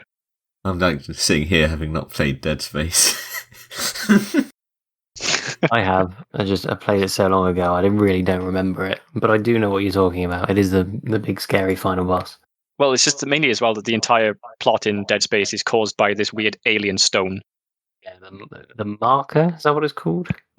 That sounds familiar. I think it's called the marker. Yeah. I'm Googling it. But yeah, you're right. After that, and then there's definitely they leave the ship. Amos can't make a jump, so they leave him behind. So he's on the ship with the Magus, and they're fighting the giant worm. And then Eisenhorn leaves, and he and Medea get in their own little pod thing, don't they? It's worth noting though that at this point he left. What was everyone else doing? What was Tobias just still docked to the mining ship, and they were just waiting for them? Or yeah. It's just him, so. Medea, and Amos are down here because but everyone else is just sitting on the ship above. Everyone else is up there like, gee, I sure hope everything's going well down there. Meanwhile... So you don't think he could have like just like voxed like Rose Thorn a bunch of times to the ship and just be like, "Yo, fuckers, like come down here and help." Obviously, before they entered the moon, because of the magnets. Oh shit! Yeah. So the orbit of this moon is described as erratic, and it does some fucky things to gravity.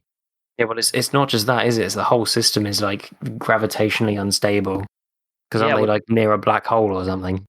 Oh, I don't. Yeah, I don't the whole system's fucked. Yeah, the system is fucked to a point where the gravity, like shear and shit, is causing something called gravity sickness in the crew, and that's one of the reasons they say everyone's left because they're all just fucking. Well, that was their cover story for why everybody's left. Yeah, but Amos seems to know what that is. Like, I'm sure there's a suggestion that is actually a thing. But yeah, I mean, there's no. I don't think they made it up for the illness, but I think they made up that it was happening. Yeah. So do either of you, I assume you will, remember the way that Eisenhorn beats the Lith? Because this was something special. I remember it being something special. I don't remember what it was. You go up there. He ends up going right up next to it and doing something. Yes. Oh, it was like praying to the Emperor or something. So he grabs the Voxcom, I think, or something, and he starts recording, like chanting the litany of the Emperor or the Emperor's prayer or whatever it is. It's like I always assumed it was like the 40k equivalent of the Lord's Prayer. Yeah. And he starts chanting this like vehemently. You know, this is Eisenhorn. He's an Inquisitor. I'm sure he can do that. And he records it. And then he starts like amping it through the sonar system or something. And he's like directing it directly at the fucking Lith. And then he just flies like straight at it while playing this like fucking litany of the Emperor at the Lith through the sonar system. And eventually the Lith just explodes or fucking dies. Well, it just kind of collapses mentally. It's the presence of the Lith fucking he prayed the chaos away. Self-terminates and leaves like an inertish chunk of chaos rock behind. Yeah, this just seemed like, I don't know, this seemed next level. That's all I'm going to say. It was this entire fucking section I don't know whether it goes. I don't know whether I would agree that it doesn't need to be in the story, but it is way too over the top, I think, for the rest of the story. Yeah, it just needed to be its own thing, I think. Especially since this is not the end. Like, we're going to carry on now as if this never happened. This is like the second. This is the first of the two endings, like you described in the. I wouldn't describe this as. This doesn't feel like an ending because it's very obviously a side quest. It doesn't feel like they've accomplished anything. All they've done is like, we've solved your problem. It might just be your fucking crazy ass problem. That's fair. This is the side quest that gives Eisenhorn the ingredients to build his equipment with the smith that he just acquired. I want to note something about Valif, which is that it's actually, I thought it was a delightfully alien thing. It's chaos, but like just in terms of like what it is, it's really out there. I could like compare or maybe contrast this against the plant monster in 13th Legion, which was also kind of out there, but was like, it was basically just like, don't get giant killer plant. If you have, it's giant killer plant that just tries to mesmerize you, and then you just kill it with fire, and it would get out. Whereas this was like, actually felt like it tied into the 40k setting better by actually being chaos and being defeated by the Emperor's prayer, and also the actual horror of it was pulled off, and otherness of it was pulled off in a actually good and spooky way, rather than just the otherness of it being, it's a plant monster. I haven't seen many of them in 40k. Yeah, it was freaky as fuck, the entire thing, the entire situation. And like, I think this is why I wasn't sure whether it was chaos. Like, I sort of, it felt so much more alien than just like straight up chaos. But obviously in 40k, like a lot of alien stuff is chaos too. But it's very other. And also, I think my mind was tainted by the fact that this was so Dead Space that it kind of just, I kept just coming back to the fact that in Dead Space it's just like some weird alien artifact kind of thing. So at this point, he now has access to somebody who can build him a weapon, but he's not actually here to talk to somebody who can build him a weapon. He's here to learn what sort of weapon he needs and how this whole thing works. Who's going to tell him that? Who's going to tell him that? Our good friend from last book, the little misshapen orb, Pontius Glor. It's the golden MacGuffin, the Pontius. The golden MacGuffin man. The source of information that Amos doesn't have. MacGuffin man. Shame. Here we go. So he's going to talk to Do Pontius. you know the MacGuffin man? He lives in the middle of the moon in a derelict system. So he makes some deals, right, with Pontius Claw, and basically says, well, wouldn't you like to be able to taste this amazing sherry or something? Wouldn't you like to be able to move around on your own? And he's like, okay, I guess maybe we could do a trade. So to be fair, the bit before that is super good. Like the whole him, like all the conversations with him and Glor, where they're talking about like Glor's past and how he became who he was, and how he felt the chaos, the crossing of it. In this book and the last one, Glor is an absolute pleasure to see conversations with. He's kind of like the evil counterpart to someone like Maxilla, where he's devilish and roguish. He just also happens to be evil, but he's a very pure fucking evil. Like, but he's very. Yeah, and the whole story about his actual fall to chaos as well, with the talk. Yeah. Well, it was simple, wasn't it? You put on a chaos artifact, but the crazy importance of that, as you mentioned there, Guz, and I can't believe we almost skipped over that, is the conversation around the line. Like, when do you know that you've crossed the line and fallen? Yes. And he's constantly kind of ribbing Eisenhorn about, you're getting close if you haven't already crossed it. Eisenhorn is sitting there himself thinking, have I gone, where am I on the spectrum? Am I at the line? Yeah. Yeah, like it's quite, this whole conversation is very ominous, especially knowing that the third book is coming up and it's called Hereticus.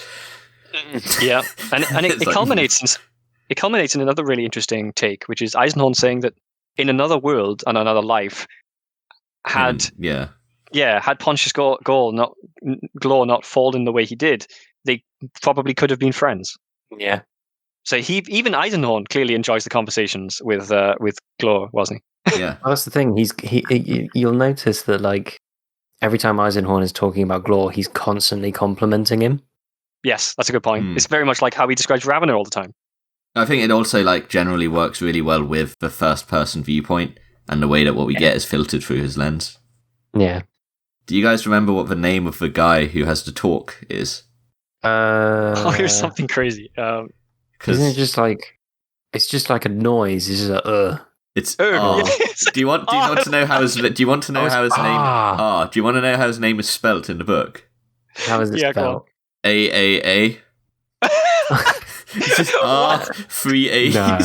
Yes. So his name is His name is R. his name is I love how Pontius Claw says as well. I love this name so fucking much that if I had a child, I would have named him R. Yeah. He's just named to be like the number one alphabetical order. That's so great. No one is ever going to beat him at the top of the list. Yeah. I'm naming my firstborn R. I'm naming my firstborn AAA. It's fucking fantastic. Well, at least he would rival Triple H, I guess. That's a terrible joke. Great. Ignore that. That was a terrible joke. He has a conversation with Midas around this time as well about the rules and about knowing knowing when to break the rules. Who is this, sorry? Eisenhorn and Midas, I think, have a conversation around this time. Midas? You mean Medea? Oh, yeah, I do mean Medea. Wait, was it Medea or was it somebody? Was it Medea? Or was it Maxilla? Or Maxilla wasn't there, so... Or was it Nail? Maybe Fisher. It was Nail. Sorry, it would have been. It was Nail. No, it was hold on. Nail. No, It was Nail. who was fucking there? No, because I think they No. actually met up with, they came back up and actually some of the people from the ship had some contact with No. them at this point. I know what you're talking about. You are getting confused with something that happens way earlier in the book that we completely fucking forgot about, which is them picking up a new astropath. You're right. Because they pick up the lady that keeps calling him a heretic. I stumbled across that as I was going through, and I thought that she appeared later, so I didn't understand what I was reading. Yeah, no, okay. It's when they're on the run. They say that they pick her up because they basically Beckwin basically tricks her into coming along, and she's like, "Oh fuck." Oh fuck! I can't believe you guys have tricked me into this fucking wild ride of yours. You're gonna get me fucking killed. She's a massive fucking... I don't know, tsundere is not the right word because she's not in love with Eisenhorn, but she's a massively fucking contradiction here because she's constantly telling Eisenhorn how he's a fucking heretic, how she kind of doesn't want to be there. He's got her wrapped up in all this bullshit, and at the same time, she seems to be kind of happy to be on to be not where she was and being on a bit of an adventure. Really? I got the impression she fucking hated it. Well, she also knew that if she stayed where she was going to die. Yeah, the alternative was to be still wired into the fax machine that is the astropathic bullshit and be burnt out. Yeah, so space fax. Astrofax. Yeah, there's a conversation he has with Nail about this where I think Nail comes out of a line. No, it's not Nail. It's her. It's the astropath. No. This is okay. The line is you have to understand the rules if you're going to break them. I'm pretty sure it was from Nail. Oh yes, that's a really good one. This is the I actually wrote that down as well in my notes. Which is honestly one of my favorite expressions. There's a whole load of variations on that expression, like know the rules well so you can break them effectively. Know the rules like a pro so you can break them like an artist is a Picasso version of it. But basically, it's one thing to just not follow the rules, and it's another thing to understand so that if you aren't following it, you know why what you're doing is okay. There's a whole thing there around the understanding of the rule is almost more important than just knowing it. Yeah, no, that's such a good point because the line is there. Yeah, the line, as you said, you have to understand the rules first if you're going to break them. Is kind of almost a fundamental tenet, it feels like, of the Inquisition in general, because half of the Inquisition is kind of radical, and they will use chaos and the warp to fight chaos and the warp. It must be half, because you're either radical or you're not, so it's 50-50. True. I'm okay. I'm not being very... It may not be half. In fact, it's probably not anywhere near half. You're right. That is radical. It's probably more like 60-40. 60% of them are radical. I wouldn't be surprised if an awful lot of them use warp methods use methods that are not within the rules without really thinking they are. Like the fucking the wolves, the space wolves. They're just like, oh yeah, we don't have psychers. Psychers are bad. Oh yeah, but these runes are fine. It's all like it's hypocrisy within like every system. Oh damn it! Do you know what? Hold on. There was something I completely forgot to talk about earlier. Go on. Just real quick, going all the way back to, and I think someone else touched on it, and then we were going to bring it up, and then no one did. But during the events on the what the fuck do they call it? The parade. The Thracian Prime Parade. Yeah, the victory parade. When they're on Thracian, it describes how I think it was the War Master or the Governor, someone like that. Oh, how like okay. It was Lord Helican. He was injured. I've got it. It was the Lord Commander Helican. That's it. Had survived, and also Honorius was going to live. Yeah, go on. Yeah, they were announced he was going to live, and then it turns out that he actually died shitting and screaming, shitting himself and screaming. I'm glad you remembered this. And they just got a body double, and then had him retire, and then he conveniently died of a heart attack or something. And just like a few years later, when there was less turmoil. Yeah, yeah. Like he died in his sleep peacefully or something, and it's just like the direct quote is that he died screaming and shitting himself. That's it. Well, so what God said, except the words were the other way around. Yeah. Yep. Yeah. It's so fucking funny. And Eisenhorn sort of relays this. That was the propaganda thing you were mentioning. Yeah. Yeah, because it's it's just that it shows how flawed and how flawed the imperial system is, and how on thin ice it is the entire time. Because as soon as there's any kind of turmoil or upheaval, then entire worlds or systems just break out in arson. And it's that's why they have the propaganda machine. A little bit of arson as a treat. Yep. It's a treat. Yeah, sorry. Had to get that into this. Definitely need to bring that up. I can't believe we missed that. Yeah, we even mentioned it vaguely and then didn't come back to it. That's terrible. Yeah. So that's the joys of editing. Yes. I ain't fucking pulling that back there. Yeah. So there's so we got to the point now. We have the smith. Eisenhorn has his weapon crafter. I thought it was worth noting as well. There's a section earlier on when we first earlier on in the book. I don't remember exactly when it is, but Abnett goes out of his way to show Eisenhorn getting ready for a potential issue, and Eisenhorn doesn't have anything special. He's got a default pistol or something that replaced the one he lost at the parade. He's got a really basic power sword, which I think is the one he's about to lose maybe to. No, he's already lost his basic power sword. Yeah, sorry, you're right. Yeah, and he's just got some other regular sword. It's not even a power sword. It's just a fucking regular thing. So Abnett is pointing out at this point all this shit he has, all of his cool stuff he hasn't got anything special that's Eisenhorn material right now. So now we get to the RPG section where he gets a weapon crafted for him. So we've got. Well, first up, we have to say Pontius agrees to a deal to tell him how to beat the demon host. Oh shit! Yeah, one has the worst thing of anything ever, which is with your body. Yeah, you know what? Well, okay, so he doesn't even have to do this. His deal is I will we'll talk to Beer and give you something so you can move, and maybe taste. And you can give us maybe taste, and you'll tell me how to beat the demon host, and he agrees. So they spend time, and then that's the last we ever hear of Pontius. Anyway, moving on. True he goes on Adeptus Mechanicus style. He just can't fucking help himself. He goes on to Magus Buer and is like, "Here's what I need. I need one of these fancy warp channeling sticks, and I need a good sword." So hold up a sec. Yeah. Let's look at what he actually has here, right? Yeah. So he has gone to a obvious Chaos Worshipper, a very, very smart Chaos Worshipper, and asked him, how do I build a weapon to fight Crixos?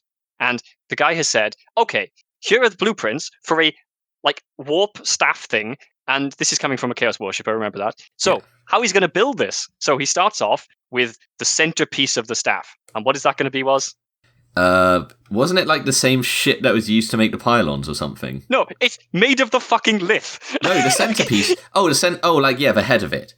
The crowning thing. yeah. It's They well, carve that's the the last thing. They literally He spend. carves the lith into a skull. They which do is used everything. as the, like, They do everything else. That's like the last. I was going to get to that, but they like because they do. He's like, I need this rod thing, and I need a sword. So for the rod, he's like, okay, I've made most of this rod. I can't quite figure out what to top it with. And then for the sword, meanwhile he's working on the sword. He's got a sword sitting around. We know there's a sword, and a really good sword too, like a super psychic sword. Sword from the Sword Planet. Yeah, from the Sword Planet. From Ariane. Yeah, Ariane Rod from Sword Planet has this special sword. I have a note here. The sword has steel folded 900 times.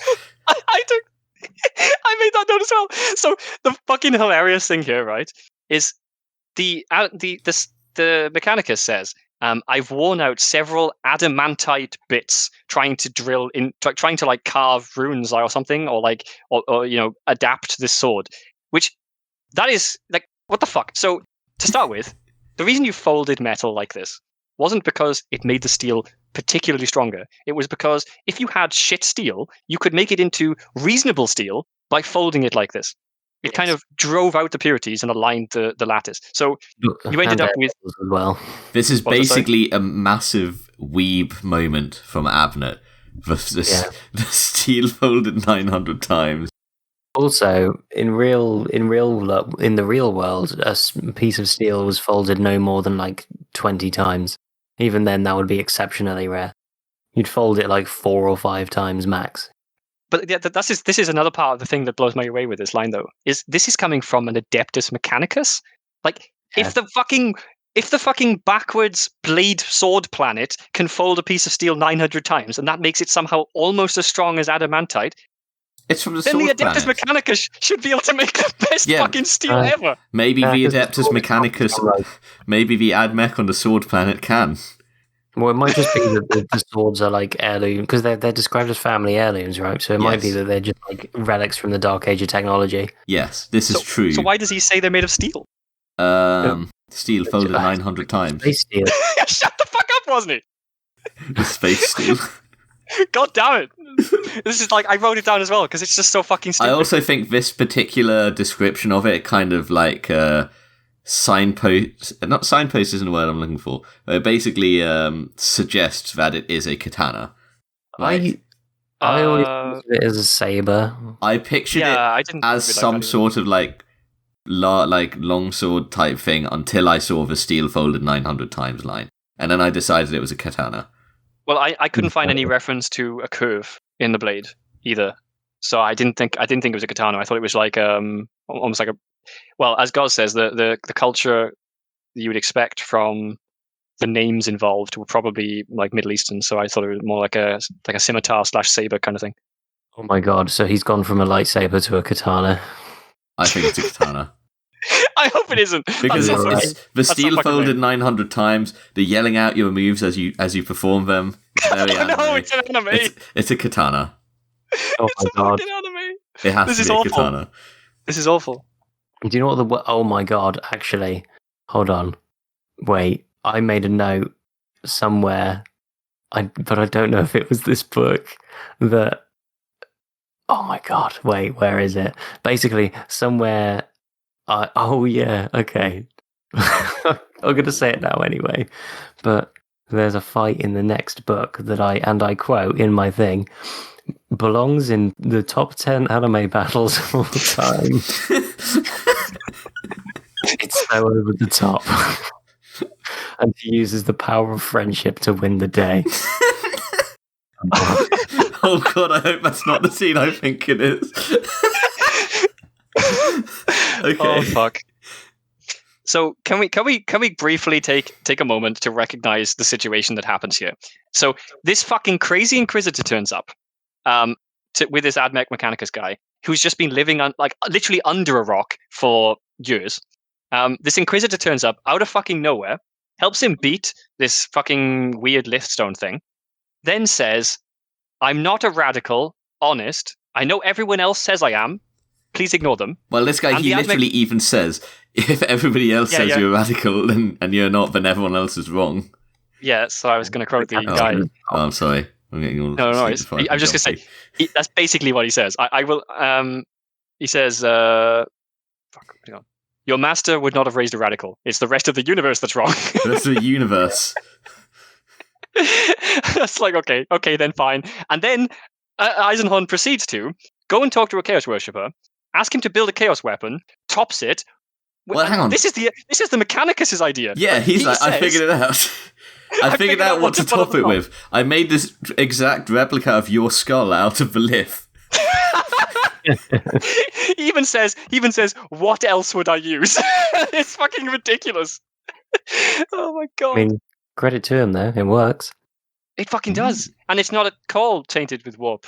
At least as far as we can say. So, You know, through all of this as well, Eisenhorn is here because he's convinced this is the only place he can go where someone has the resources to deal with demon hosts. To, like, actually fight them.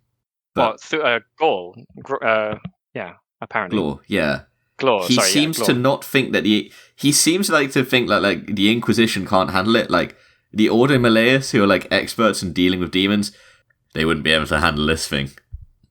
We gotta go talk to a Chaos Worshipper. But he just lost his.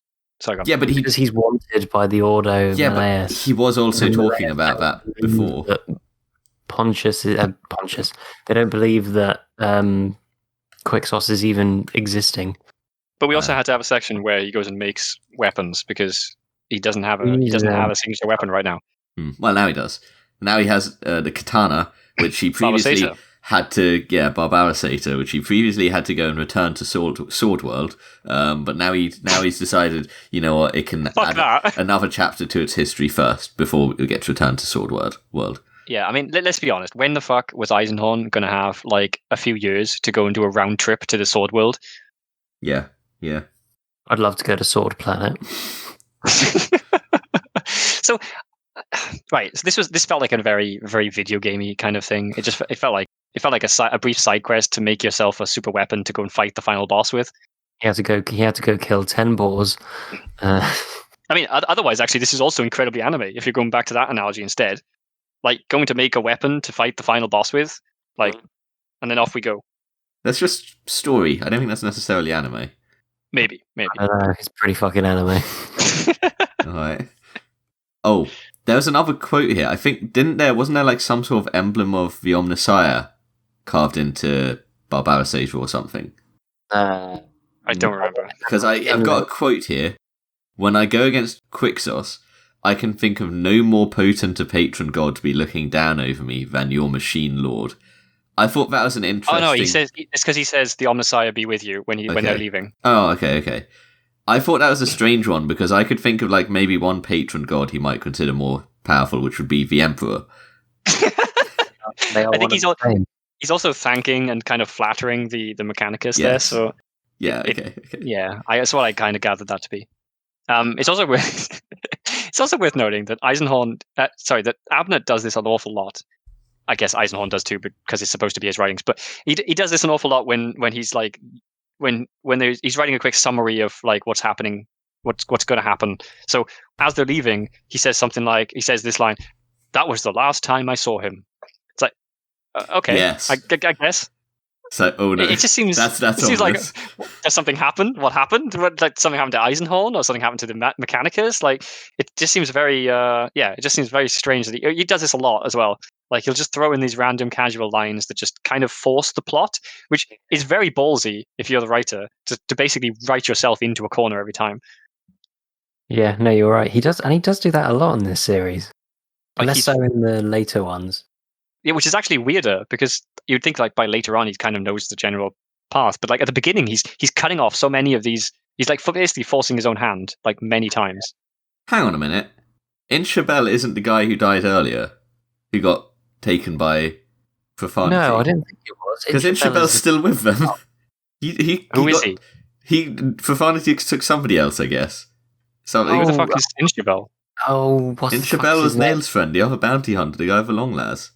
Oh god, I don't even remember him. Wait, he die at some point? No, Inshabel was the fucking interrogator. Yeah. That's right. Does he die at some point? Because Nail's friend died. No, Inshabel survives this book. He's fine. He survives everything in this book. Just about. So, It's Long Las guy that no one remembers because he has all of 5 seconds of screen time. He has a long Las. He has a Long Las, and he's a good shot. And Eisenhorn is like respecting his skills in the 2 minutes before he dies. Yeah. There's a point here as well, right before they leave, where they celebrate Christmas. They celebrate Candlemas in the little chapel of the Ministorum off the plaza, lighting candles to welcome the new imperial year and lighting others to commemorate the town's dead. There's a little Christmas in 40k. Interesting. So on the one hand, we're seeing Christmas is apparently a galaxy-wide tradition in this fucking setting, but there's also then, I think something that I can't remember what it was, but something that happened there. Nail said it was a bad omen, and Inshabel said it was a good one. So he simultaneously makes this there's a commonality, but then still keeps it. But everybody has these different sort of cultural views around it. Yeah, Eisenhorn says something like, "I guess it depends which part of the universe you come from." Yeah. Yeah. I have just double checked what the guy's name was. His name was Hussman. Ah, yeah. Hussman. Yeah. Okay. Weirdly enough, I do remember that guy's name. I don't know why, because he's in it for all of 5 minutes. You remember it now because Goz just said it out loud. A minute ago, you didn't. No, I remember. That's what I mean. I remember there being a character called that, which is which is the point. Whereas before, half these characters, I don't even remember them when you tell me them. If you had told me 10 minutes ago that Ishman or whatever, not Ishman, I've literally forgotten his name again. Holy fuck! You can do it. No, I can't. This is the problem. Ishavel. If you had told me Ishavel was a character, I would have no idea who you're talking about. How about Commodus Voke? Okay, I do know him. He's cool. I like Voke. What about Horseboy? Horseboy. It's like a 50-50 chance that I can pull his name out of nowhere when you say that. Haldane. Yeah. But you never know. You never fucking know. Every time I try to pull a name out of my head, it's like a flipping a coin of whether I'll actually remember it. I've said... sorry, going back, it was because I'm on fucking Lexicanum right now. Go on. It was Profanity, the melted Eisenhorn's power sword, and then the gun cutter comes in and blows him up. Ah, that's what happened. The gun cutter. Yeah. Okay. Shit. Yeah. We got that he melted the power sword. You got that earlier, but we forgot the gun cutter bit. That explains it. God, we are jumping around so fucking much with this book. That's okay. Yeah, well, it's because there's so many interconnected fucking plots. It's kind of difficult to really iron out them all in the same order. So yeah. He has a sword, right? Yeah. He has a sword. He needs to do something to it. He has to consecrate it. Oh, he's got to take it to a chapel planet to get it blessed. Yeah. Go to church. And to pick up some prayers. Yeah. This sword as well, he picks up the sword a few times, and it seems to really want to kill everything nearby. I can't help feeling like this sword is pretty heretical. Just a little eager. It's just an eager little boy. It wants to kill everything. It's a psychic. It's a side blade. It usually only wants to kill things when he feels like he's in danger. To be fair. Well, he tries to kill things that he doesn't even know are there. Sometimes later on. Yeah, but they're only bad things. It's only bad. It's only bad. One of them was Medea. Yeah, but that was when he was scared. God damn, this fucking sword, dude. I like how it develops its own personality as it goes on. It's great. It fucking does. So they arrive at Church Planet, or wherever the fuck they go. I don't remember where they go. Yeah. But they arrive at a church and a planet where this was so irrelevant, but I haven't included this because why the fuck not? The church kills millions of birds every fucking day because the bird that they kill, they release this bird because it's a symbol of freedom. It's a symbol of safe travels, and then they just fly off into a wasteland and die because there's no food for them. There's just a desert filled with fucking day. Millions of bones of these birds. They're just so bred silly. Just to come down here and release.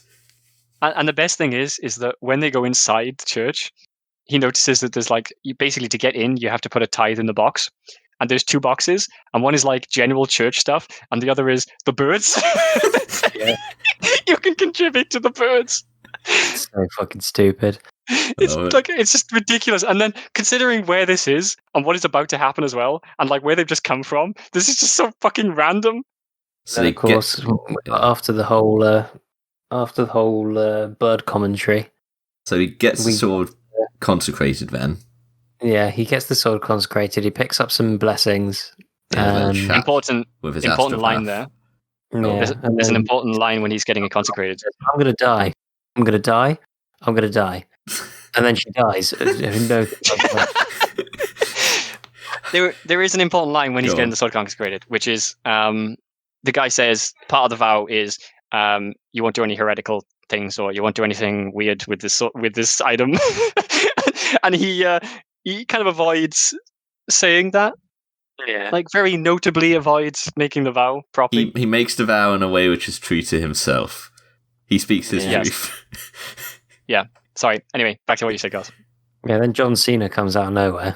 So yeah, the astropath's like, I'm gonna die. I've seen it. I'm gonna be standing right here in this room, and I'm gonna die. And Eisenhorn goes, nah, you're not. I'm sure you'll be fine. You're not gonna die. You'll be fine. And then she gets the gut. Yeah, and then John A little Cena bit of appears, as you popcorn. said, and fucking murders her. So the first thing this sword does after it's consecrated, the sword gets consecrated, and then Mr. fucking Witch Hunter comes in and goes, "You're a heretic. I'm gonna put you down." And Eisenhorn fucking kicks the shit out of him with his katana. No, he doesn't just do that. He fucking bisects him. Yes. He cuts him straight down the fucking middle. He says something like, "I was proud of that move. I think Bob Arasata taught it to me." Was that now, or was that Yes, later? he describes a new move that doesn't really have a name or something, and then he's like, the sword probably taught him. I think. Yeah, I think it's that one. The first thing he did with his consecrated sword was kill a fucking witch hunter of the church. Yes. To me, when I was reading this just read as narratively, he needs something to test the sword on that we can see. Also, this astropath's been moping around for ages. Yes, but actually, that's Can't fucking kill the astropath, so we need him to kill something else. But also, we want the astropath to die too. There's no reason. If this was no reason for it to die. If this was Gav Thorpe, he would have just killed the astropath with the sword. Yeah, he would actually have done that. The sword probably would have done it on its own. Like he would have picked up the sword and it would have just like shot out and like. That's literally the astropath. He actually would have. It would have just been like, "Them's the breaks. It's the grim world we live in, where sometimes we have to just kill our friends like this to test our swords." Sometimes swords do it. Yeah.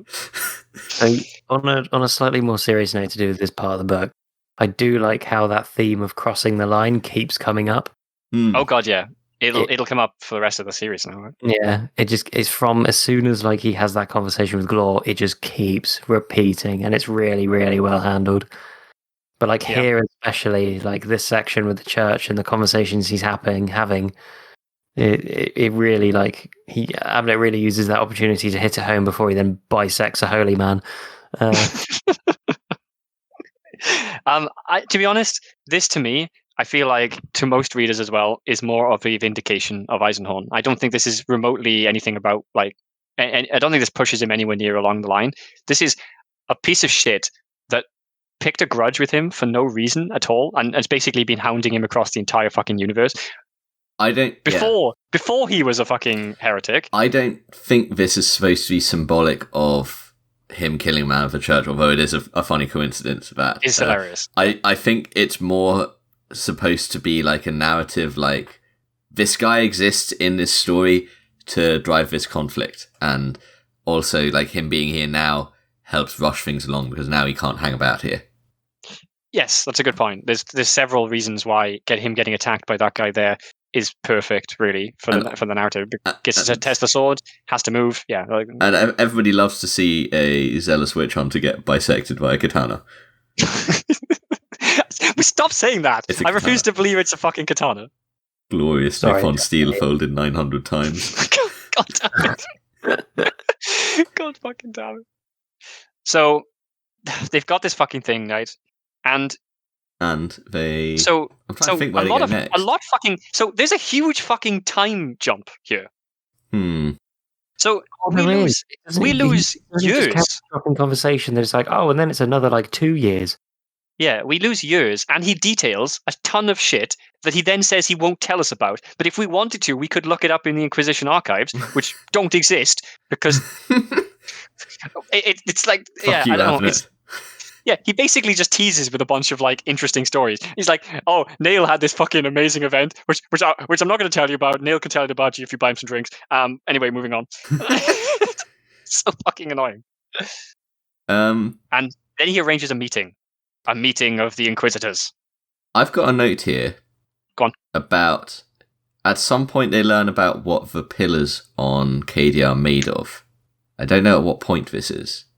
Are you sure it's what they're made of? I think someone is about to tell him in a bit. Okay. Someone's about to tell him in a bit that they know of the manufacture of a pillar similar to the ones on Cadia with a material that is as close as they could get to the material that the pillars are made of. Okay. That might be it. And that's how they know where to go next. Well, that's how they know they're going. Yes, yeah. That's how they know. That's how they know like what happened and where it came from. Yeah. Yeah.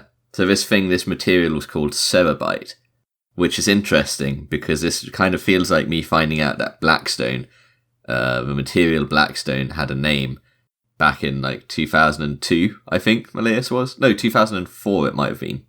One or the other. So apparently we had a name for Blackstone, probably cerebite, just like 20 years ago. Huh. Okay. And now, as I said, though, it seems like it does seem like Abnett covers himself here. It does seem like he purposefully was saying that it's not actually the same material. It's just very, very, very, very close. Which is weird, anyway. But at the same time, I guess it felt like maybe he was, being careful a little bit. Maybe. I get what you mean. Hedging his bets in case they wanted to do something else with it. So he then gathers a crew, doesn't he?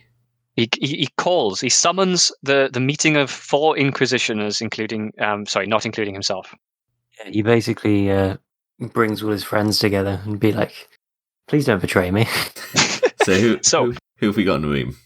So, first one, Titus Endor. Of course. Hardly surprising. Of course he's going to invite Titus Endor.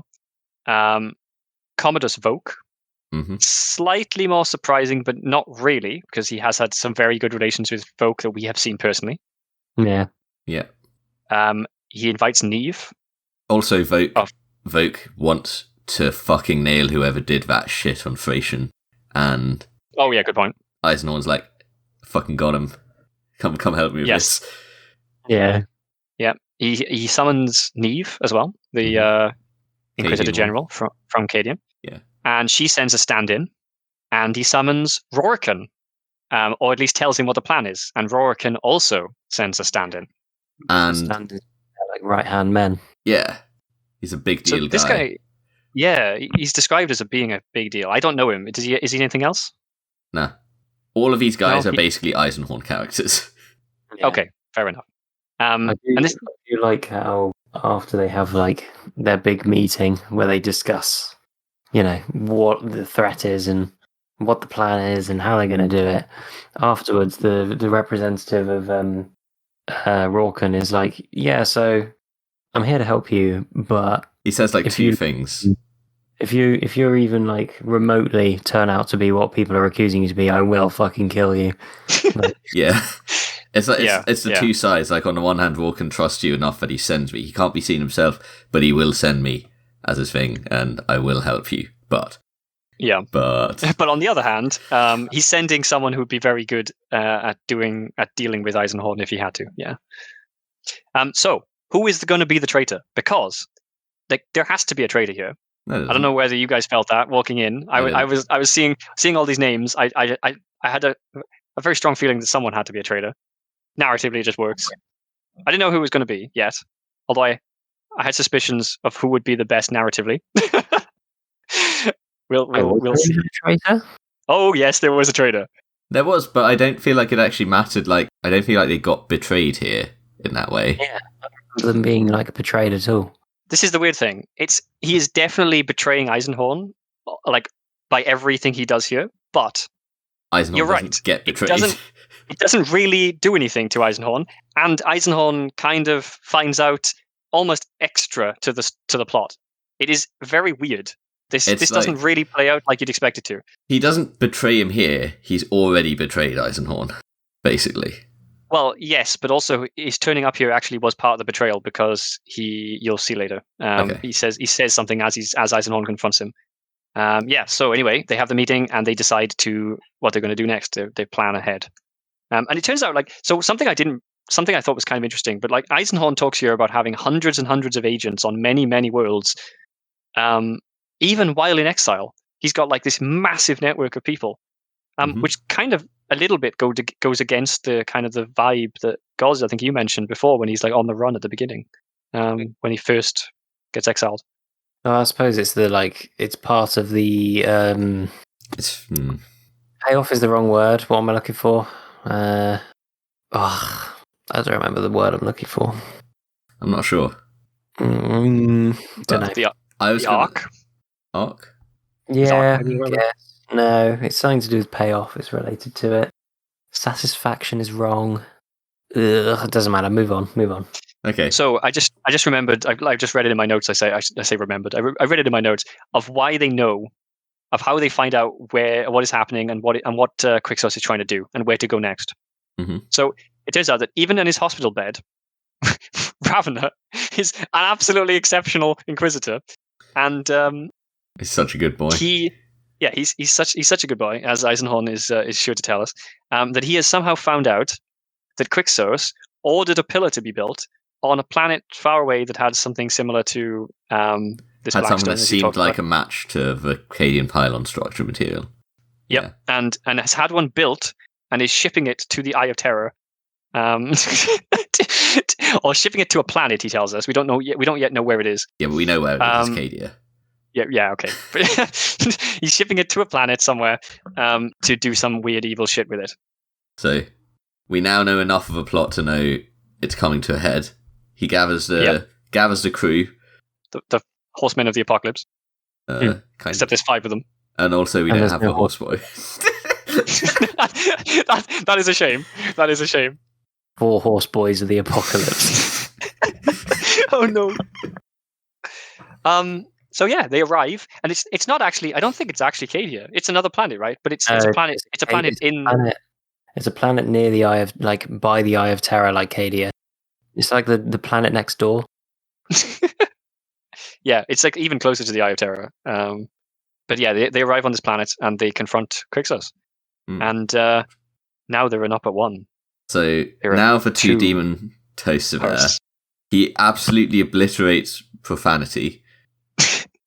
Yeah, it's not even close. Yeah, and Cherubael, if I recall, basically just is like, "Nah, I'm out. I'll sit here." He basically lets it happen, right? When we are missing some vital stuff. So who dies? Some people die. Vogue dies. Yeah.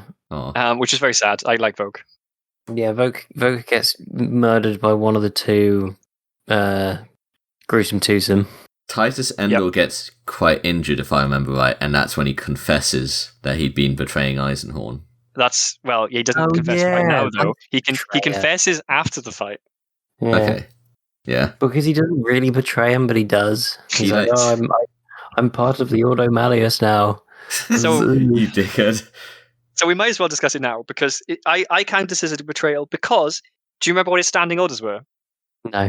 His standing order was to go to Eisenhorn's meeting, meet up with Eisenhorn, report back to Ozma, and after everything had happened, to arrest Eisenhorn. Oh, right. Good luck. So, yeah, good luck. Good luck after he takes out Quixos, who's like the most powerful Inquisitor probably to ever exist at this point, and 2 demon hosts on a planet literally in the Eye of Terror. It's not in, it's just very close. Very, very close. Oh, you'd know if it was on the edge of the Eye of Terror. It'd be a very fun fight.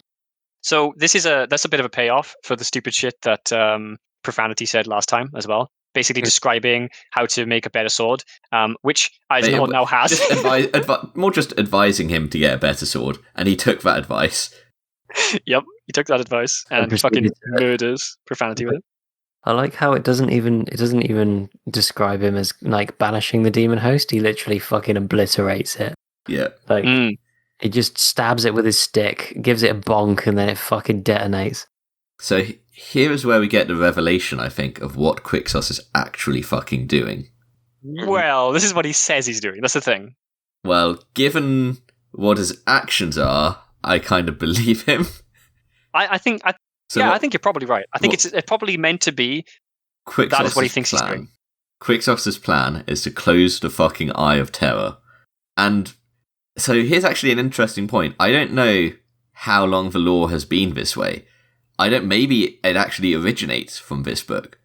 But the current, the lore up until the the current lore is that Cadia's pylons were holding the Eye of Terror back.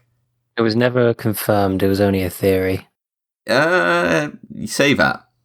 I think it was confirmed in the Gathering Storm. It was confirmed when Cadia exploded and then the Eye of Terror ruptured. Yeah. So the current lore is that they were holding it back before that happened. Yeah. Well, it seems very unlikely. Theory. Sorry, what was that, guys? Oh, at this time it was only a theory. Well, at this time it was being invented by Abnett. Well, yeah, I was going to say, like, it feels very unlikely that Abnett wrote this, and then they didn't later on go, okay, well, we know that this is in here, so why not? It seems too much of a coincidence, really. Yeah, but basically, we got Blackstone Cerebite pylons, which have an anti-warp property. They're measuring the Cadian ones, which have this anti-warp property. They've built one. They're trying to put them up on this planet closer to the Eye of Terror to try and shut it. And this is probably the highest stakes of any 40k novel or series outside of, like, the Horus Heresy. Possibly higher that I've seen. And the stakes are... It's almost the opposite of what we talked about in Annihilation Squad, where the stakes are like nothing, but they treat it as something so fucking huge. The stakes here are so fucking high and nobody fucking knows. It's not impressed on you. Yeah. It's so casually there, and we're batting for the wrong fucking team. It's weird. Yeah, it's very weird, because maybe here, Quixos is right, and when he does this, it will close the Eye of Terror. Or, as Eisenhorn says, maybe he has no fucking clue what it will do. And it's just as likely to fucking murder everyone, including and open the Eye of Terror even further or something. So we don't actually know that he's going to succeed. We just know that what he thinks he's going to do. The dude that's saying this has antlers and and is wielding a demon sword. Yeah, no, I sympathise with Eisenhorn for being against him. Yeah. It's worth noting that Quixos is clearly no longer human. And the two demon hosts. Let's not forget. Yeah, I can't imagine. And also organised a fucking terror attack on Thracian Prime to steal a Psycho. I can't imagine Chaos would be basically like funding, I guess, Quixos' fucking plan here. If this was actually going to close the Eye of Terror. So I think I'd agree with Eisenhorn here, is that this was way too much of a gamble, and Quixos has no fucking clue what he's doing, really. I don't know. I mean, I understand why Eisenhorn would think it, but I feel like with what we know in the setting now, and maybe this wasn't the case back then, I guess, maybe back then this was a lot more nebulous because Abnett was just introducing this idea, but I feel like Abnett even then, if Abnett's the one introducing the idea, I think Abnett's introducing this as an idea where this guy was actually... Yeah, maybe years later, Abnett kind of like threw up the fucking super mega reveal on his own fucking story that he wrote 20 years ago. I think I have the opportunity here to make that even better as a plot point. Maybe. I feel like back then, like even in this story, I think the idea is that Eisenhorn is looking at a radical who is like whether it would have worked or not, and I think that. Fair. I think it'd be a fair comment to say it probably like that he was doing something that could have worked. Have worked. He is fighting somebody who looks like this and is still genuinely doing his work in the service of the Emperor. Yeah, it's kind of funny though because we are actually okay. We're I can't say that without spoiling the next book. Wait, I was gonna. It doesn't matter. This is like truly an Inquisitor though, potentially, that has crossed the line. This is the thing. Like as you were saying, guys, I can't believe we almost stepped over that conversation because it is so fucking important. It's like now that we meet Quixos, I guess the question is Quixos. I guess is to throw an example to us very quickly after this is introduced as a concept of maybe an Inquisitor that has obviously gone too far. Quixos perhaps did some things wrong. Well, he has He antlers. most definitely did some things wrong. Also, the fact that he's moving at like supersonic speed. Yeah, he's like a blur. Right. He's like a blur. Oh, also, hold on. I need to find this actually, because I'm pretty sure his armor is actually fucking insane. Like he has like his armor is like all gross and corrupted and rusting, and except it's for his very, very, Inquisitorial very, very Rosette, chaosy. which is just like stuck on the front of it. In fact, there is a cool piece of art for Quick Sauce. Obviously, this doesn't help for a If anybody wants to see it, audible you can medium find it like this. by Googling. But you can Google it and go on Lexicanum, and it's on there. Oh, well, only his very face is actually. But if you Google Quick Sauce, it is there. Lovely. Disappointingly, he doesn't have the antlers like he's described in the book. Oh, that's boring. Yeah, I know. He's just got like little nubs. It's like, come on now. There's the fucking moment where Eisenhorn kills Profanity with his with the staff. At Kasser Geth, you told me to make my weapon sounder next time, monster. I howled. Is this sound enough? It's just it's quite an obvious line, but it is really good in that scene specifically. Yeah. Oh my god. I've just no. What have you done? I can't. I need to. That is not. Is this official? You found a very silly drawing. No, it's a piece of art. It's a really, really good drawing. It looks like it's Adrian Smith, or at least someone copying Adrian Smith's style. But the sword is a fucking katana. Oh No! What is this? How? Why? Let me see this. Why would you do this, Abnett? I don't know if that looks. I don't know. I don't think that's Yeah. Adrian Smith, but it is. I'll call it katana or close enough. I don't know. I would have said. Is this something you found by searching Eisenhorn versus Quicksauce? Or I see it. This is on the 40k fandom wiki under Quicksauce. Yeah. Okay. I might track that down and figure out where that's from later. I'm gonna reverse image search it right now. Okay. Well, while you do that, That almost looks like a falcon or something. Falchion. Oh, it's also revealed. I guess make more sense. Another thing that's possibly working against Quicksauce's favour is the fact that he's using this evil book called the Malleus Codicium. Yeah, but no, you can't. This is the problem. You can't use any of this as evidence against Quicksauce because what is to come? I'm sure he can. Oh, okay. So this was originally. So it was an Adrian Smith piece. It was coloured by someone on DeviantArt, and it's titled "Inquisitor versus Free Trader." So it's not. It's not it's not related to this book. That is maybe a lesson there for anyone listening to the podcast. The Lexicanum wiki has a lot of things wrong, but when it has things wrong, it's usually misinterpreting a source. They're a bit anal about sources there. On the 40k fandom wiki, it could be anything. Yeah. Someone might have just included this because they thought it might somewhat represent that fight. Yeah. Don't use the fandom wiki, kids. It's not good. So, also, you were right, wasn't he, about when he finds out about the betrayal? So, just after he defeats the two demon hosts, he turns towards Titus Endor, who has been grievously wounded, and Inshabel, who's there as well. And I'm here too. Yeah, no. A character who I have no memory of at all. He was the interrogator of that radical that he liked. Yeah. He's the interrogator who came along and was like, look, ankle, no mark. Oh, shit, that's him. Yeah, it's him. Look, when I saw his eyeballs fall from the sky and land next to his shoes. Yeah. So, yeah, it's just after that, he walks over to them, and while he's talking to Titus, who's injured, his rosette falls out of his uniform. And despite the fact, right, these Inquisitors clearly know how to go undercover. They are clearly very careful about, like, every fucking thing ever. Mm-hmm. Like, Titus's Inquisitor medallion is a Malleus one. It's an Ordos Malleus, which is how Eisenhorn finds out about the betrayal. Did they not foresee a situation where Titus might even want to just use the medallion in front of Eisenhorn, at which point Eisenhorn would have noticed then? Like, I feel like this is a weird oversight. Titus, why don't you just flash your rosette? I don't want to. yeah. Well, yeah, exactly. And, like, practicing one of the going short back. stories later on is mine's in the wash.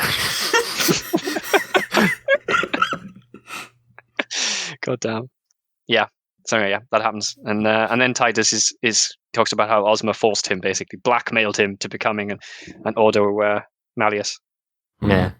And at the end, there's basically a bunch of psychers lying around who is using to do shit with the pillar, right? The pylon. Yeah, he was gonna. I think this exact thing is he was gonna like channel a bunch of Alpha class psychers into the rock and then fire the psycho energy into the Eye Tower and make it close. Hell yeah. And Eisenhorn was like, no, but that might also make it explode. Yeah. So anyway, yeah, that happens. And then he fights Quixos, as we discussed. Yeah, Quixos goes well. Yeah, there's a really interesting part here because obviously he's using all of these techniques, the sword techniques, and the sword is probably saving him here a lot because Quixos is clearly much, much faster, much stronger than he is. He describes Quixos as almost a blur, and he describes a lot of the scenes as if the sword is fighting Quixos. Yeah, it's like it's alive. Literally, like being sentient, and killing, and fucking hell, can't speak, and fighting Quixos for him.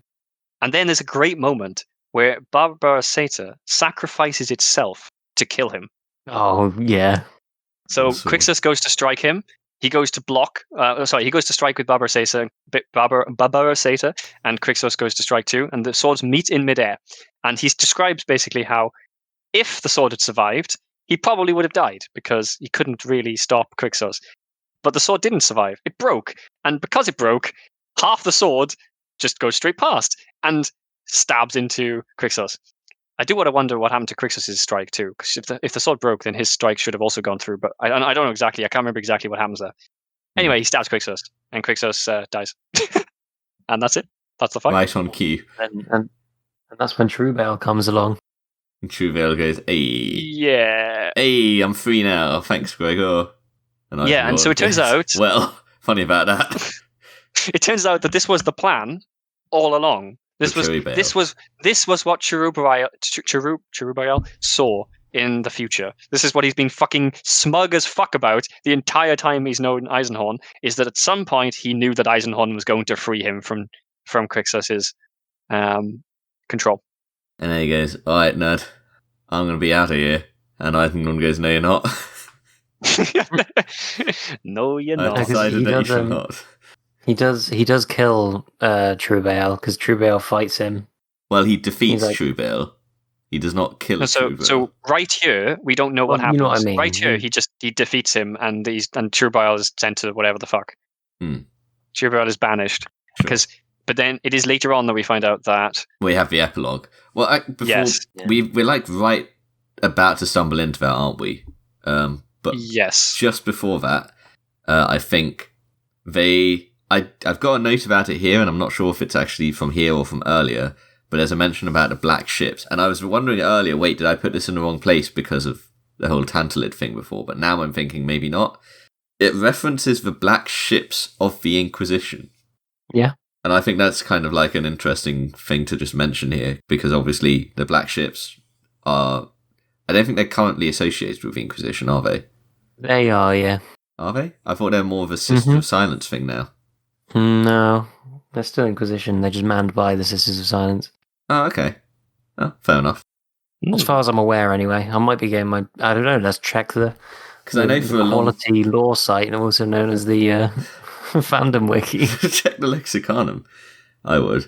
But even then, fuck. I don't trust either of these wikis. There's probably it's probably covered in one of those Chris Wright books dealing with factions on Terra. I think probably a problem that wikis have is that even when we're reading the books, it's hard to tell what is actually lore now and what isn't lore. So if you were writing a wiki for this, like, how would you do that? You need to show the canon conflicts. I think the good practice is to show, here are the canon conflicts. In this book it said this, in this one it said this, in this one it said this. This is the most recent one, should probably be treated as credible, blah, blah, blah. So I have to correct myself. There are two different kinds of black ship. You've got the League of Black Ships being all one word, which is the psycho-capturing Astra Telepathica ones. And then you have the Inquisitorial black ships, which are cruisers of the Inquisition. This sounds like... So this sounds exactly like two different books, like a canon conflict that somebody has decided is two different factions. That's what that sounds like when you read that from a wiki. And they've got completely different... Modus they've operandi. got different sources, to be fair. Have these two different black ships ever been in the same room together? No. Secretly, they're the same ship. All right.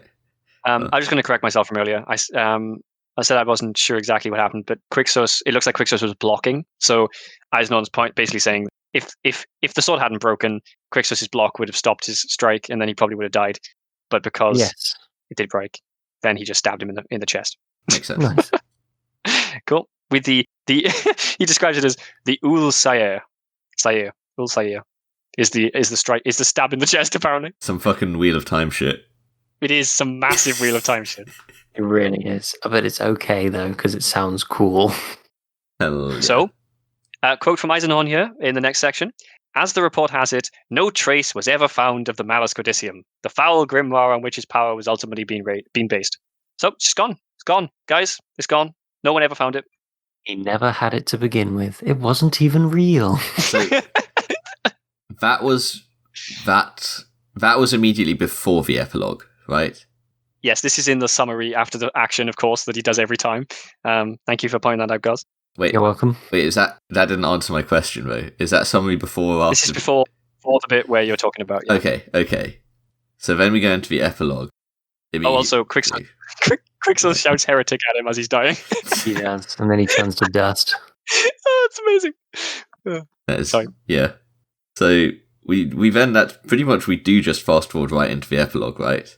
Mm-hmm. Yeah, well, so Smash cut to the epilogue. There are some very small, quick things to mention. One, Malleus Codicius disappeared. No one knows where it is. Second, he gets vindicated.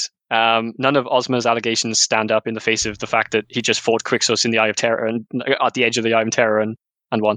And everyone else was there too. Titus Endor. Wait, what? Sorry. Endor, I don't know, catches brain rot. Yeah, he's just gone for now. I don't know. It just sort of turns up at the end of this sentence. I'm not even sure what happened there. Anyway, doesn't matter. Yeah, and that's probably all of the key details. Yeah. Doesn't someone's? Oh no, I think they mentioned Ravener being like he becomes great. He continues being the best boy. Voke is buried on Thorian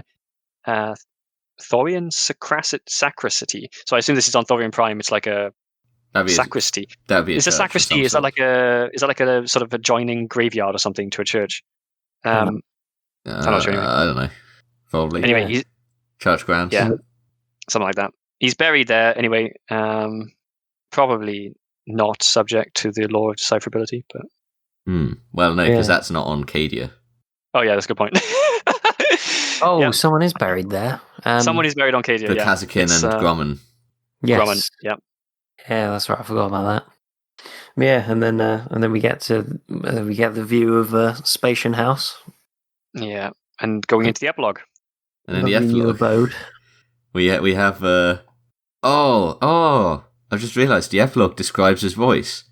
The sound of some eternal glacier, slow, old, cold, heavy. There we go. That's interesting. I wouldn't describe the voice in the audiobook as cold necessarily. I would. Really? I feel like he has a lot of character, and sometimes he's like almost playing with Eisenhorn. Like, and that sounds to me like the way he the way he. This is the thing. Like, there's no absolute temperature to a voice. It's all going to be objective, I guess. But yeah, no, that's interesting. I didn't realize there was a description there. So we have this epilogue where essentially it's just revealed that one, Cherubale is alive, and then Eisenhorn's just keeping him captive. Just so you're stuck here, buddy. Just keeping him in prison in his basement. Probably a bad idea. We see probably. We see Barbaros. Or maybe it's a really good idea. Maybe. Maybe he'll find a really good use for this. Maybe. Barbarossator never returned. Nope, that's his special sword now. And Malleus Codicium in a safe in the floor. No, nobody ever found it, wasn't he? Nobody ever found it. No trace of it was ever found. No trace. It was gone. Definitely not in Eisenhorn's house. Along with a demon host or a staff. Yes. So, or the broken shards of a sword from Sword Planet. So I need a quick clarification then from you guys. Demon host, demon, like, is it a demon host when it's not in a host? Is it a demon when it's out of the host? Is it always a demon host? What is a demon in comparison? Man, I don't fucking know. Demon host is a vessel the demon is shoved into. Okay, so when he's in a person and bound in a person, he is a demon host. Yes. And when he is not in the person, which happens occasionally in the series, he is just a demon. Yes. But demons a very, very powerful demon. Demons can Yes. vary a lot in power, but if you want to make a demon host, you might as well have a very powerful one. Yes. You want to get the independent ones. So I see. you get an extremely powerful demon. You cram it into a physical form so that A, you have control over. You can put runes and shit on it so you can control it, and B, it can actually exist because otherwise it'll just sort of. What's the opposite of manifesting? Fizzle out. Fizzle out. It'll manifestant. There is a word, I'm sure. It'll be banished from the material plane. Yeah, it'll just basically have a hard time keeping purchase. Unless it keeps killing the stuff. Yeah, depends on what kind of demon it is, I guess. It's powered by a kill count. What? A corn demon demons would be. in general. A corn demon would be. Like a Nurgle demon might be powered survive by spreading disease and stuff. Yeah. Okay. They all require souls to maintain a manifestation, so they just like to kill in different ways. Yeah, but it always involves Okay. Yeah, cool. Yeah. Wait, I don't even want to ask what a Slaneshi demon would have to do to stay. It doesn't matter. but sexier. kill. Yeah. Okay. Just think the seven deadly sins, and maybe skip on Wrath, and you won't go wrong. Okay. Cool. Yeah. All right. Well, that's pretty much the end. That's the end of the epilogue. Anybody have any more thoughts on these books before we get out of the spoilers? No. I think everything I want to say about this book that would be a spoiler is also a spoiler for Hereticus, though. So I think I'll leave that for now. Yeah. Yeah. Okay. So, what do we think about Malleus and Missing in Action? I guess.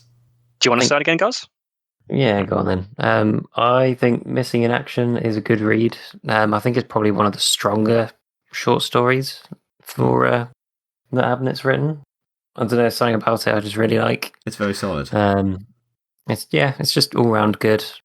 It's when it comes to Malleus, I think it's great. It's a really good continuation of the series.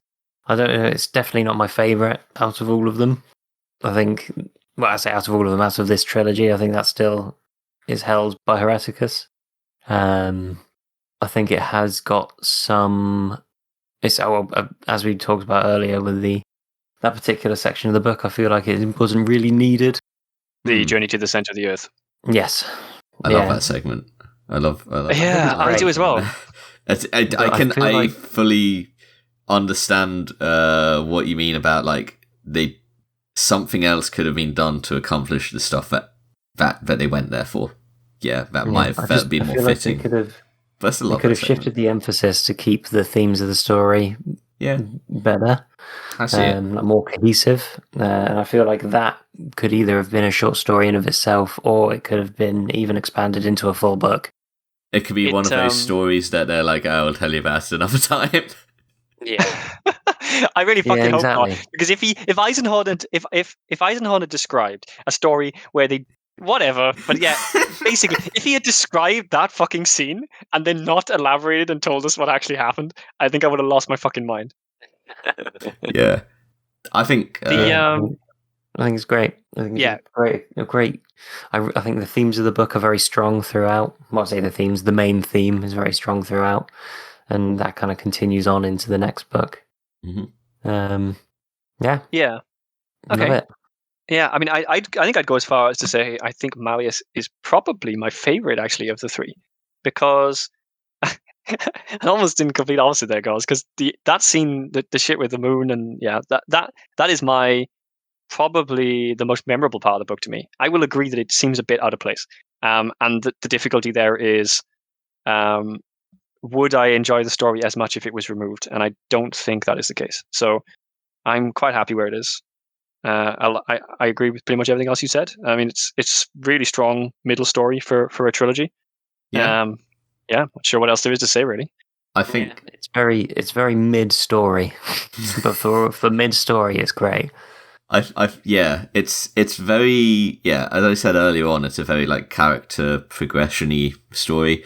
But there are big themes that carry on that are just very pervasive throughout the whole thing that play into it really well. And I think the climax of the books actually suits that theme really well as well.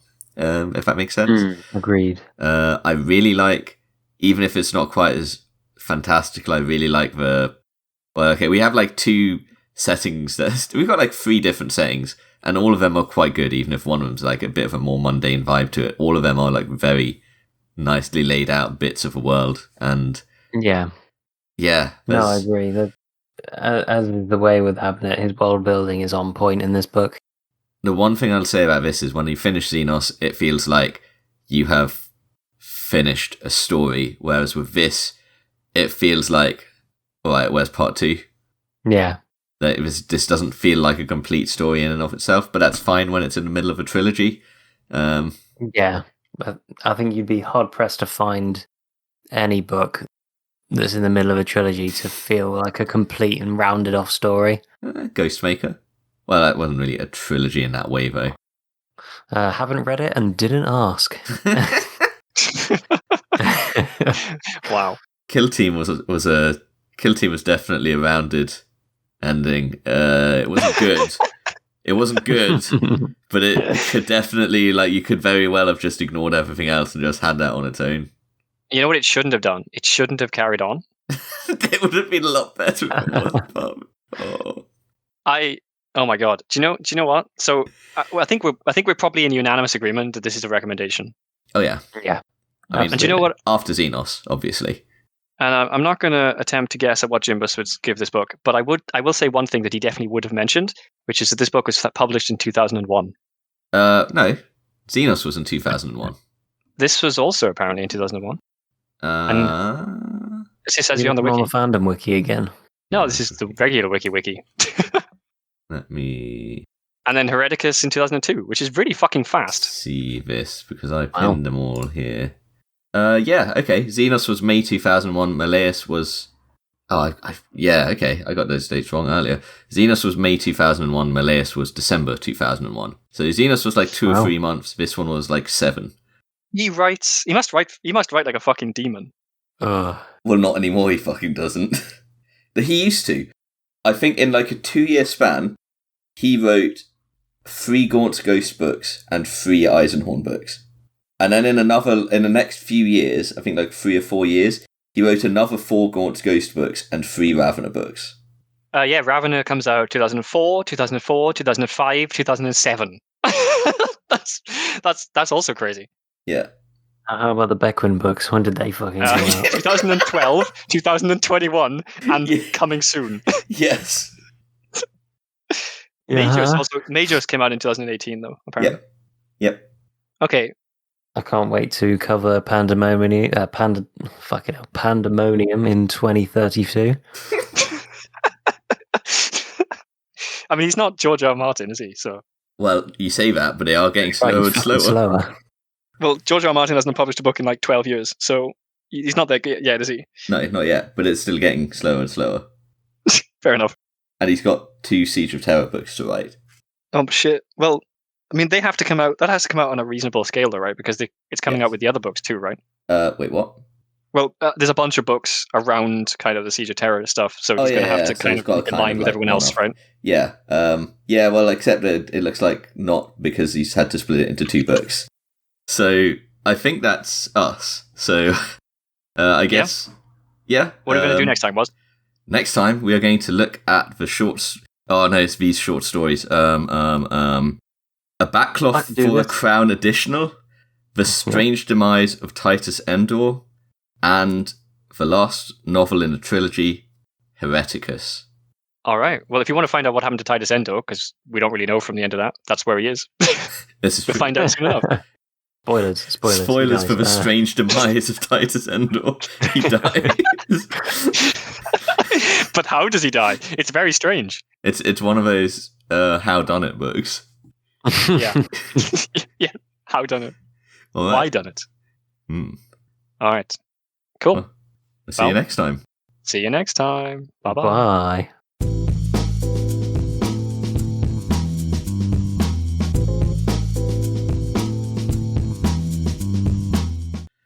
Is it worth mentioning, and I'm going to have to spoiler this section. Spoiler, everyone.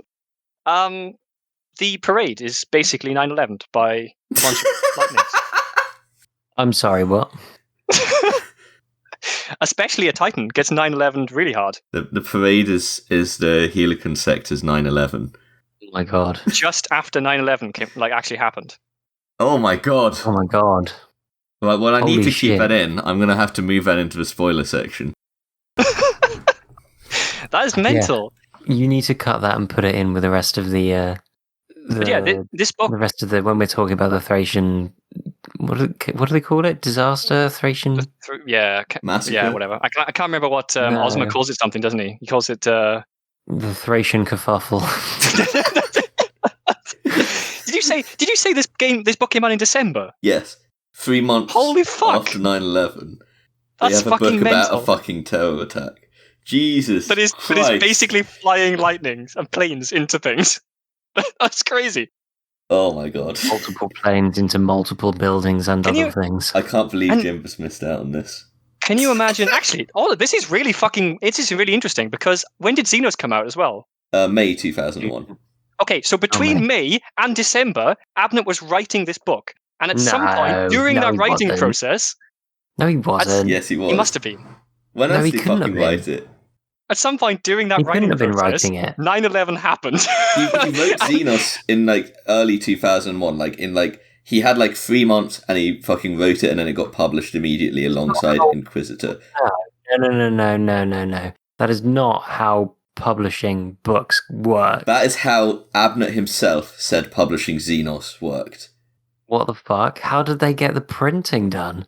Well, this is what we were talking about in the last episode. How the fuck did he do this so quickly? He wrote Xenos in 3 months so that it could go out at the same time as the game Inquisitor. Okay, so if he started writing it in November, December the year before, maybe that would make sense, because you need 3 months to get everything printed and that's actually even more terrifying. Edited.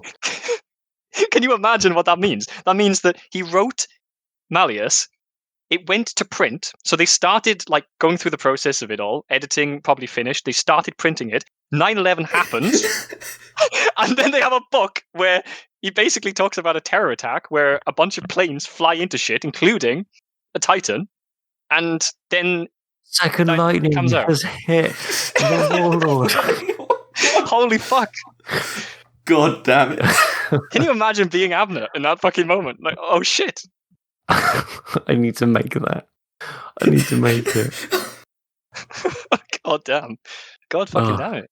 I didn't. That's the other crazy part about this is just how fucking fast all of these books came out as well. Yes. Trinket as a second lightning strike fighter.